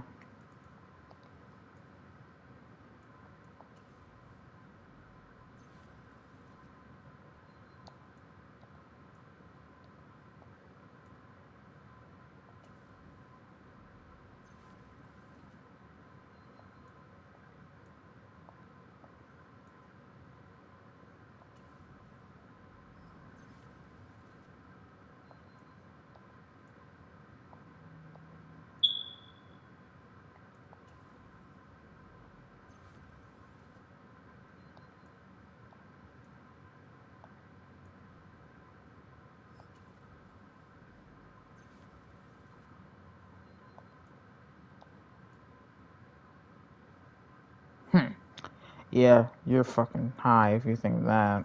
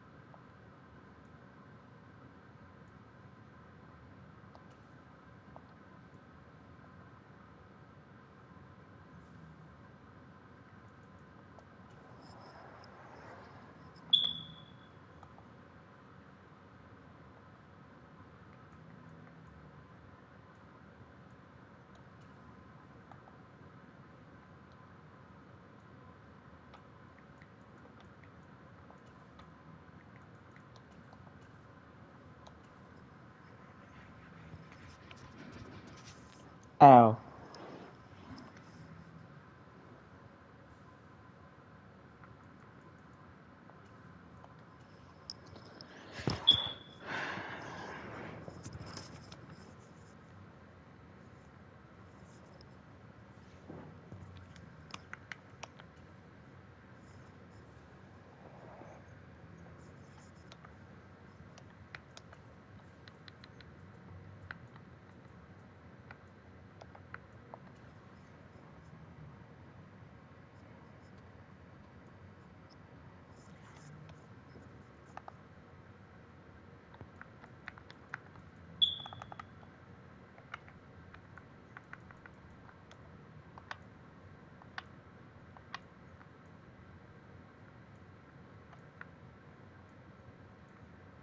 Okay, I haven't done any of these plays yet.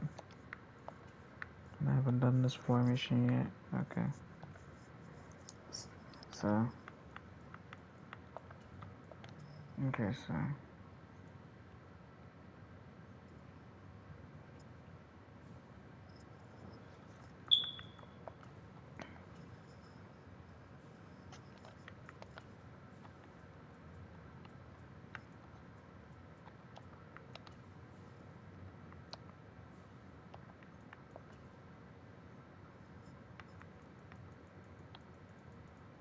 Yeah, shit. Ah, shit. Mm.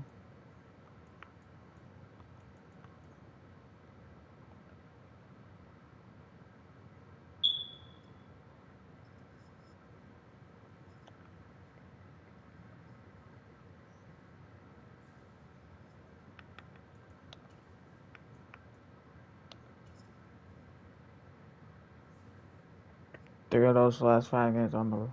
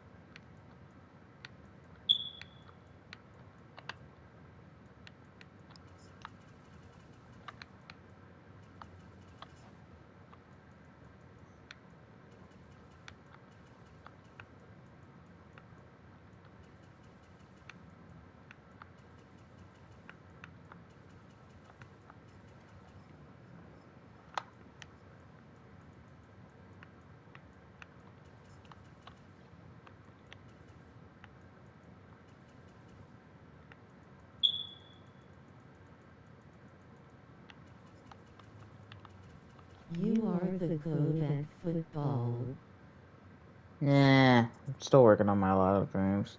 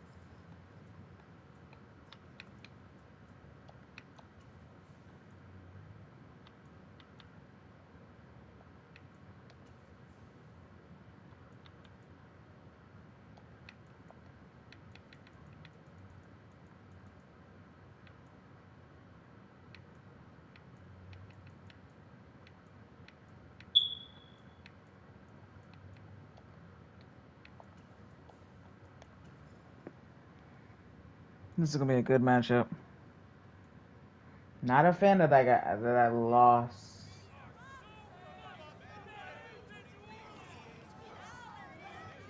Twice.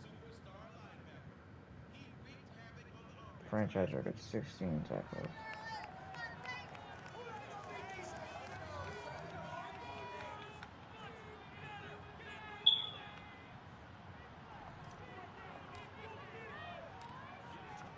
You know you're not catching this one. Goodbye.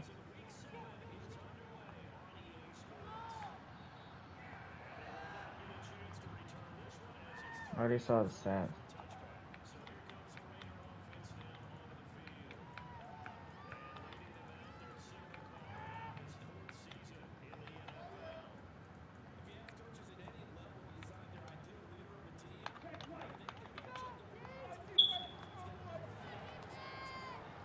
Running game.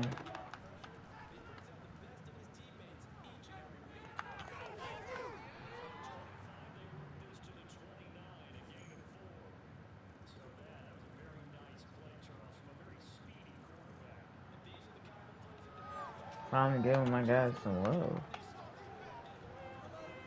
Can I end this on or anything?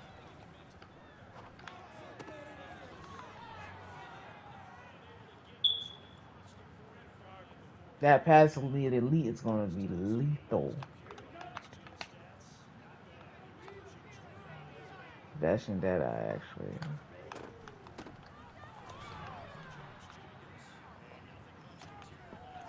This is gonna be a fun game. I hate simulating games, but sometimes I just feel like it's too struggle.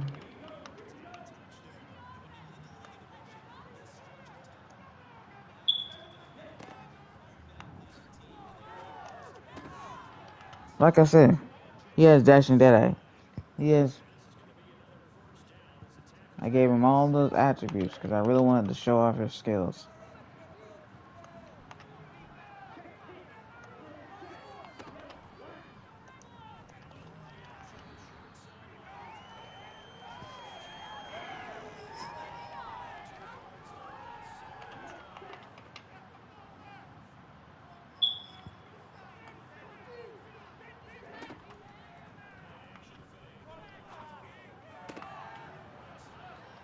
Weird.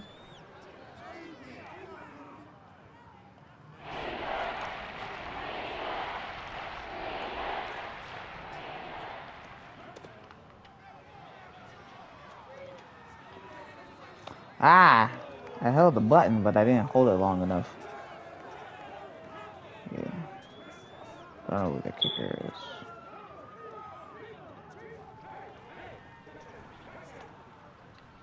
No.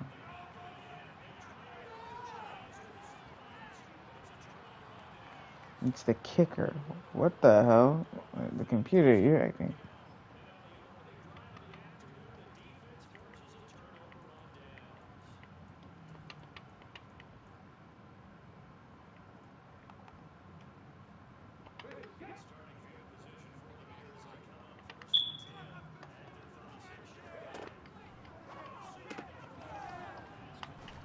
I gotta get Olave more yards, because whatever the hell it didn't do shit for him.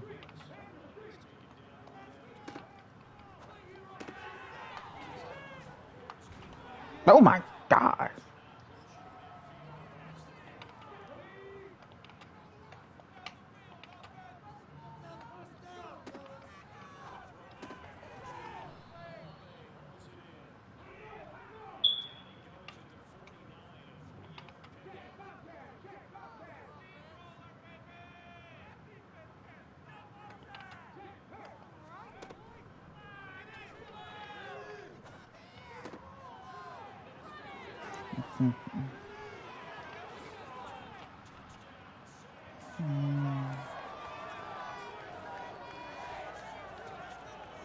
Fourth touchdown.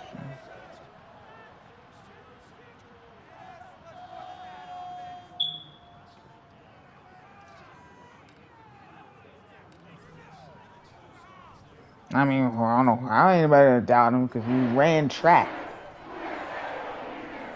Won the 4x1, 4x4, 4x1, 4x2, 4x4, 4x8, and the 100-meter dash in college. He still actually holds the school record for the 100-meter dash.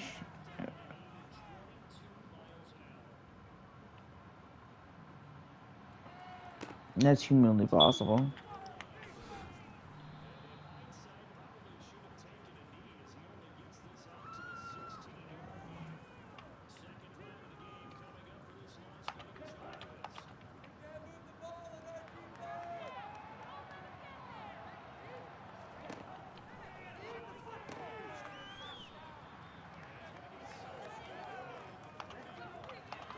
I said in the game, a rematch of the 2021 matchup between the Colts and Jets, in which the Colts just got boat race.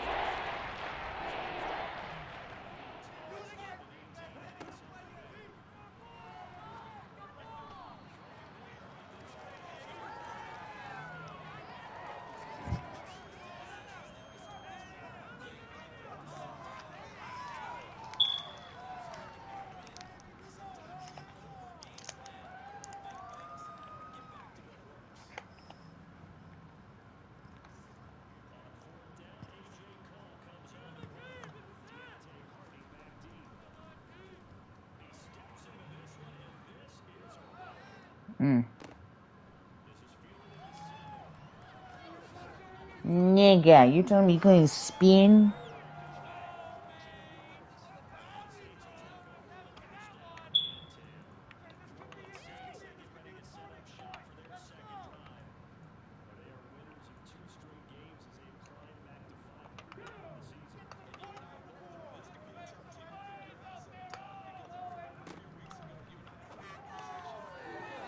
Now.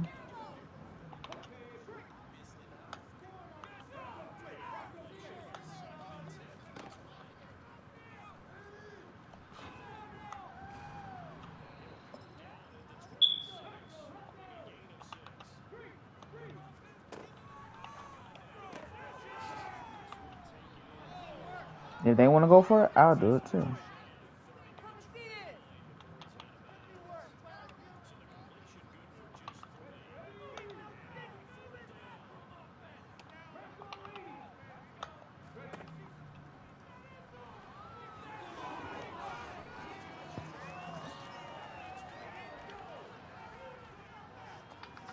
It was one of the worst, pretty much in team history.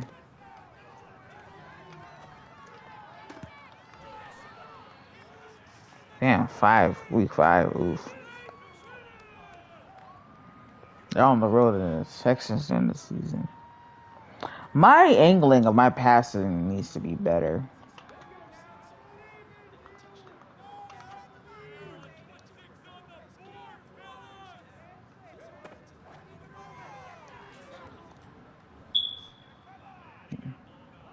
Oh, it was a touch pass.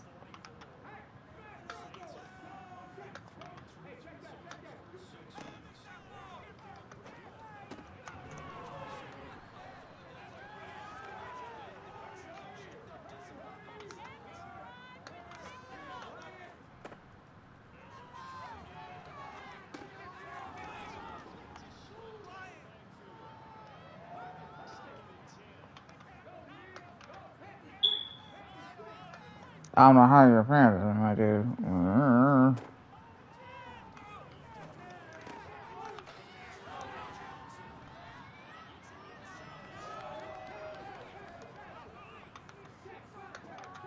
Gotta get at least one touchdown.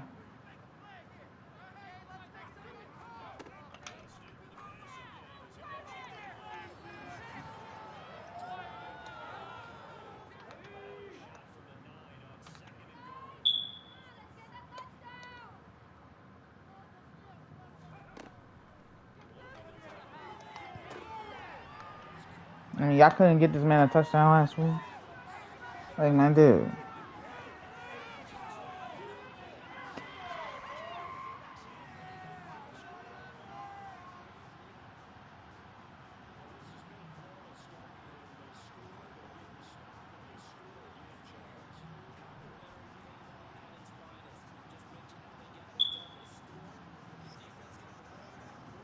Yeah, I'm not gonna do him.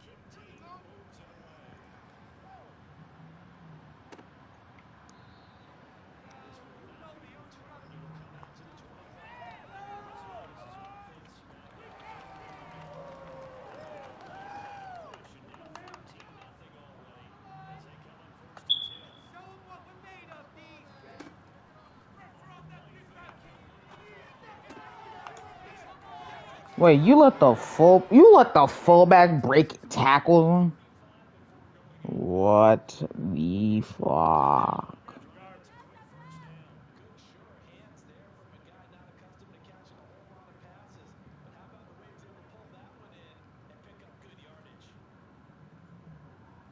Pretty much. Do I want to grow sometimes? No, but it's part of life.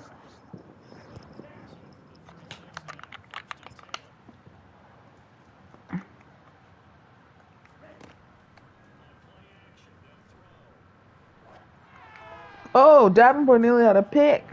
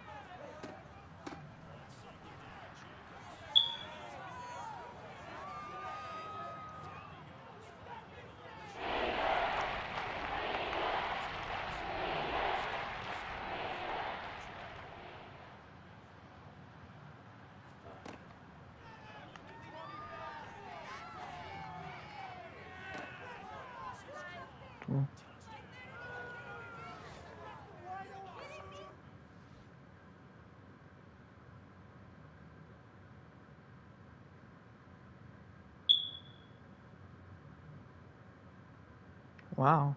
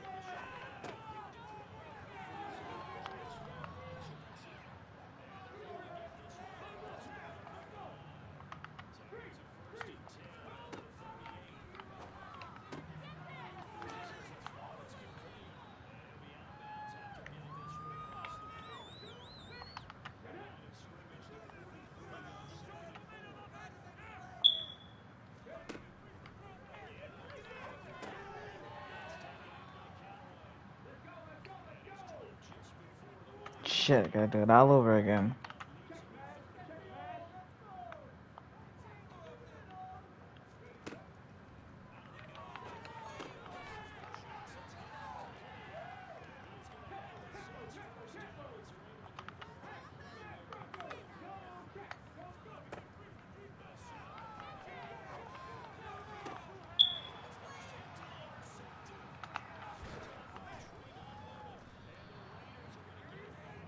Four straight games with a pick. I thought I could fit it through a tight seam, but it just never worked.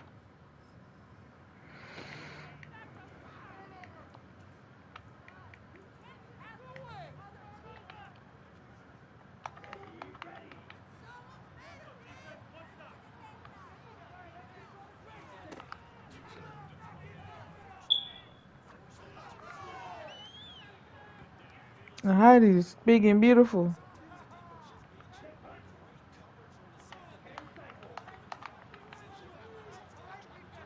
McElroy.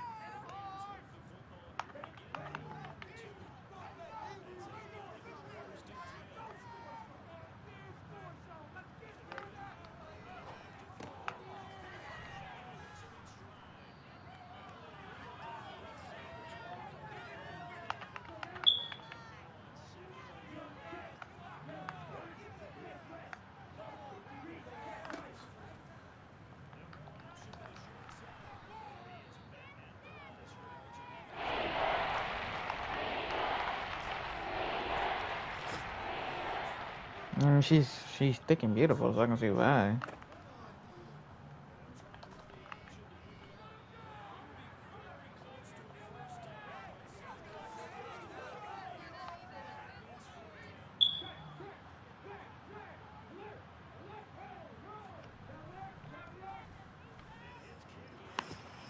Oh.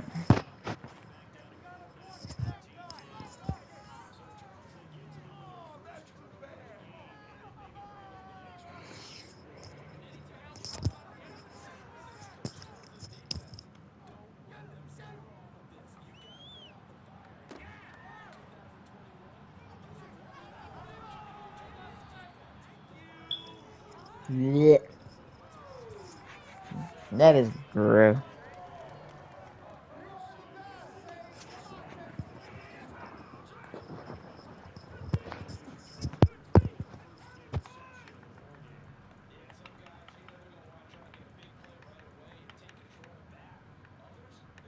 Oh, Lord.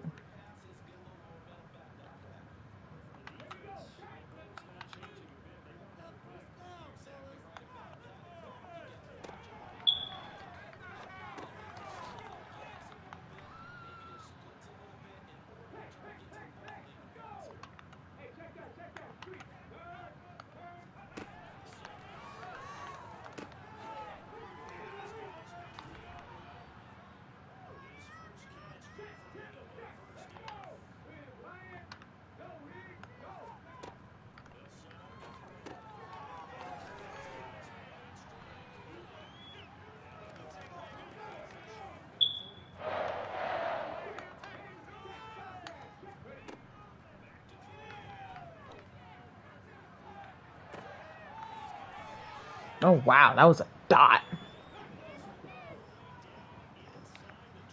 I'm not doing jailbreak screen because I want to.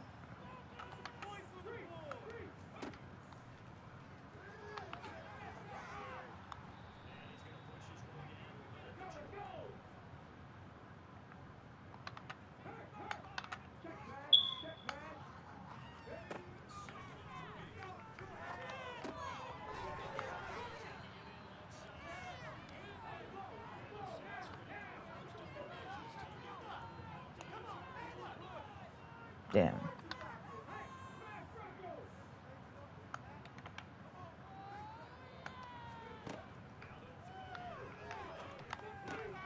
Oh my god.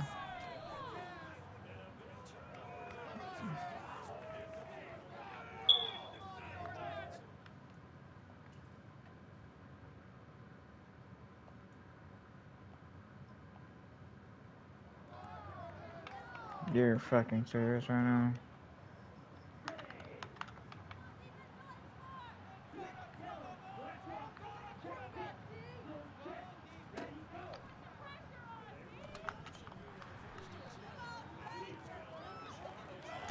Damn, he was like, yeah, we're bastards. I mean, that's not something you should woefully just say out loud.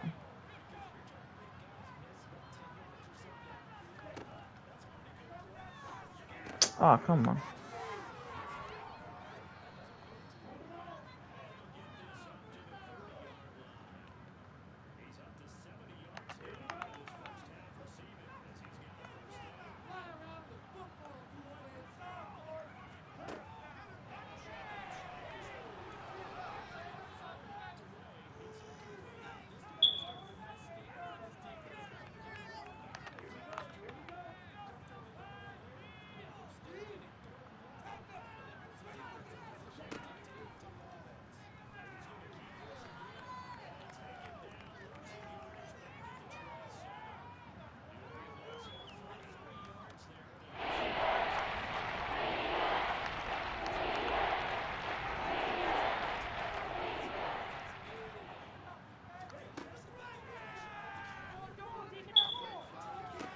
Yes, Adiba!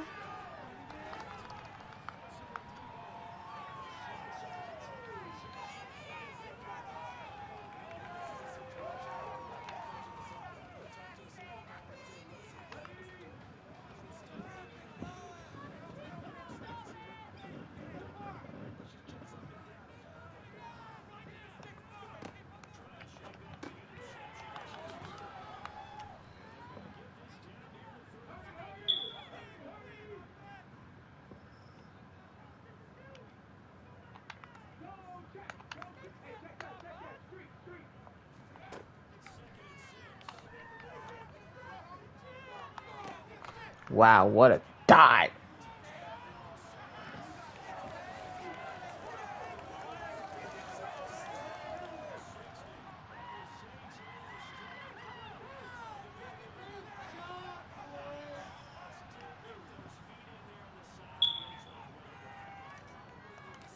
Little Drake's way.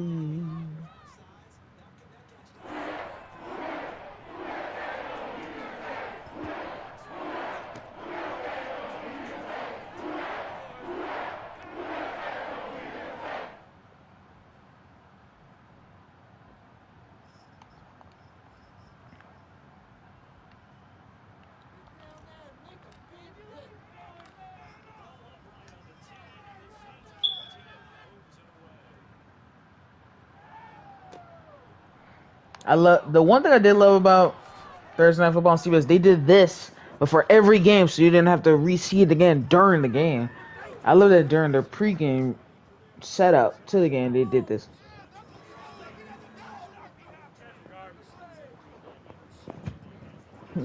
Orbit motion.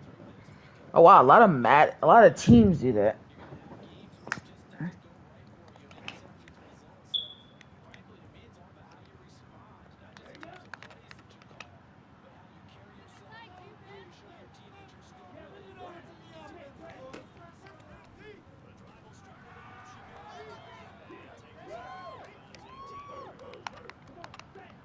Who was a lame duck coach who should just stayed as a defensive coordinator.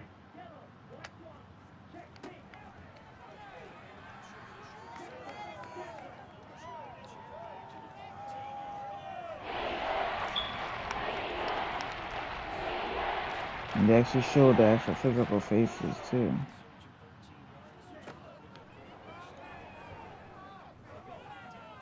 Yeah, man. What?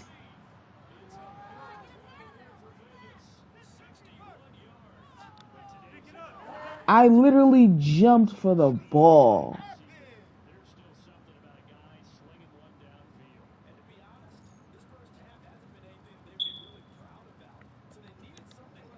You're fucking kidding me right now?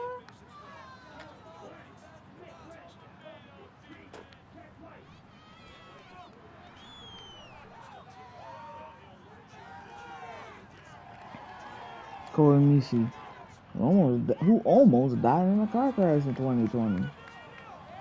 He had a fractured arm.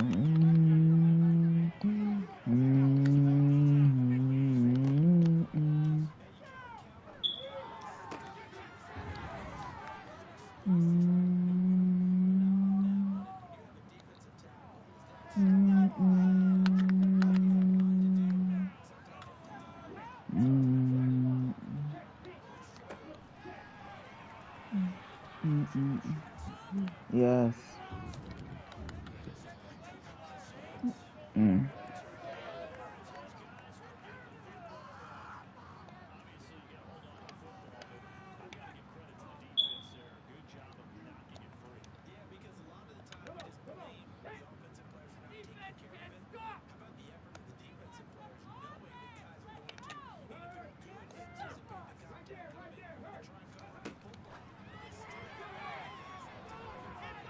Damn, 25, 30, 35, 40, 45, 50, 45, 40, 35. Ah!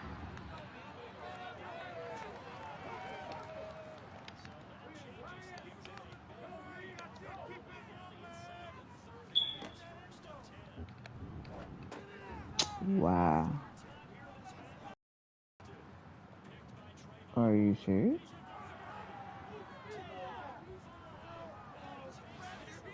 What the fuck?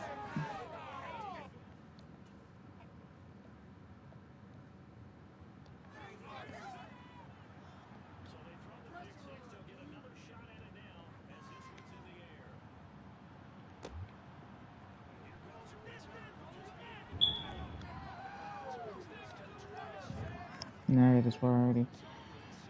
Well, you cannot be serious, man.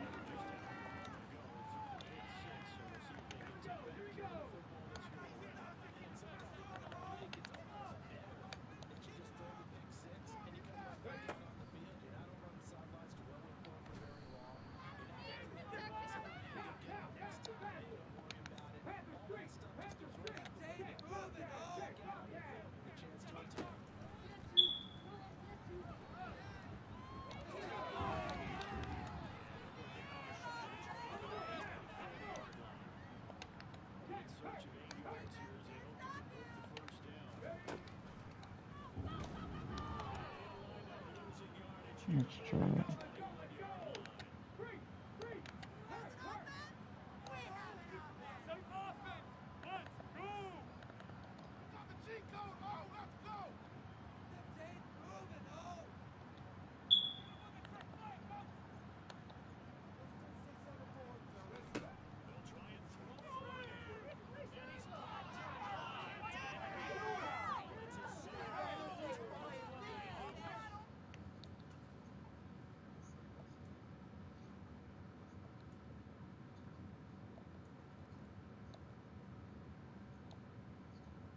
Jacob Robinson. The hell, I lost my momentum bar? Really?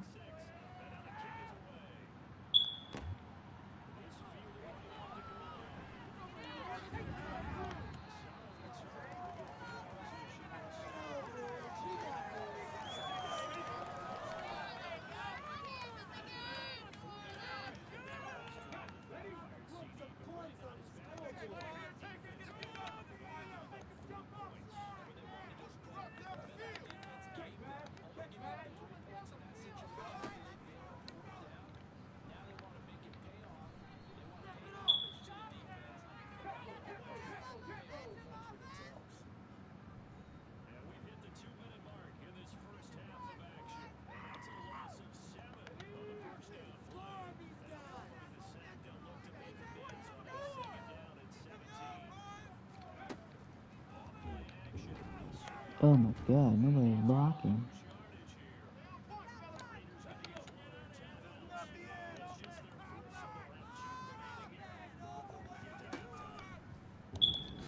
Oh my god, are you serious?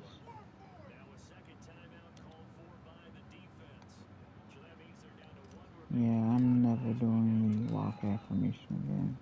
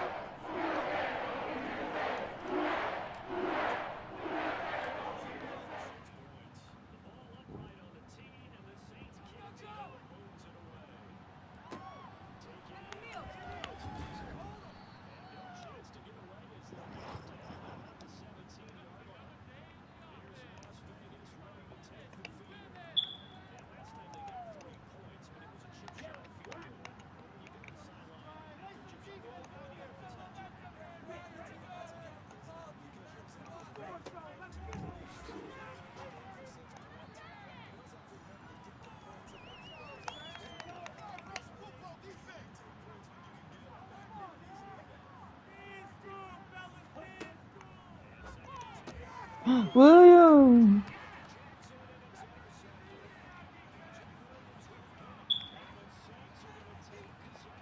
I do want to do one more time of that.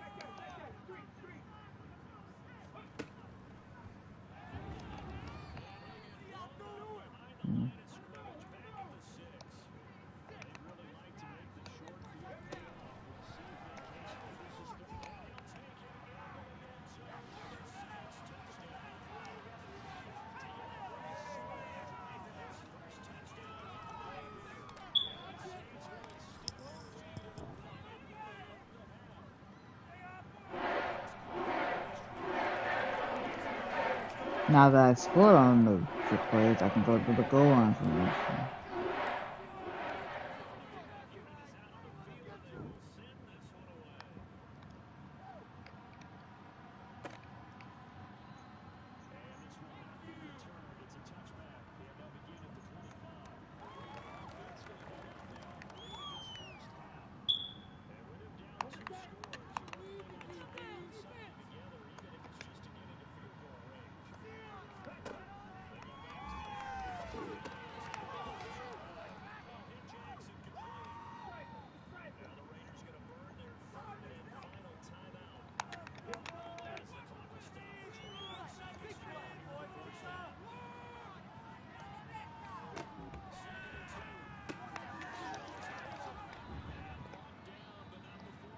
I'm gonna get the last possession.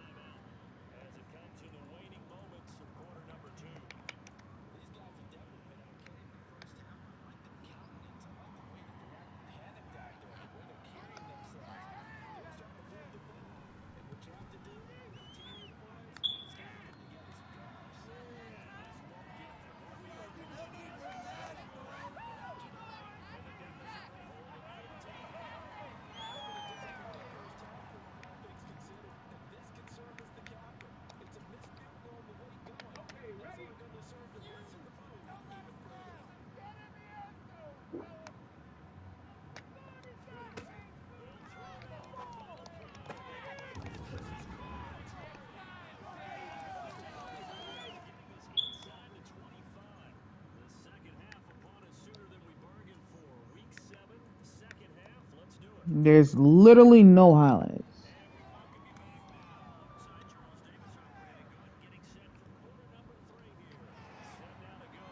Let's do celebration time.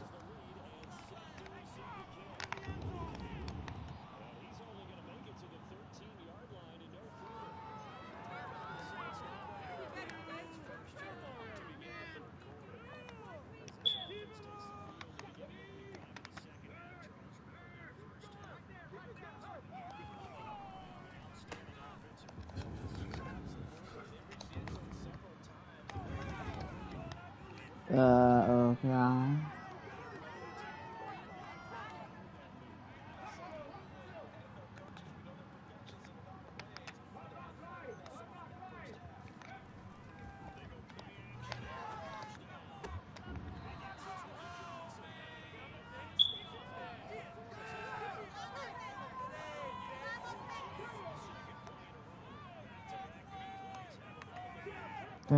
$25, $20. That Dolphins defense was some god awful trash.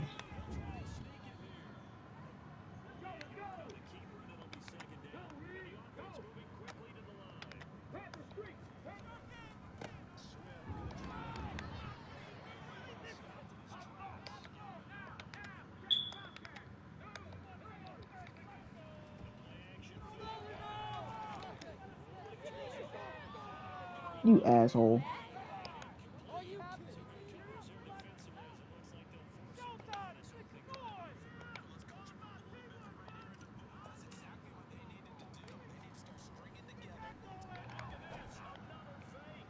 Ah.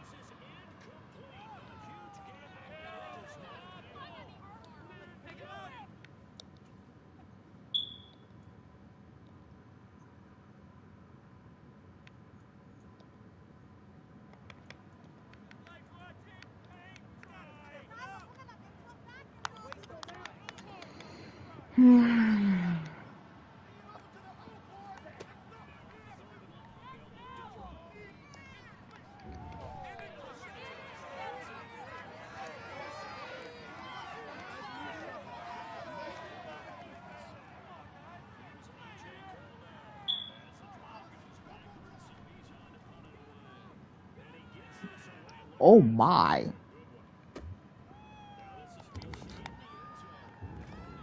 Ah.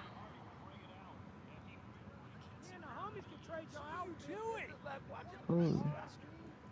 Yeah, that was not the best decision.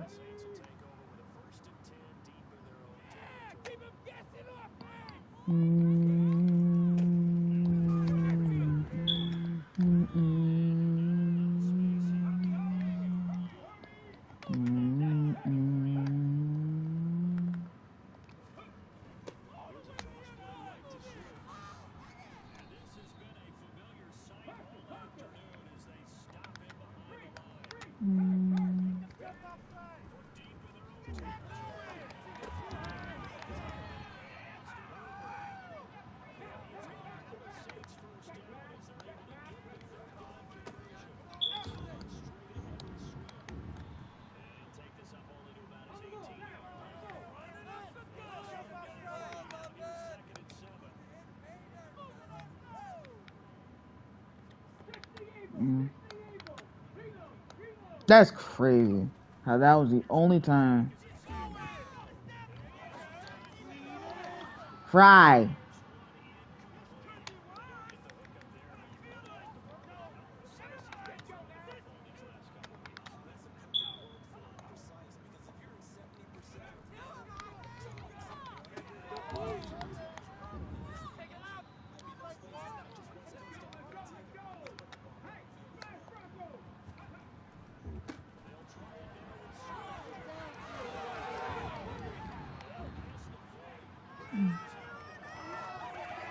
Oh, this is an opponent picking me up off the ground.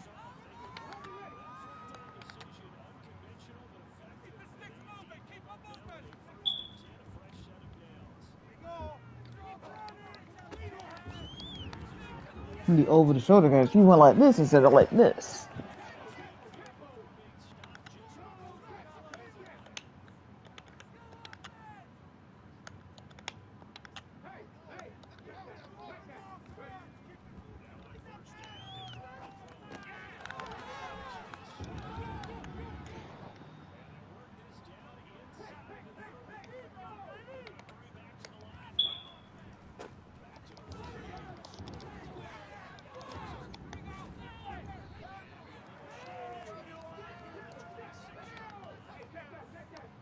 Nah, shit, I do it again.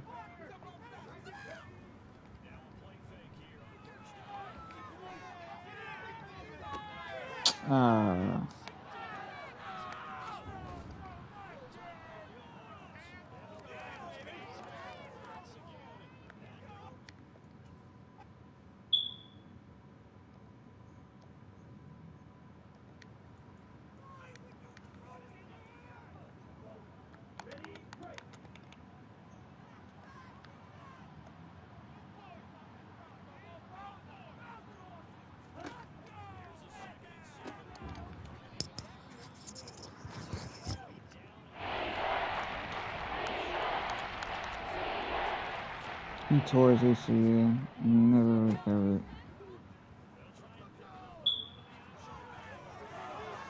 What? I'm getting hawked by a fucking quarterback?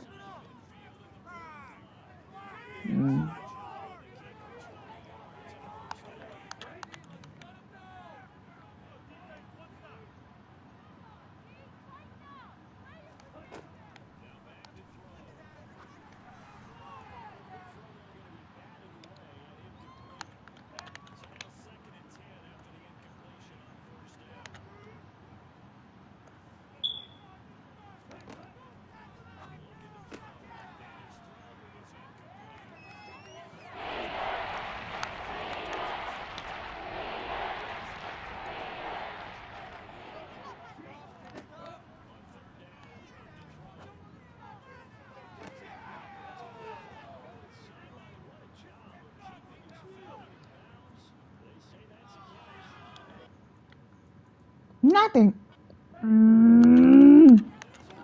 The fuck?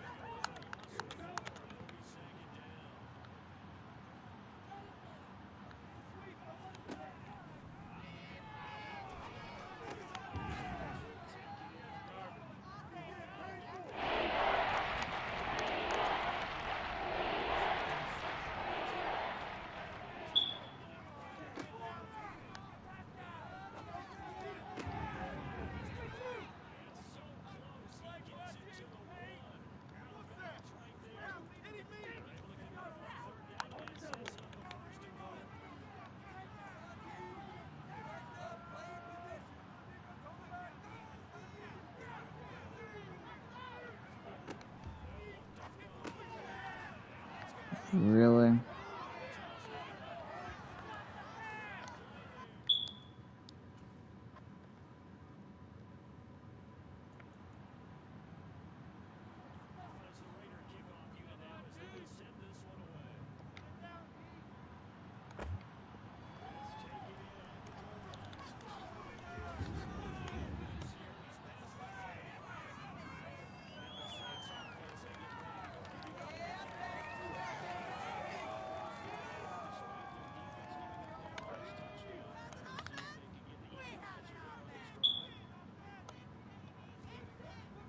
Spencer War author. Oh my lord.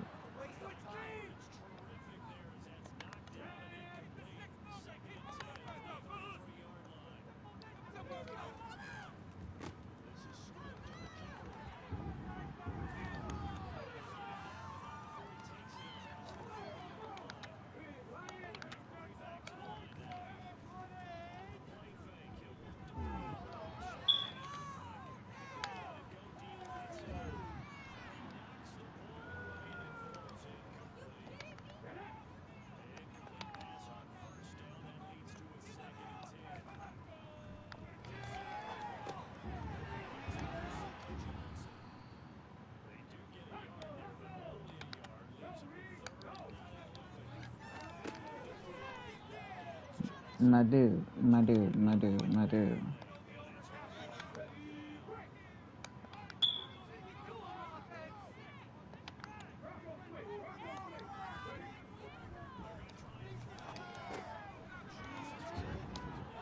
Nigga.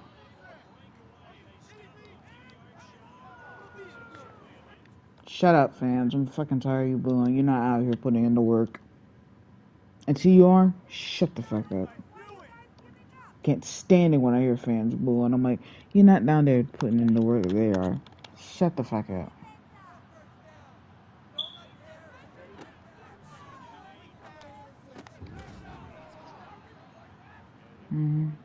Cool. So a rainy day today.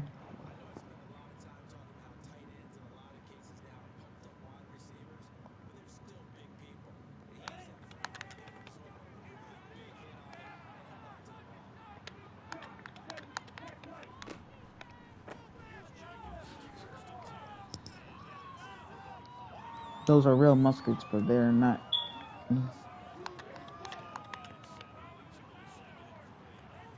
He was basically playing with a torn MCL and ACL.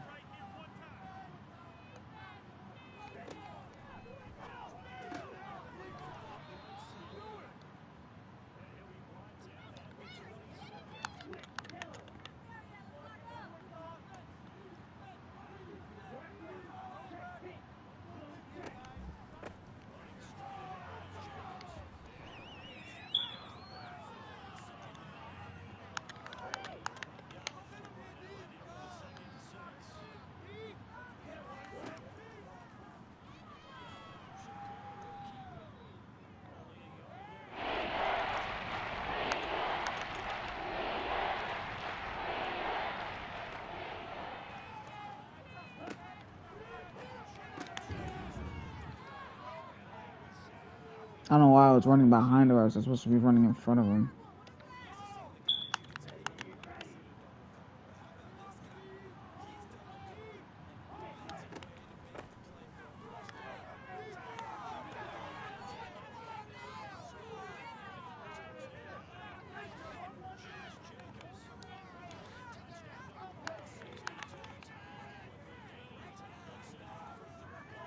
Mm, 62.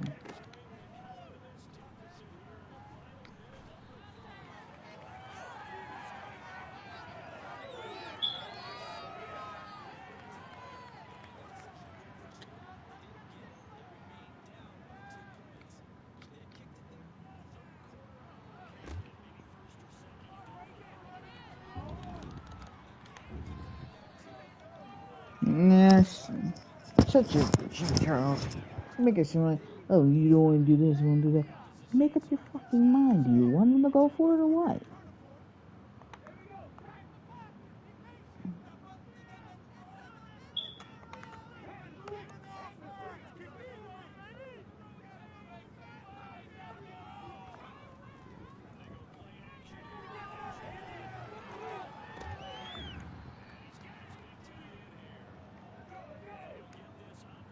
Oh, it was a totem.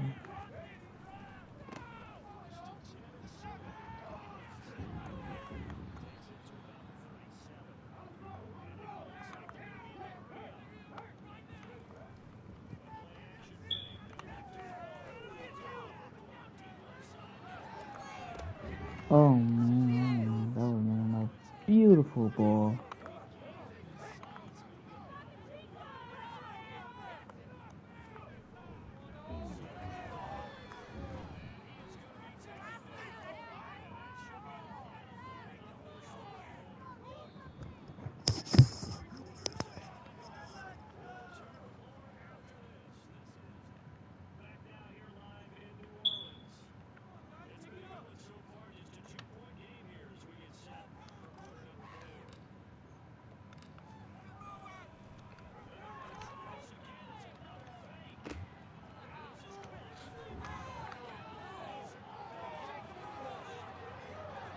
I'm not losing them to the Raiders again because they beat me in the previous season and it wasn't close.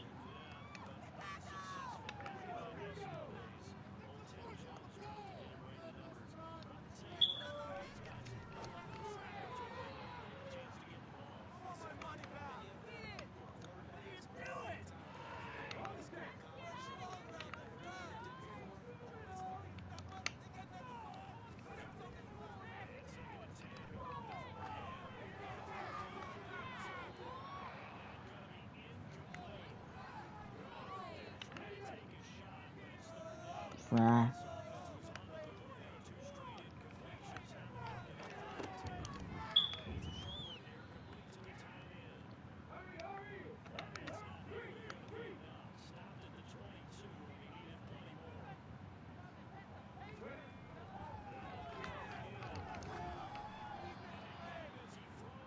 The fuck?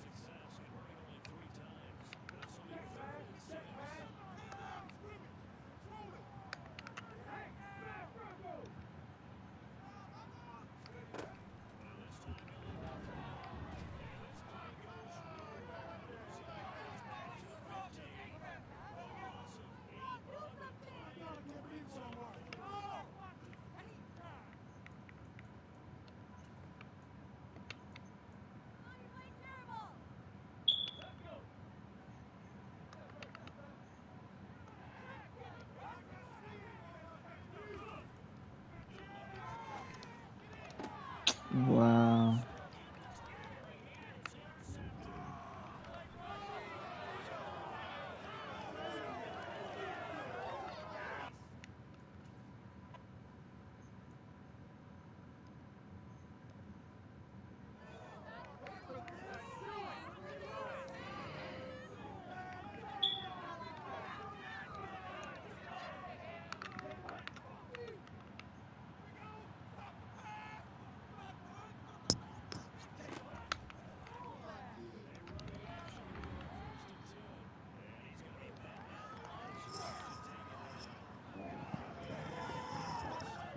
Oh, mother of God.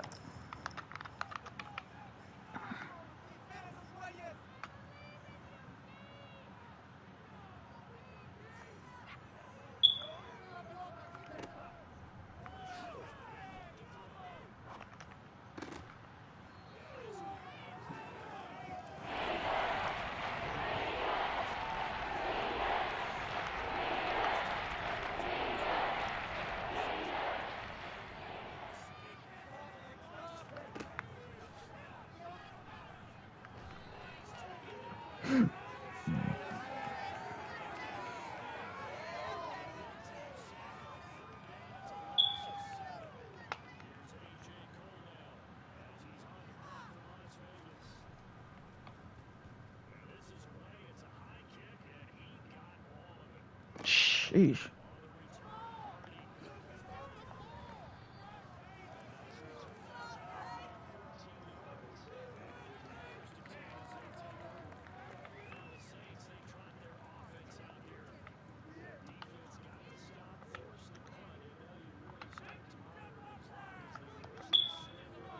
Easy first down for Johnson.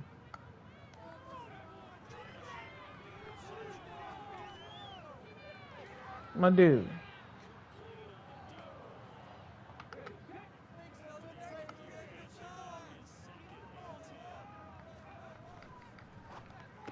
Oh my God.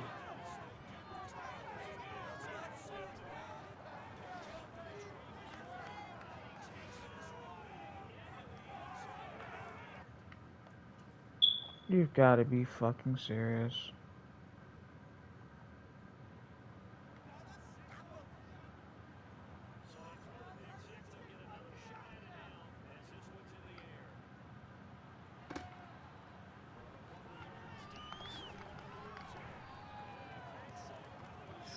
Shut up.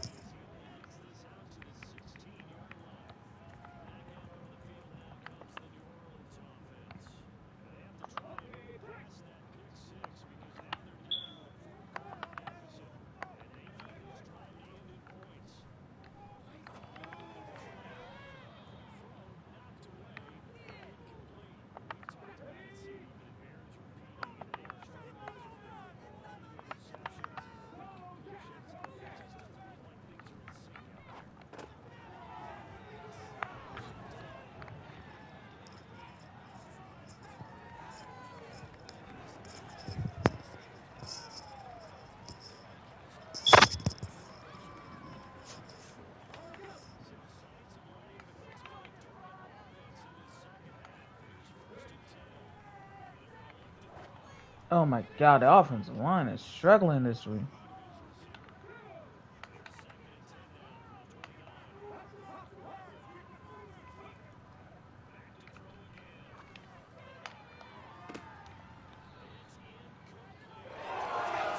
Shut up.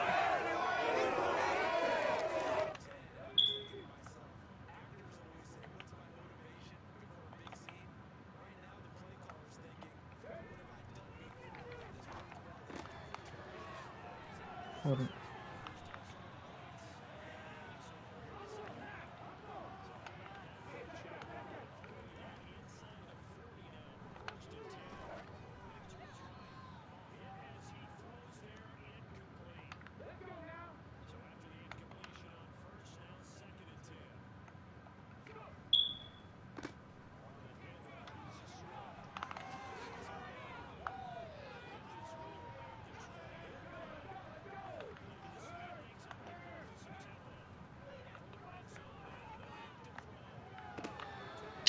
Damn it.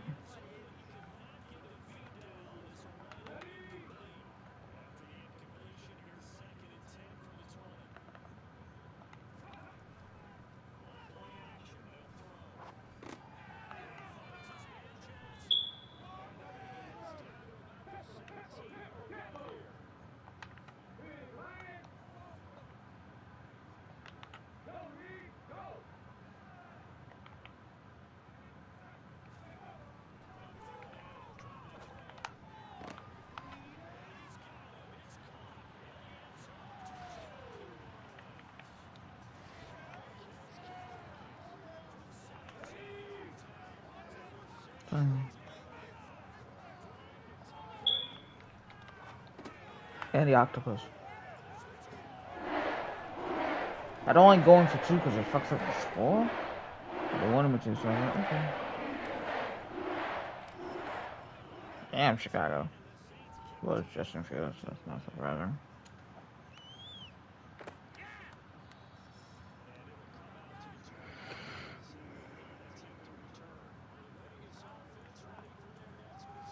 You can finally switch formation after this game.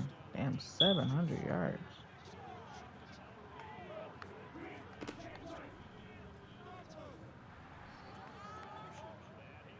A yard a rush.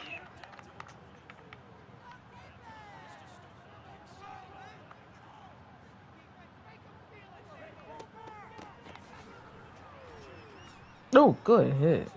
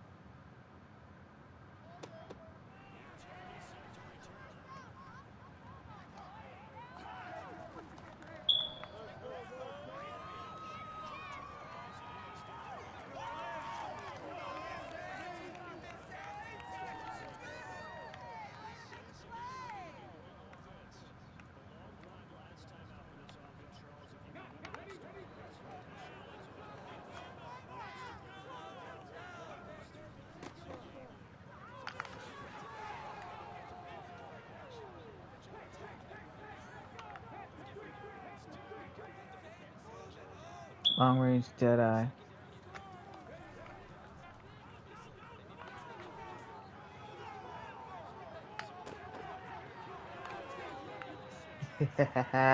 What a catch.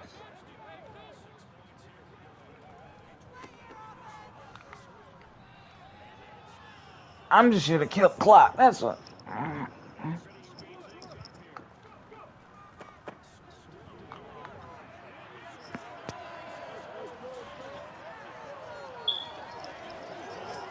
Row, row, row. Oh my God, my dude.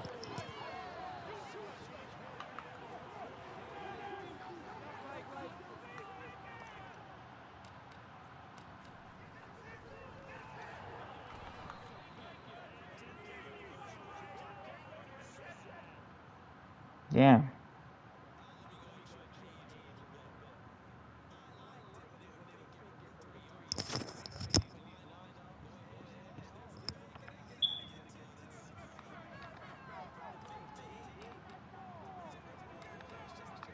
Oh wow, that is right.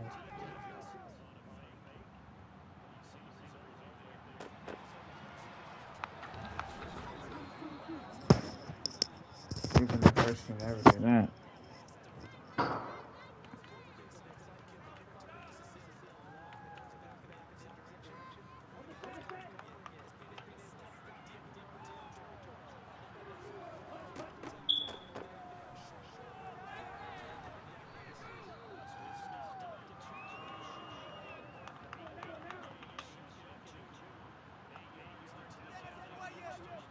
Oh wow. Eric Wilson. Go to strike.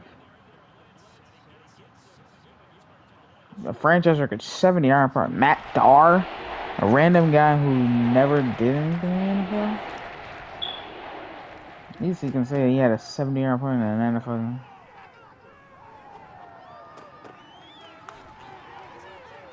Let's go. And I timed it perfectly.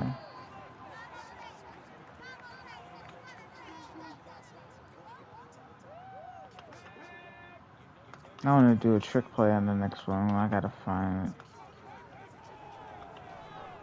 Oh my god, are you serious?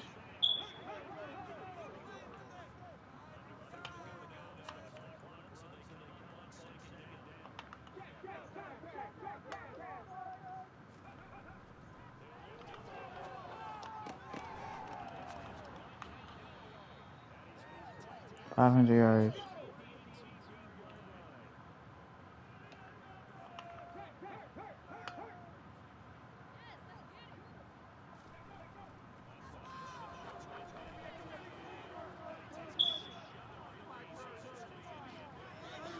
Phil Foden, Player of the Year. Let's go.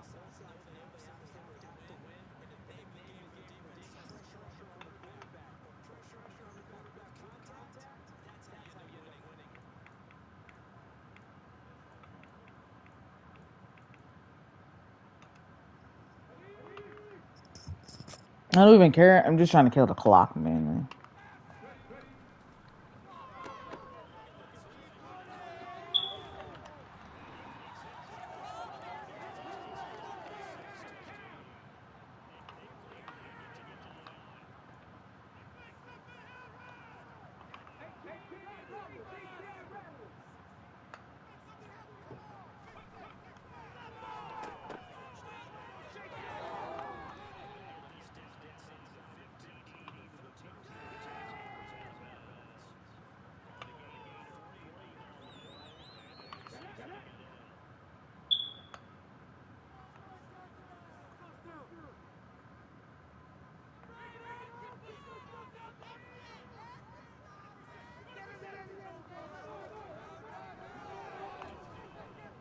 My god, the offensive line has been ass.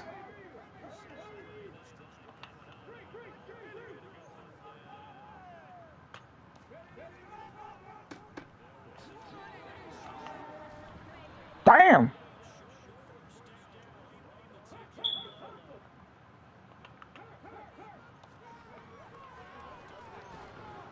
What the hell?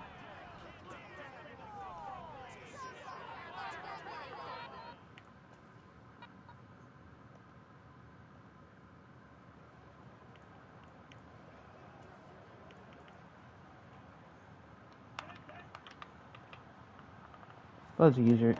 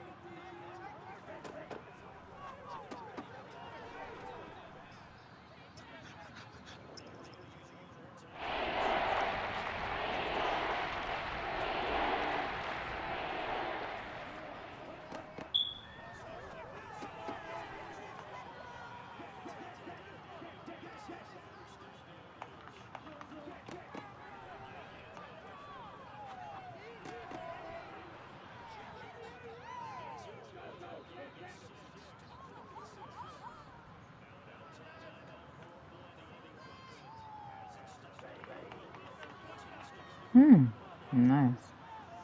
Yeah, I know he was into the Team Hall of Fame in 2015. Oh, really? You got caught by a tight end?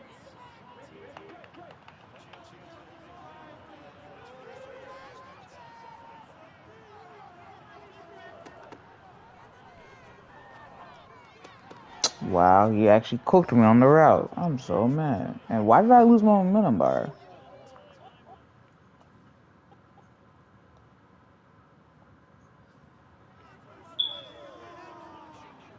Franchise record. Franchise record.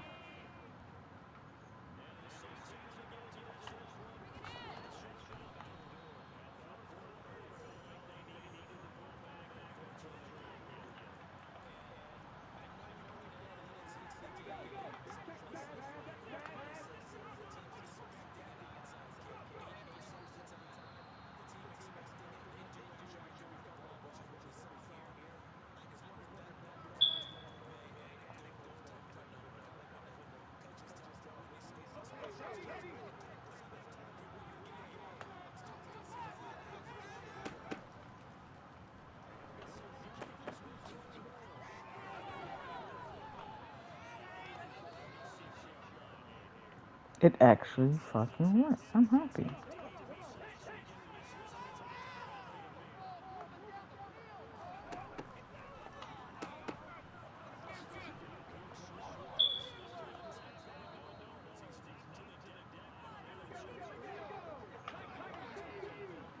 I just throw it out just for hell of it.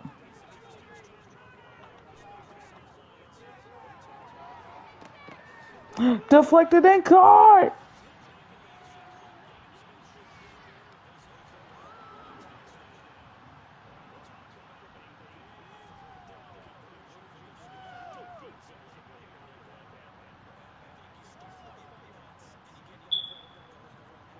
Self-deflected. You know, deflected by Maury. Okay. It was at the end of the game, so no. Franchise record.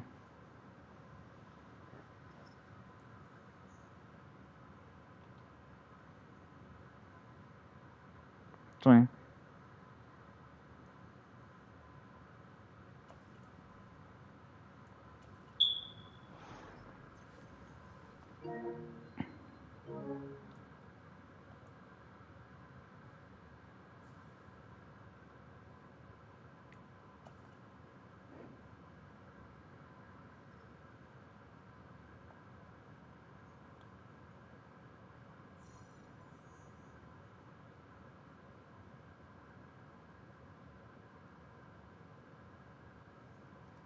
No dev upgrade? I'm already an X Factor, so it doesn't matter.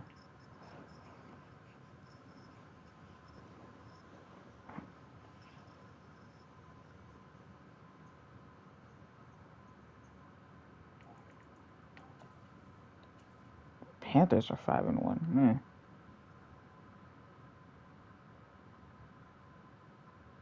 Still second in the division.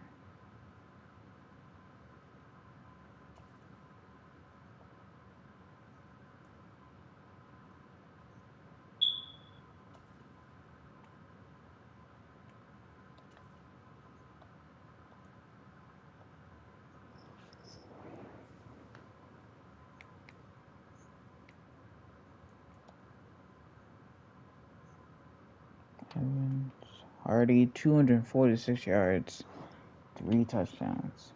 Wilson, Miller.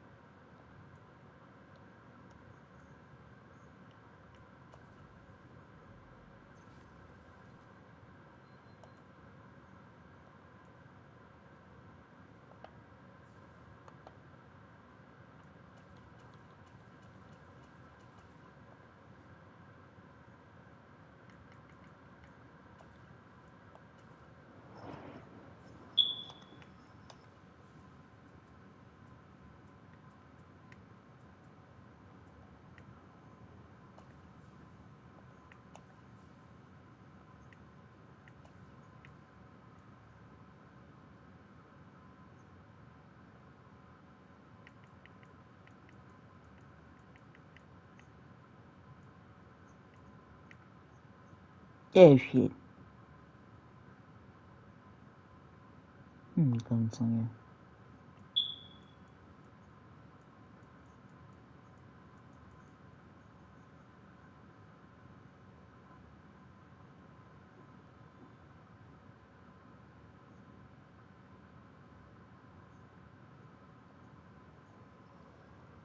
BRB.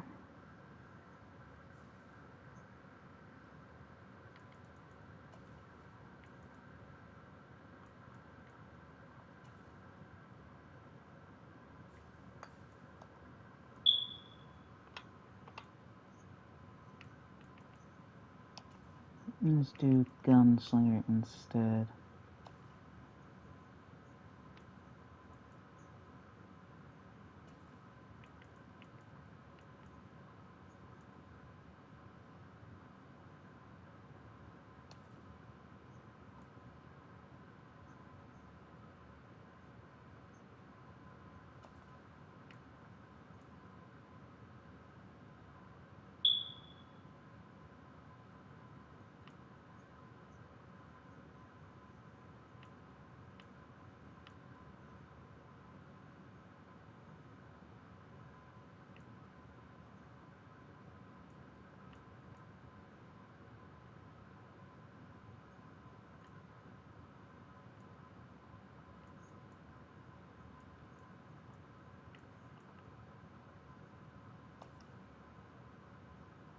Oh, you can't throw incompletions.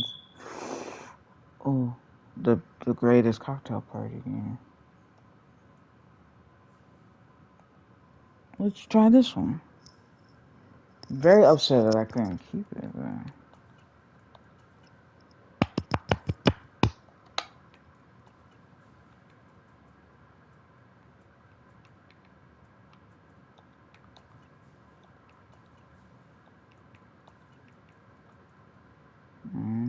Faster passing speed.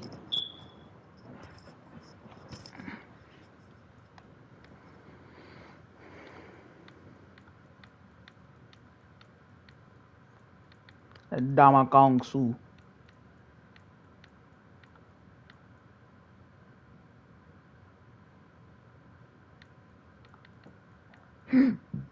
Oh damn.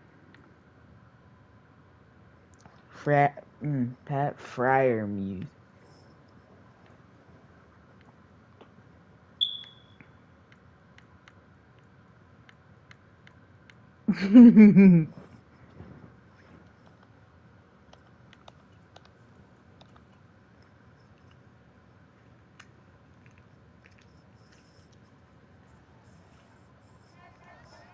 A Sunday night primetime part 3.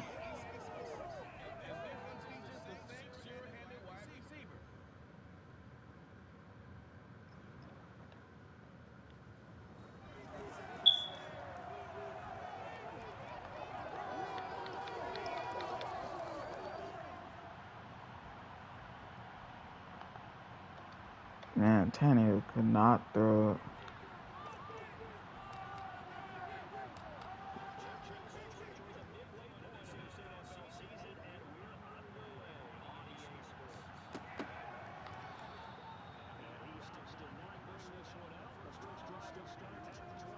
Those Faulkner's numbers.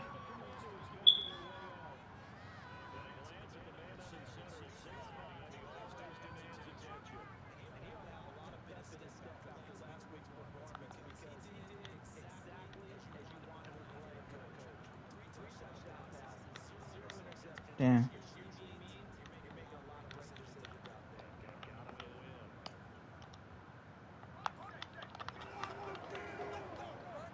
Tunnel vision and improved and trouble blocking.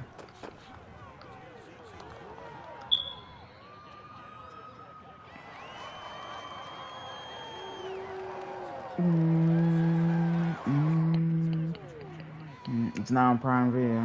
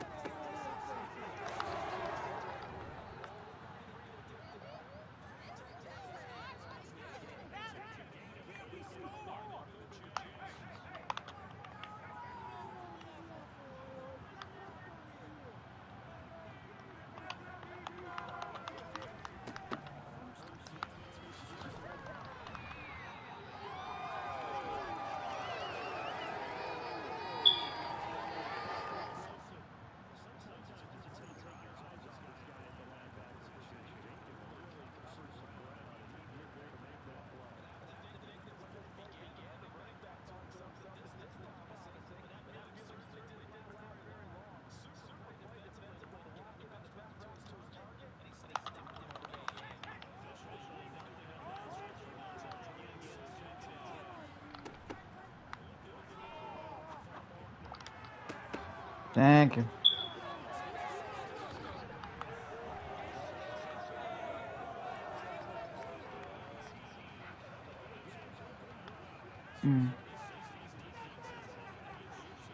So we actually lost the toss.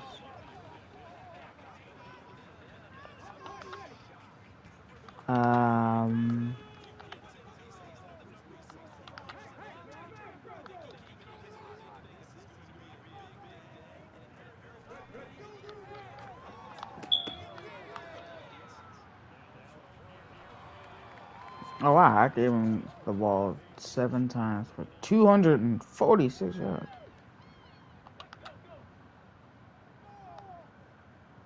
Conductor.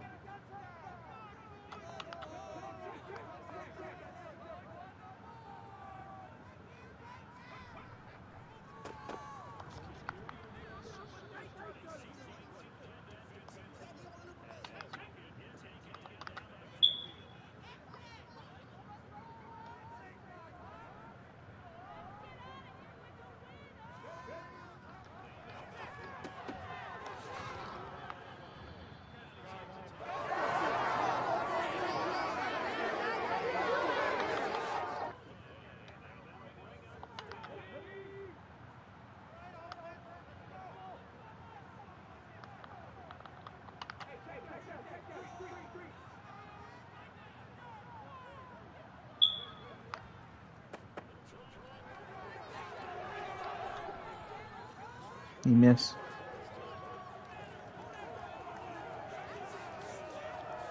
Whoa.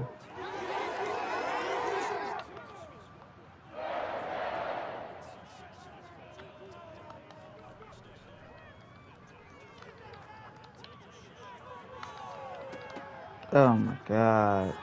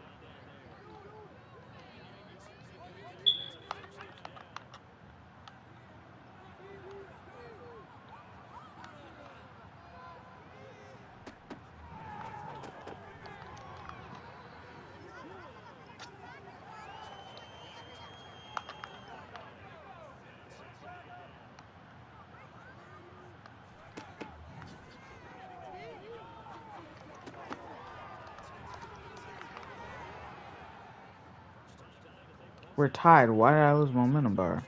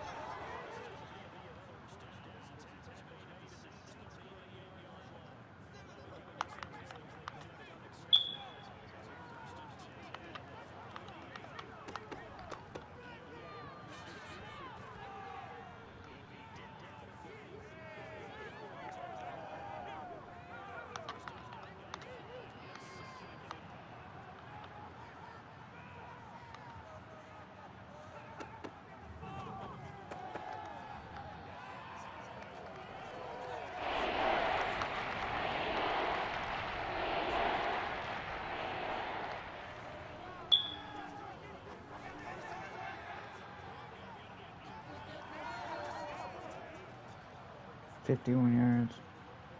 Come on, this is Joey Sly. He's gonna make this.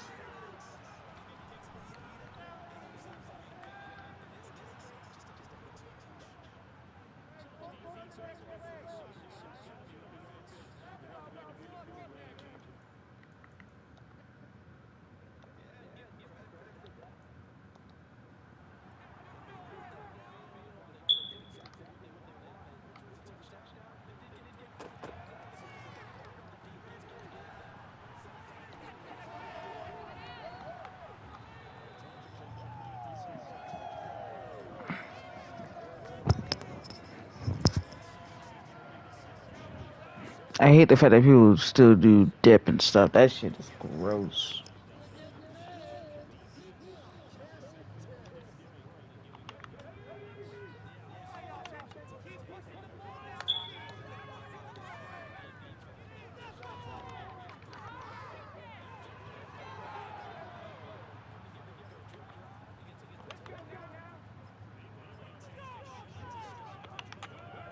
Now Hall of Famer coach, however.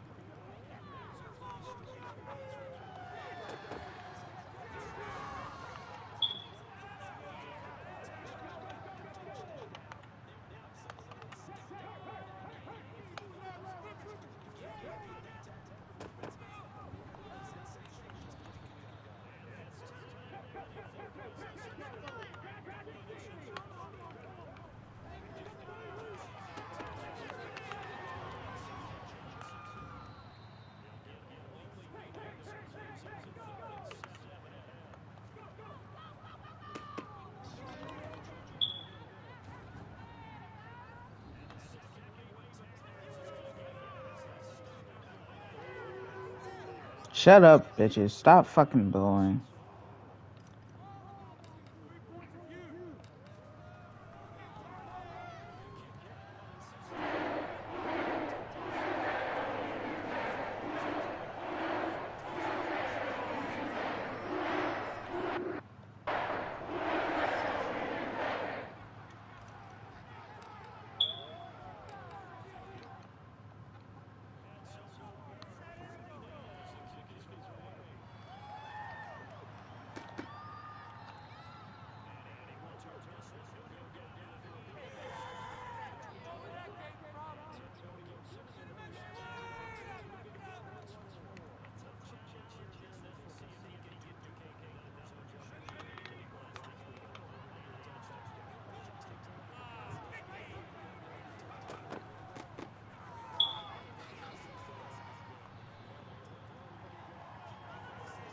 Damn.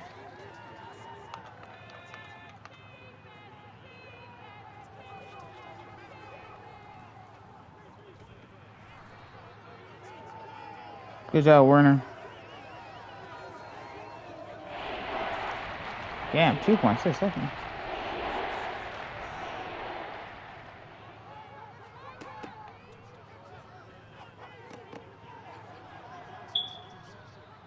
Damn, I kept going.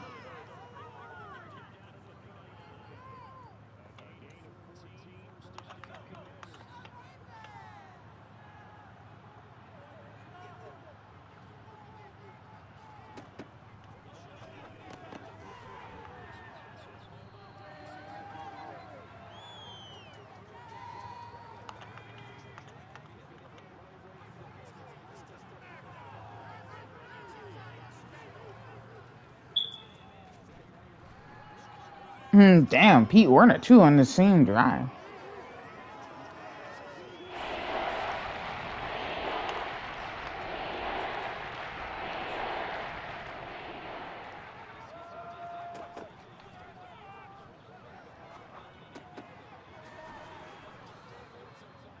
Yeah, cuz.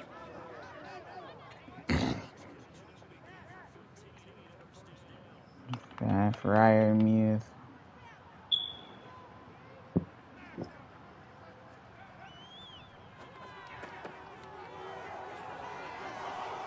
Oh my god, are you serious? Hideyukin. That smelled weird.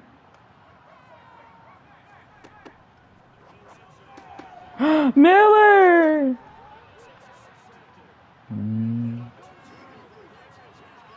got to use your leg. Let's go. Wow, what a cat.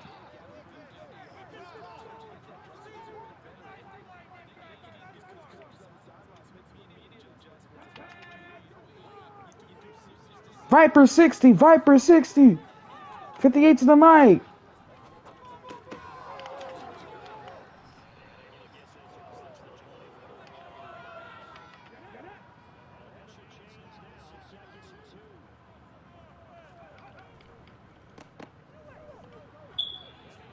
Why did they have me turned around the wrong direction?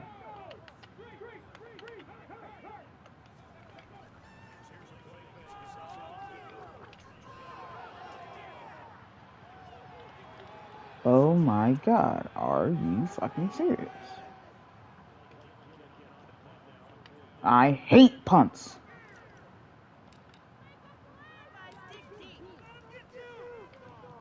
Shit is embarrassing.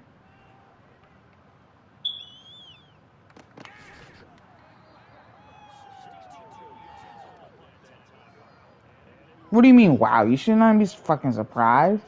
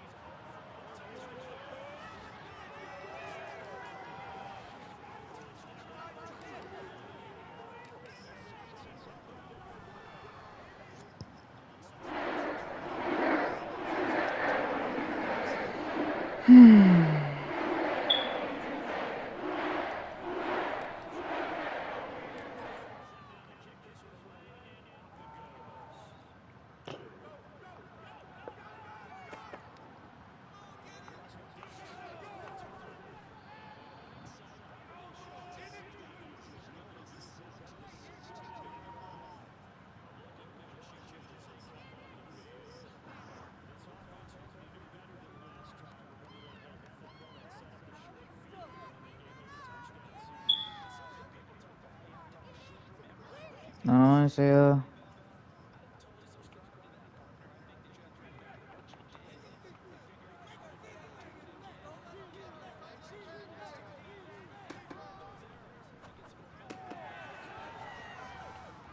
wow.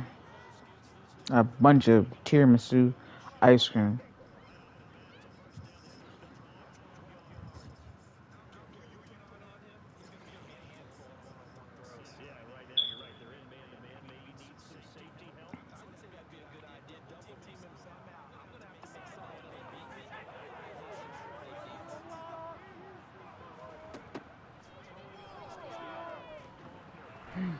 Pete Warner with Sealer with another sack. Let's go, defense. Damn it, the fucking Buccaneers won again.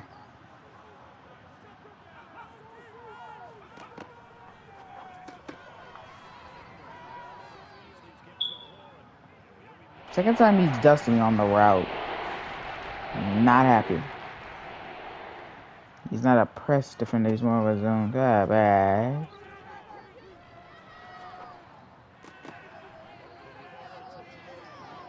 Fryer Mew.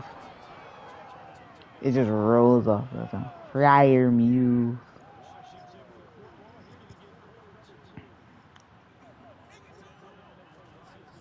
Oh wow, Matarazzo was now the punter of the Chiefs.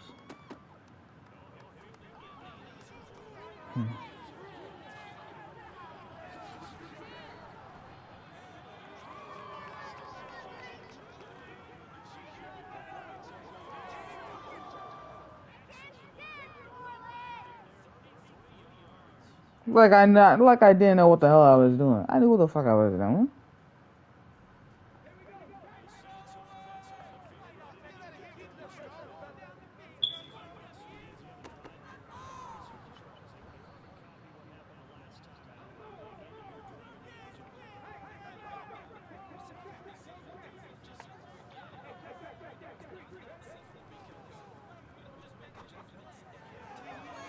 Yeah.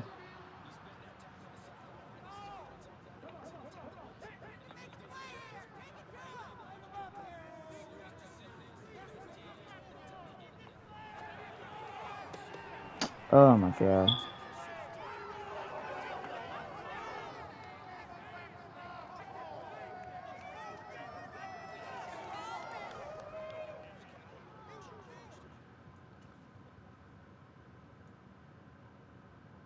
My Yamada.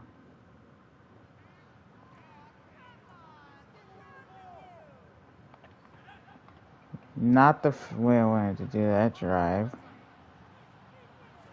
Like, for some reason, it's like I'm struggling with the computer defenses, and I'm like, I'm not even this bad. I don't know why I'm struggling with the defense of the computer.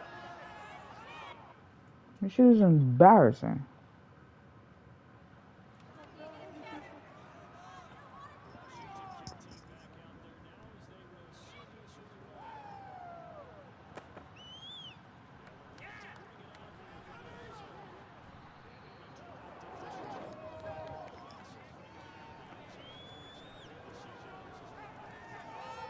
Nobody gives a shit.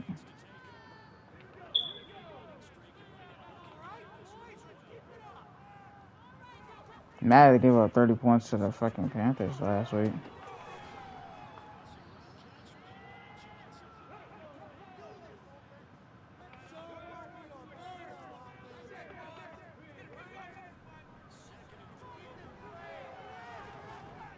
I couldn't find nobody open.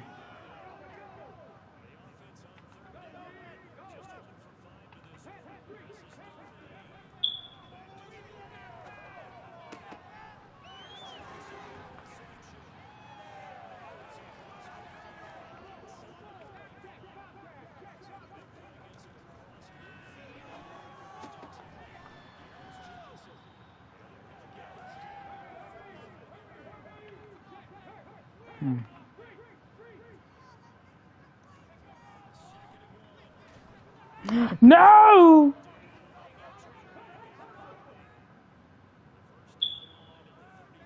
Okay.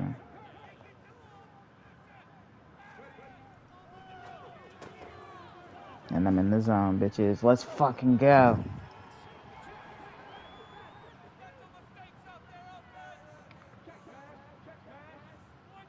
I can't throw 2 incompletions. Oh no!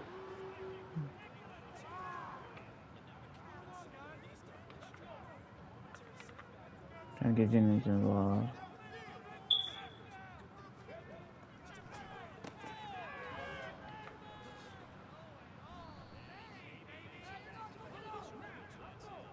That's it.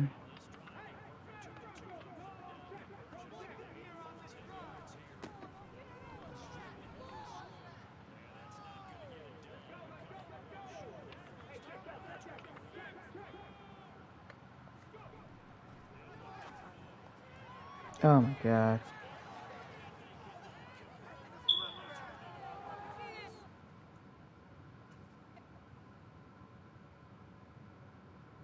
Are you fucking serious?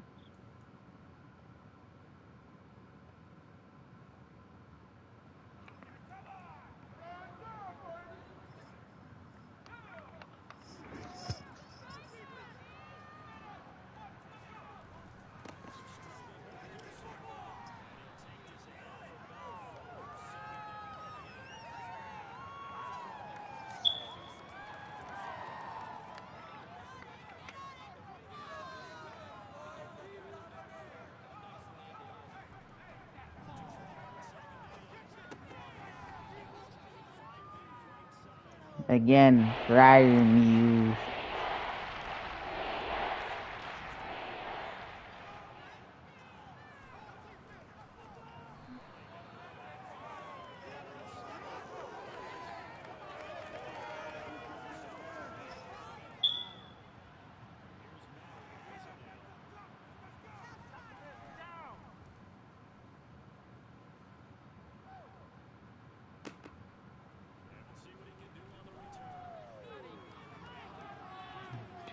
Fine.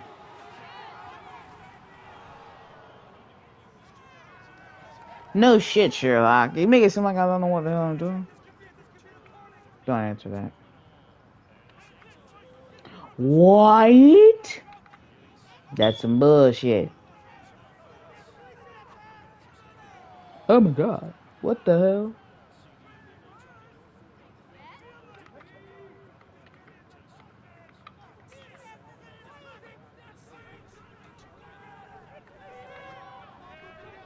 My god, I am not this bad. I don't understand why I'm struggling.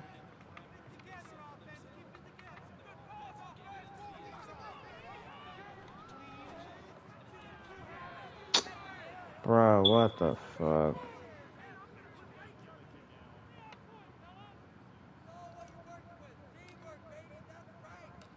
This shit's embarrassing, bro.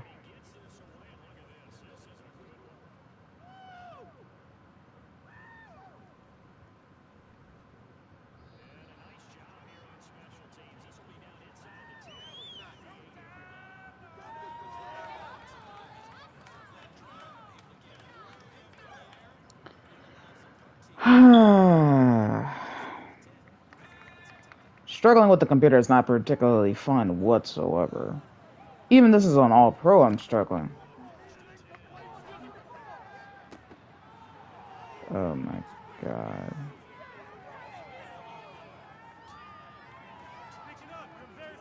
Are you fucking serious? Are you fucking serious?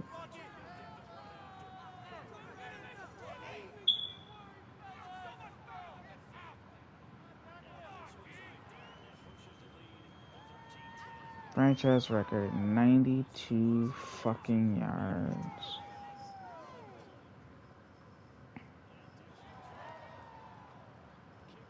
You cannot be fucking serious right now.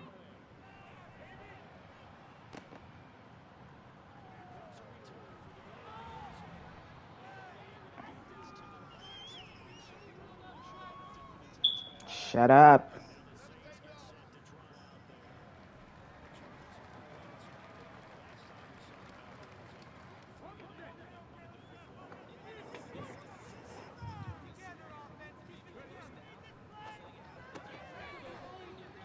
Thank you.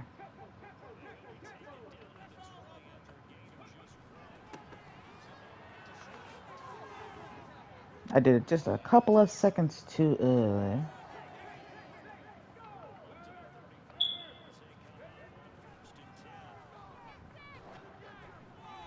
Oh my lord.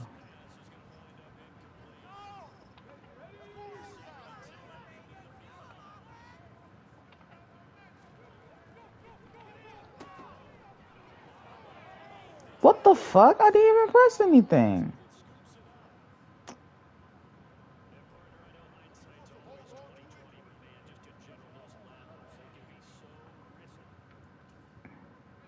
The hell? I didn't even press anything.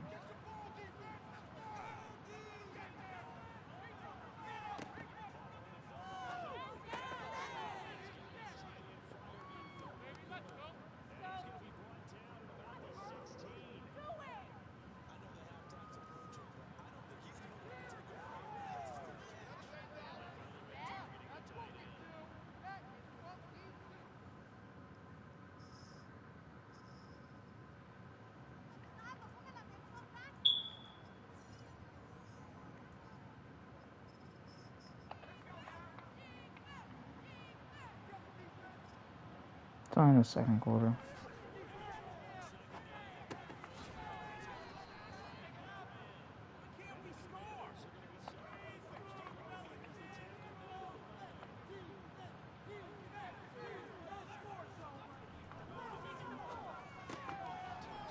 You're fucking serious.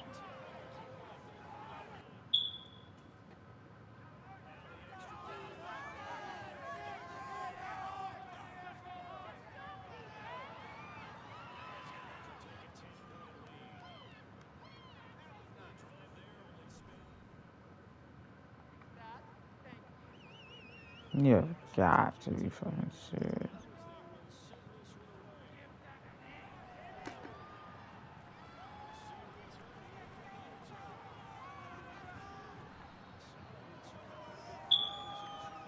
Hi.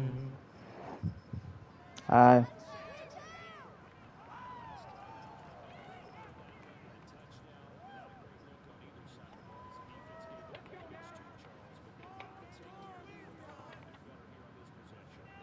I don't know how I fumbled. I didn't even press anything.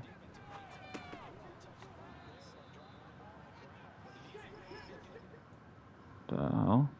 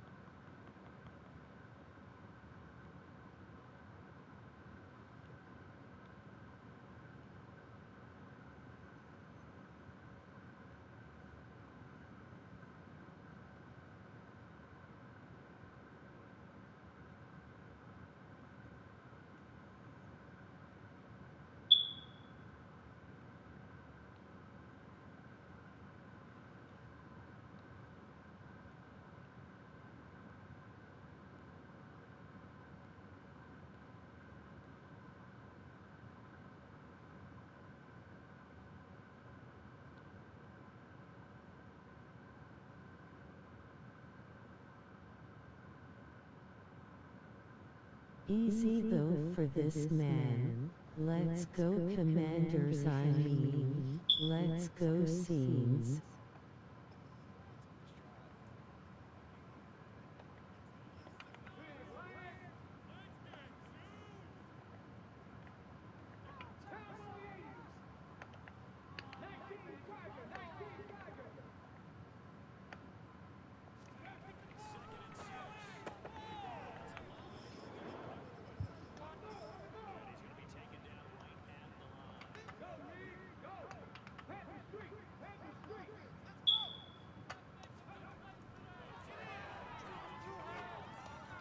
Yo.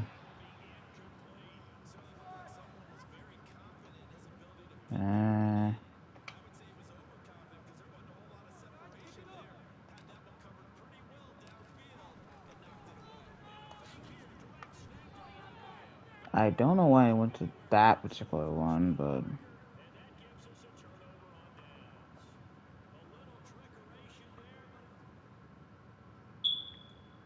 Paul Hogan's their kicker.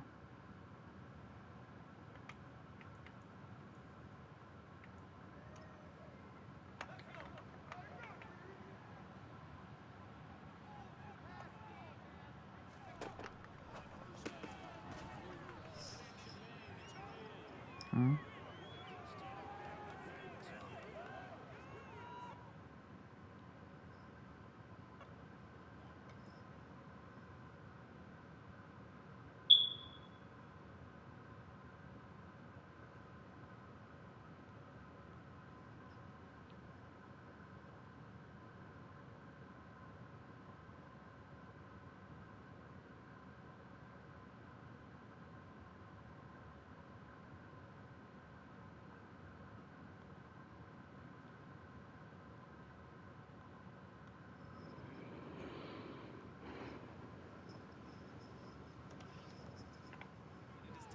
Okay, I'm struggling a little bit, but so far I can come back from this. 10 points down. It's okay.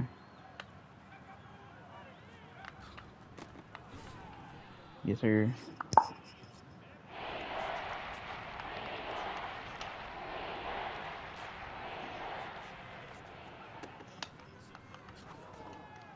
Yeah, shit.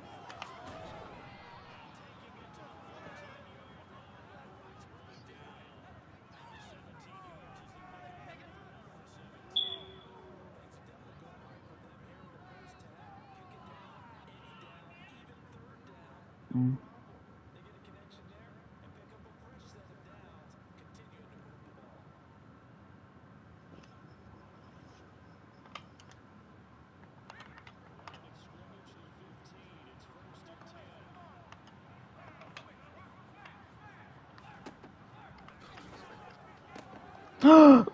Vladimir!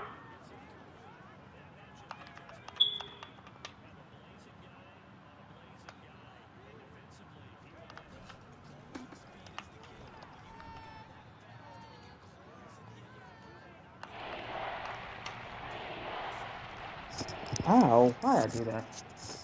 Hello. Hello, Leanne. Damn it, how the hell? Nothing to...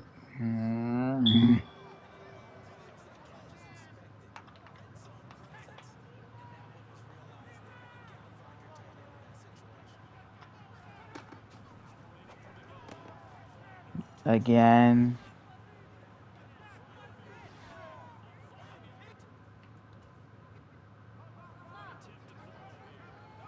How's your day been so far? Well, I've been up since about 5 o'clock, and I've been doing a video ever since then, but other than that, my day's been okay.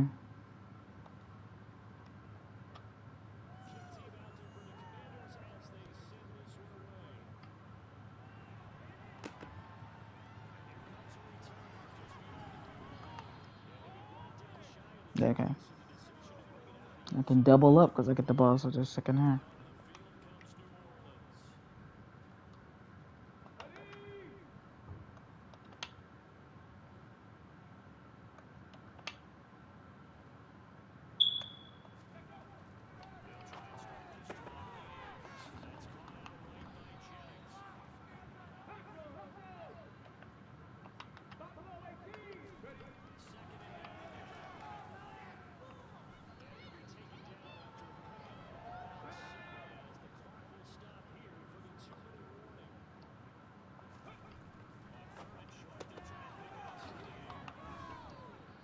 Are you freaking serious?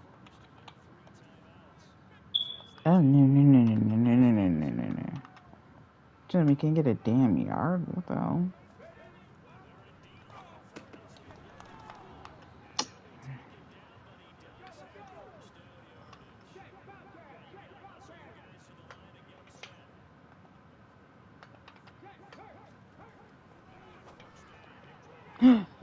I did it too early. Ah.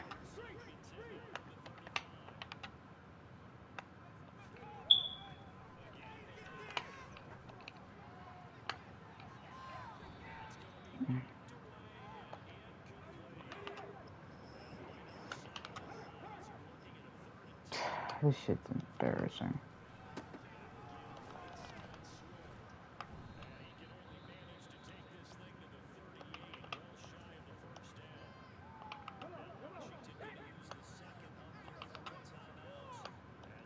I don't even know why you're even doing that. Oh my god, are you fucking serious?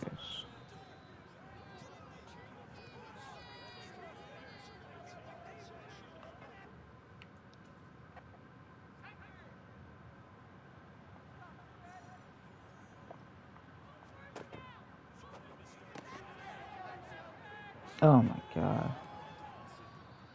Are you fucking serious right now?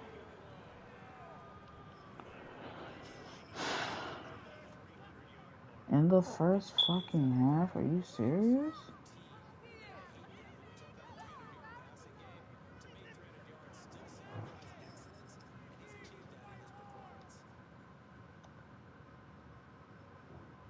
You cannot be fucking serious right now.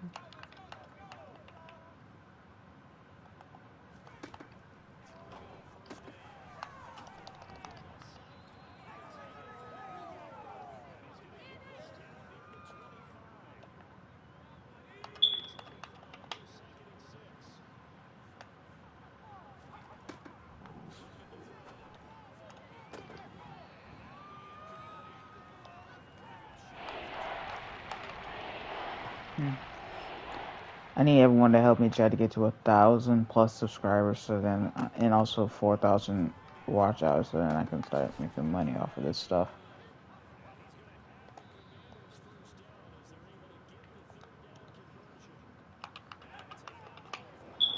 What's your record? So far, I am 4-3 in week 8. Ah, sugar. Are you serious?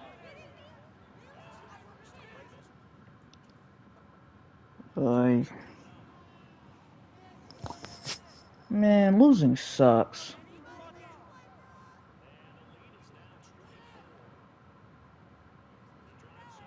Well, at least I get the ball start the second half so I can get a quick field goal and then a touchdown. I'll be right back in this game. Shit sucks. 99 1/4.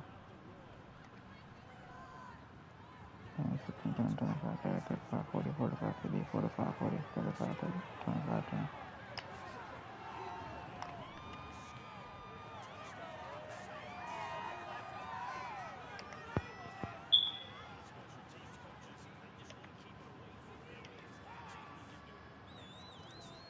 Yada.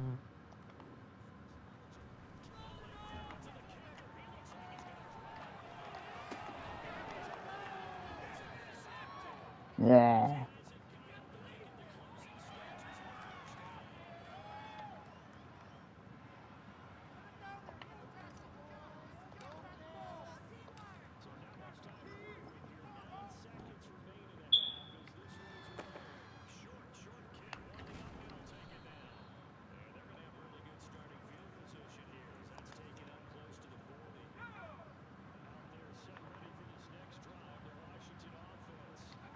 They don't even call them the Commanders, damn.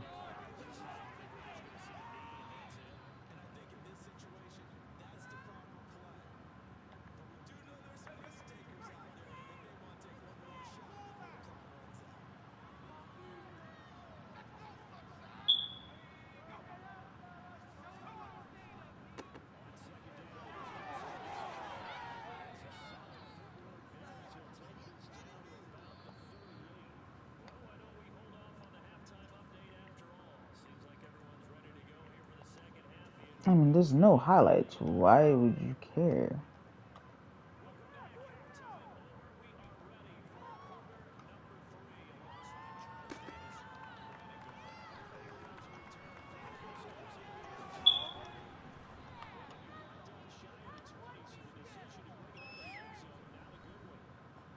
Yeah.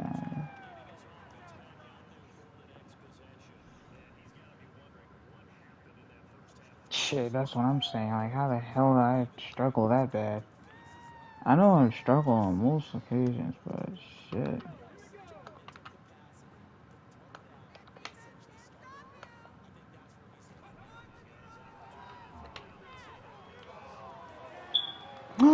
That was a first down!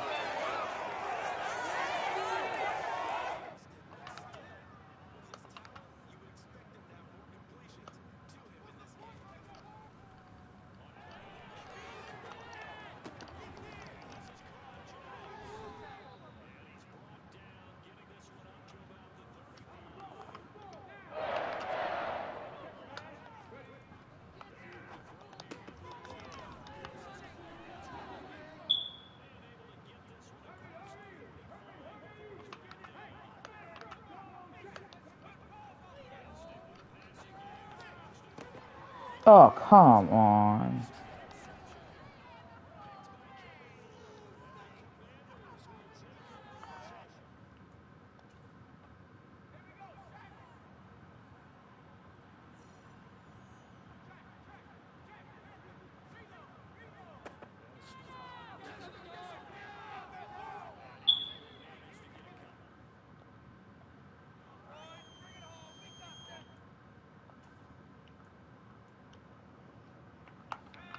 This shit's embarrassing.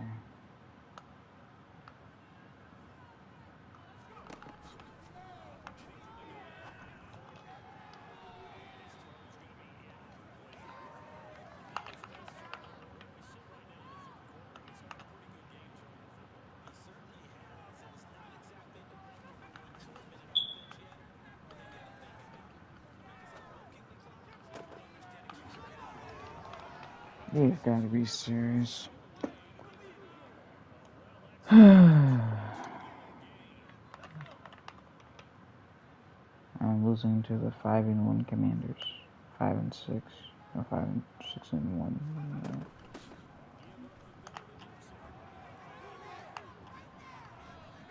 Oh my lord, this is embarrassing.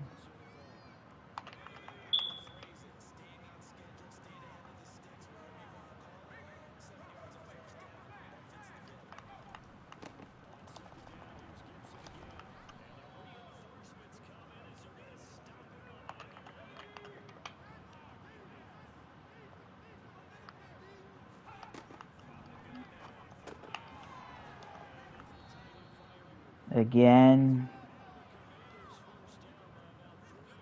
Oh, I don't get why I'm struggling.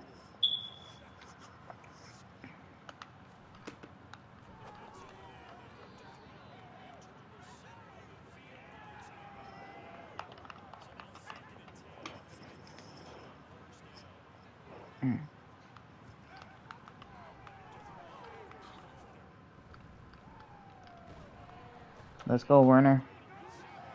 A hat trick for sacks for Werner. Already 5 sacks in 7.5 games. That's crazy.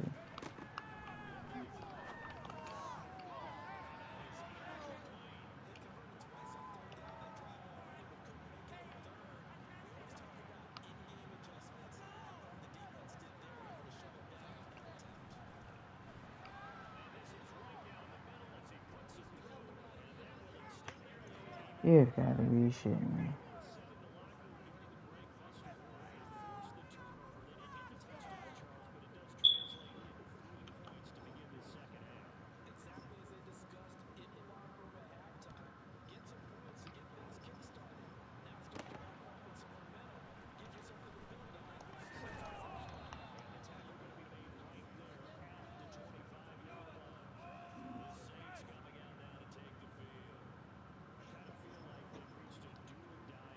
Dude, it's early in the third.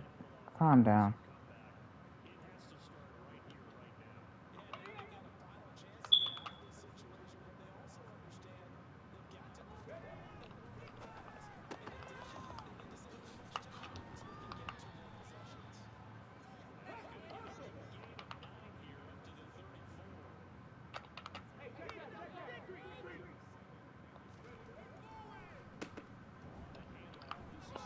Are you fucking serious?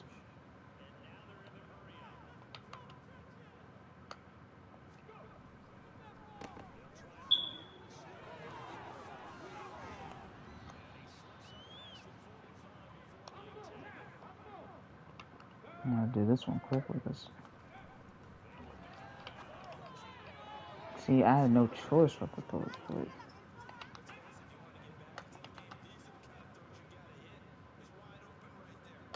Shut up. What the hell?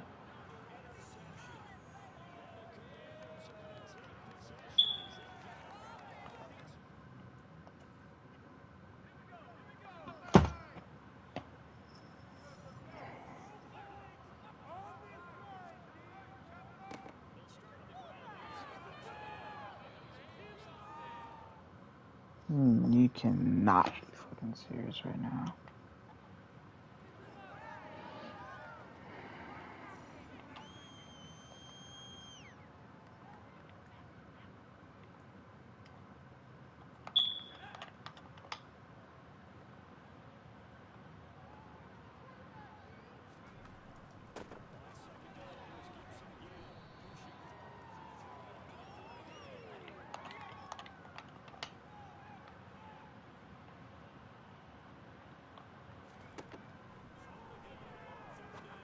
Bro, I was knocked down.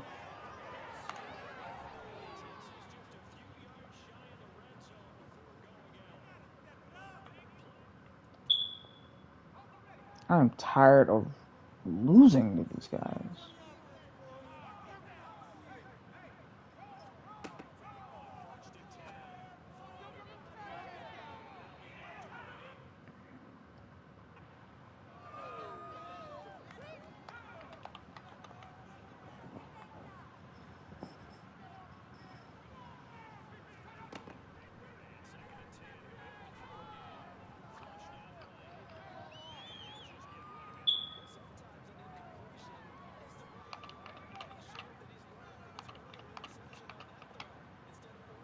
No one wants to throw it in completion. They want to have the best completion percentage ever.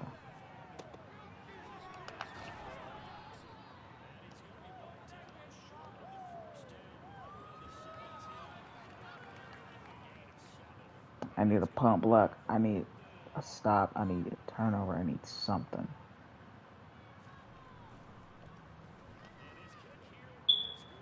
Again.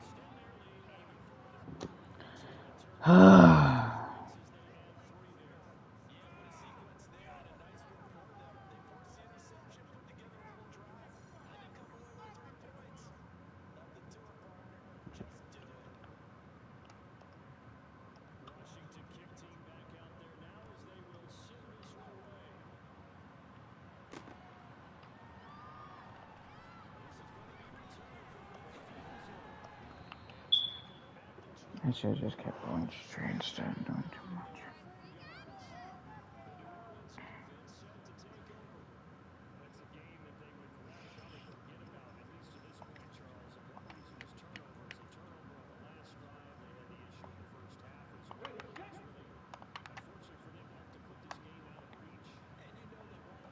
It is not over yet.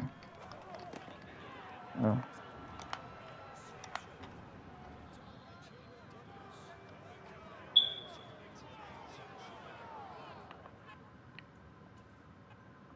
I literally did not see him over there. Like, how does this happen? I am not bad at video games. Oh my god, are you fucking serious? Whoa!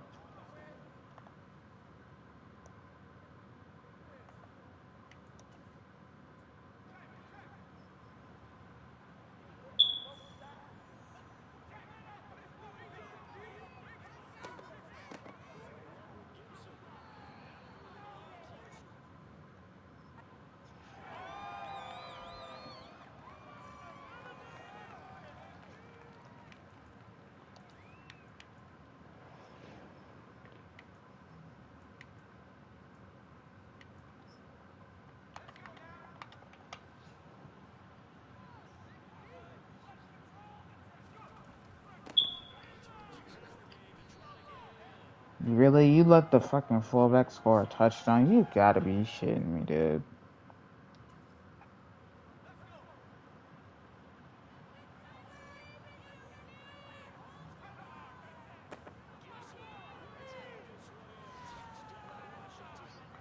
I fucking hate losing.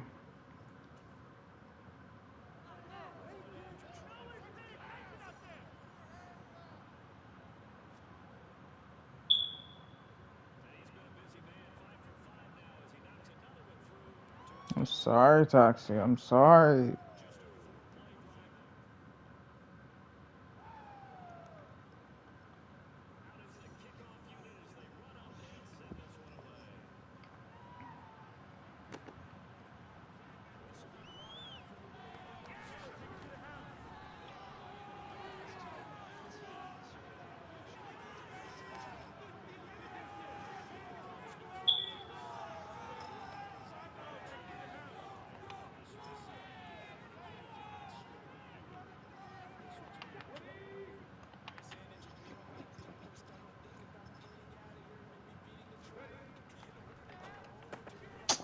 Oh my god.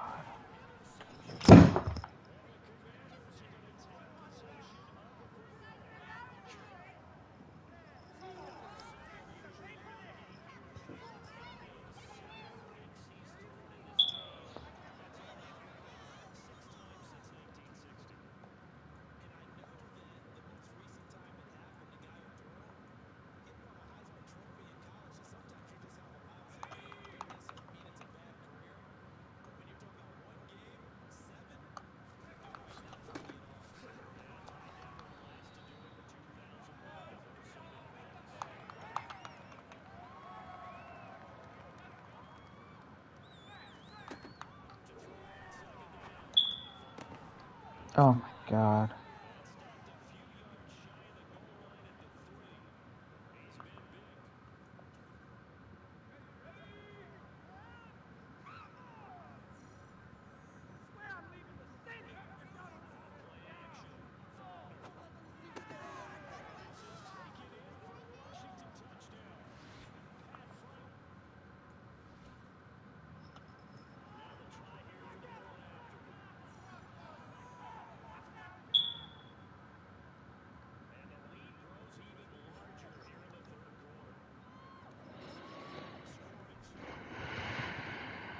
This shit's embarrassing. Listen to the computer like this.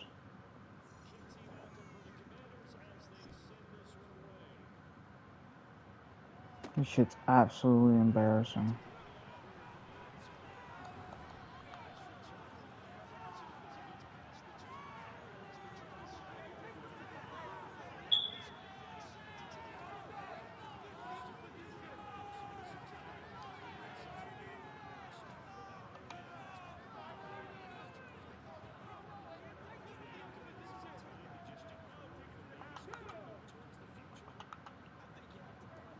I figured my winning streak was going to come to an end, but not like this.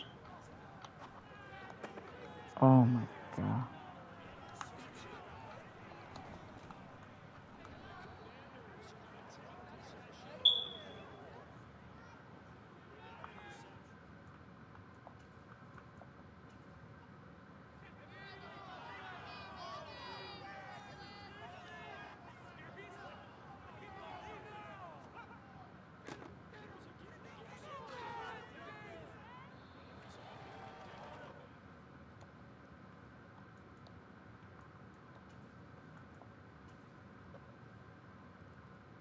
Alright.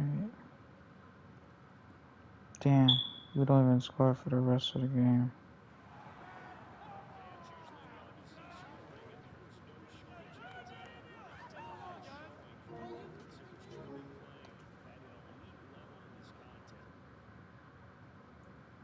Second most in team history.